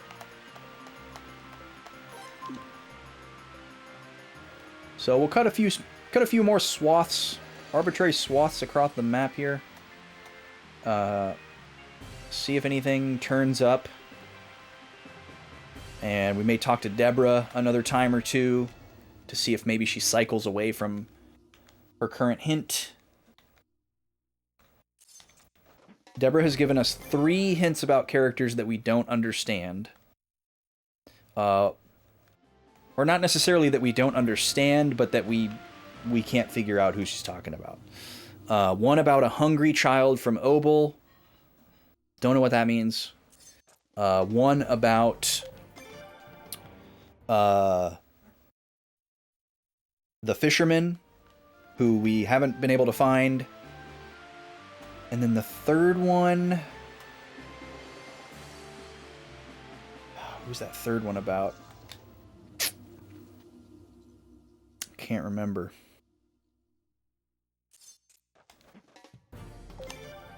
Yeah, we'll definitely, like, after we finish the game, we'll take a look at what we missed. That's a pretty common practice here. And I'll, you know, let y'all tell me stuff about the game if you want to at that point.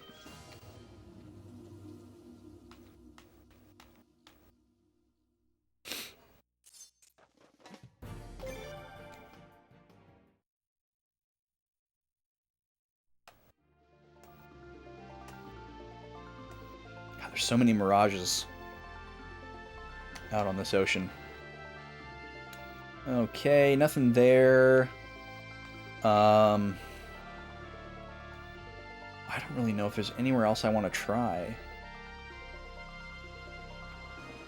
All these other areas are so small. There could be things in these little pockets. These two are probably the most likely, I would say. So we'll try them next, I guess. We'll sail north from Deserted Island. That way we can hit all 4 of these little triangles. So let's mirror back in.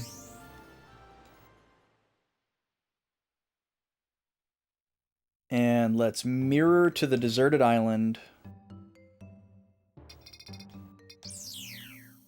Once again.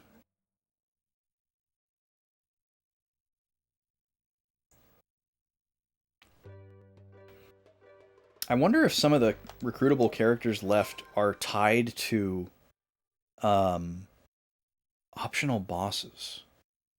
That hasn't been a thing in this game, but it could be. Like that random, like, beefed up crab that's just hanging out up there. You know, usually when a character's recruitable, you can see them and you can interact with them, and they give you some inclination as to why they will or won't join you. But it could be that, like, you could just beat up a random boss, and then a character would just, like, show up. I could see that being a thing. But I just don't really feel like going and fighting that giant crab. Certainly not with the hopes of getting a character.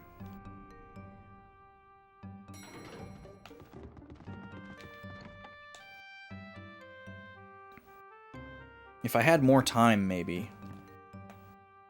Okay, she cycled back to the fishing hint. Maybe you could get to know him better by fishing alongside him. We've only found one character in the entire game that has said anything about fishing. There's only one other thing I can think of. Maybe there's somebody fishing at the harbor of...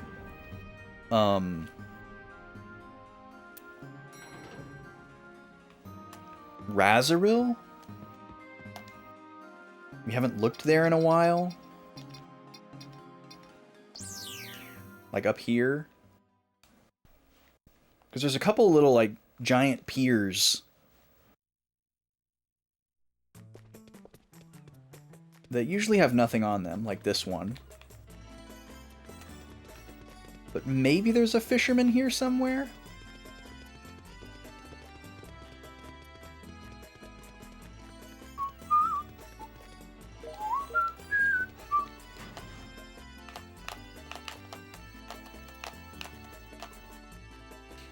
I think we can pretty confidently say that Deborah definitely doesn't give stale hints. She's only giving hints related to characters that we have not recruited yet. Nobody fishing here.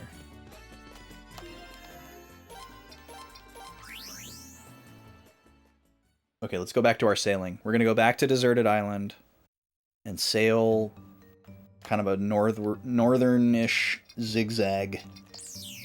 See if we can run into anything. And that's probably about all we'll have time for. If something turns up between now and the end of the stream, obviously I'll reserve the right to do more optional stuff tomorrow. But my expectation is that we won't find anything in the next 10 minutes.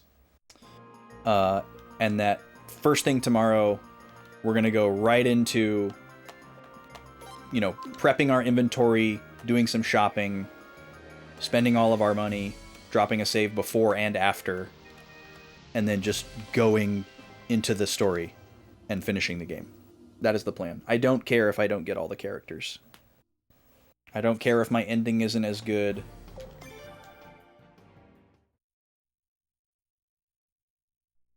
Whatever, like, additional serotonin that I would get from getting all the characters, and, like, a better ending that I could just look up on YouTube, outweighs the cheapening I would feel for looking stuff up. I realize that's petty, but that's just the way that I want to play.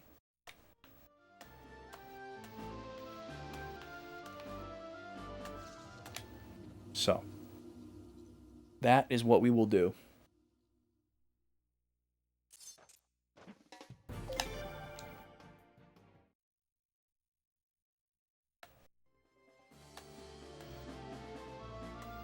Yeah, exactly. We play how we want. That's why we're here. Go northeast a little bit.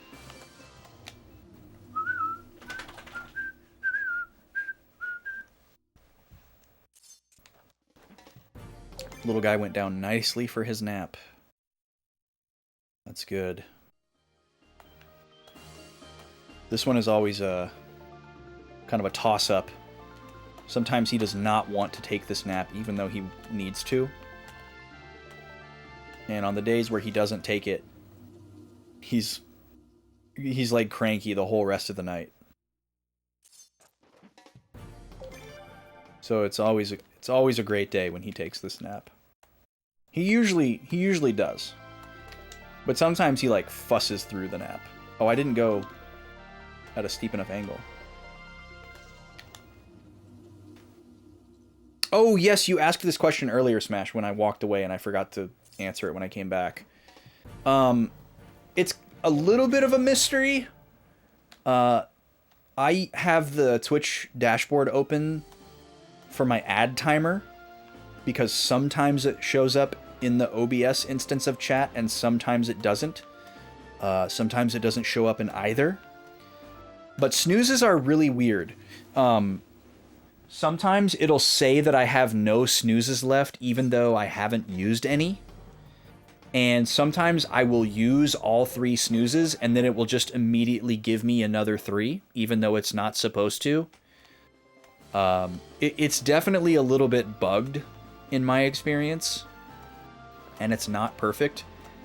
There's probably some, like, hidden way that you can, like, refresh the, you know, the cache of your ad timer. You know, there's like, if somebody really smart probably knows what to look for on, like, you know, F12 on Chrome, or like what cookie to delete, to like get it to reset. But it's a little bit of a mystery. Sometimes my ad timer doesn't show up and the ad will just start without warning, even though it's programmed to give me like a 5-minute warning. We'll go like this, I guess, just to slightly cover more ground. Perhaps you get them and just don't know it. Yeah, maybe. I don't know. What are you barking at, huh? You barking at Gobi barking? What's Gobi barking at? Nothing. Gobi's probably barking at the lady making noise in the kitchen. Because she's a dummy.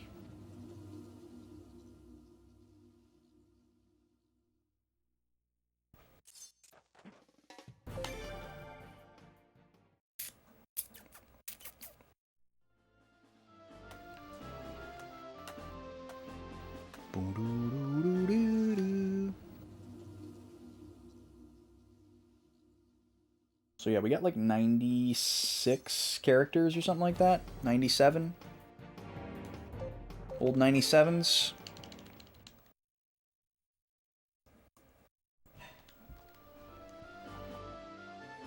A little bit further.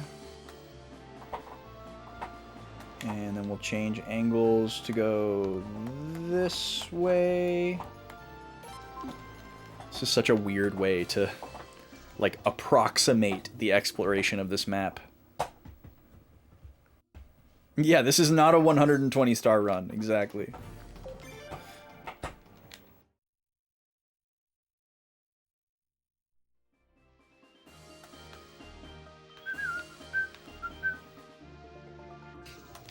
Yeah, because I could end up finding out that all the remaining characters I have missed, and that I'm just wasting my time, you know? I guess we don't know if Deborah gives hints for characters that you missed. That may be possible, but I'd like to think that it's not, and that she would only give me hints for characters that are still outstanding, and that's how it's determining, like, what hints to feed in, you know? Like, that's how it's determining what hints are in the pool. It probably trashes the hints for missed characters in the same way that it trashes the hints for the ones you've already recruited. That's what I would think. So I don't think we're being given hints about characters that we can't get. But we've only been getting like 3 different hints, you know? So like if we're missing 11 characters, it could be that we missed 8 of them and there's only actually 3 that we can still get. That could be the reason. Or it could be like the 2 characters in one place type of thing, where we have to get one of those characters because there's going to be another one in the same place after we get the first one, which is really bizarre. But I suppose it makes sense. There's not a lot of locations in this game. It's starting to make more and more sense that this map is just kind of barren and empty, and you recruit a lot of people in the same places, and they're just locked behind different flags that may or may be not be each other.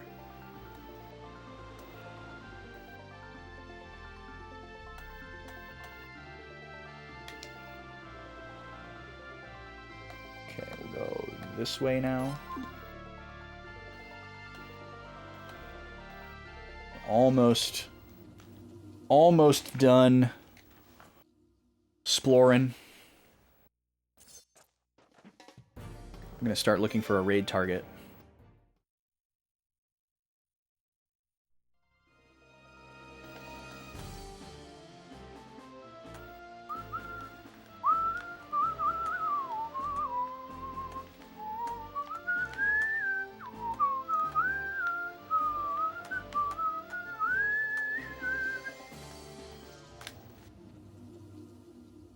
Yeah, maybe all 8 people are huddled in one spot. That's true. That is possible.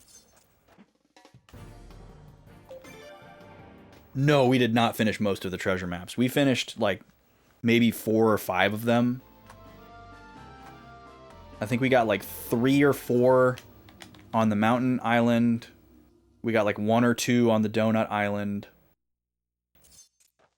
But we've also... I think we've also found probably less than half. I think there's, like, 30 treasure maps. And we only had, like, a dozen of them or something. And then of those dozen, I think we only found, like, 5 or 6 of the items at most. And they were almost all good items, but that mini game is a little too information vacant for my taste, especially at this stage. All right, this is going to be our last line right here. They're through the last line.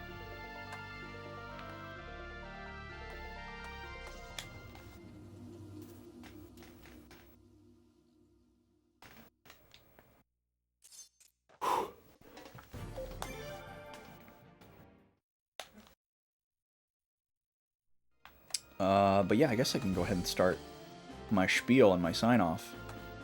Thank you guys so much for the support today, first of all. I really appreciate the Ko-fi donos, the direct support, and any kind of support right now. It means a lot. This is currently my only source of income. I resigned from my job to stay at home and take care of the baby boy, which was by choice. I was not, like, forced to do that or anything. And the lady is still very gainfully employed, so I'm not trying to say I'm, like, destitute or anything here. But I am not working, and I'm not really able to do any, like, freelance music work until Backlog Baby gets a little bit older.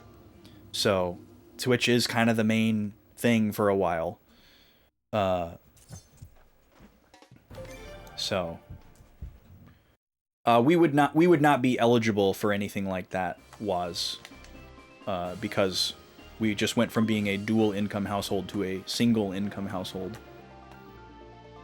And we also just we don't need to do that. Like I said, we're doing great. We're doing just fine. We're just making less as a household than we were when I was also working. But the lady is doing phenomenal. She makes enough for all of us to live comfortably, which is why we're doing it this way. I'm just trying to say that I appreciate the support through Twitch, and that it means even more than it did before. So thank y'all for that. I appreciate it. I'm going to be back tomorrow with this game, and we're going to finish it. That's it, period. I guess there is a very small chance that there is more than 5 hours of the game left. In which case, we'll push it to next week and finish it. But either way, the poll is going to close at the end of tomorrow's stream, even if we happen to not finish the game. So make sure you've got your votes in today or by the end of the stream tomorrow if you're trying to, cook that grenade or whatever. Do we have a poll for bonus stuff? No, I was only going to do a poll for the bonus stuff if we beat the game today. So yeah, if we finish early tomorrow, I'll still stream the rest of the time and we'll do some one-off fun stuff or whatever. And there's a couple different things that we could potentially do depending on how much time there is left. But I'm not going to put it to a vote because I don't know how much extra time there's going to be, if any. My main focus is just completing the game. If we complete the game and there's a bunch of time left, we'll go from there. Sunday, I'll be back. I don't normally stream on Sunday, but when y'all meet the sub goal, I do stream on Sunday, and I bring the lady with me. It's going to be a very exciting stream because we're going to be streaming the last episode of the Telltale Batman series. Season 2, Episode 5, aka Episode 10, aka the last episode of the whole thing. So we're going to get to see the grand conclusion of the story.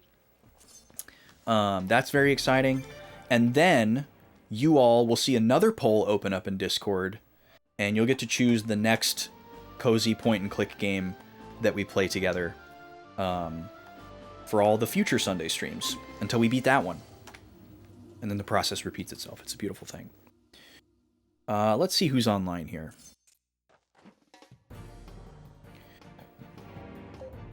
Oops, I chose auto. That's fine. Hey, can we stop? That's enough.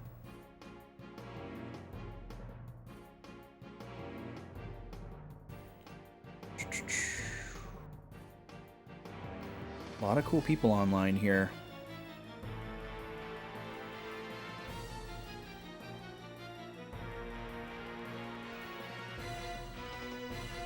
Ooh. Okay, we're going to show some love to Kurt. I rarely get this opportunity. Kurtman is streaming. He doesn't stream very often. He's playing Skyrim for the first time since launch. Kurtman's really funny. He's a really nice, sweet guy. Give him a follow. I guarantee you he will entertain you. He's a very funny guy. Yeah, that's all I got for you today, folks. I'm going to hit this button, and then I'm going to hit this button. Thank y'all for being here. Really appreciate it.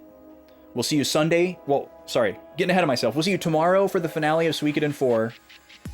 We'll see you Sunday for the finale of Telltale Batman. And Tuesday for another exciting episode of Pokemon Trading Card Game for the Game Boy Color. I had a breakthrough in Pokemon TCG, so we are going to make some big progress next week. I'm excited to tell you about it on Tuesday, but you got to be there.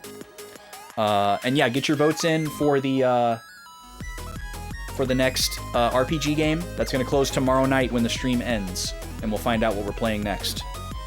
Yeah, double finale. That's pretty exciting. It's very rare that we get a double finale week.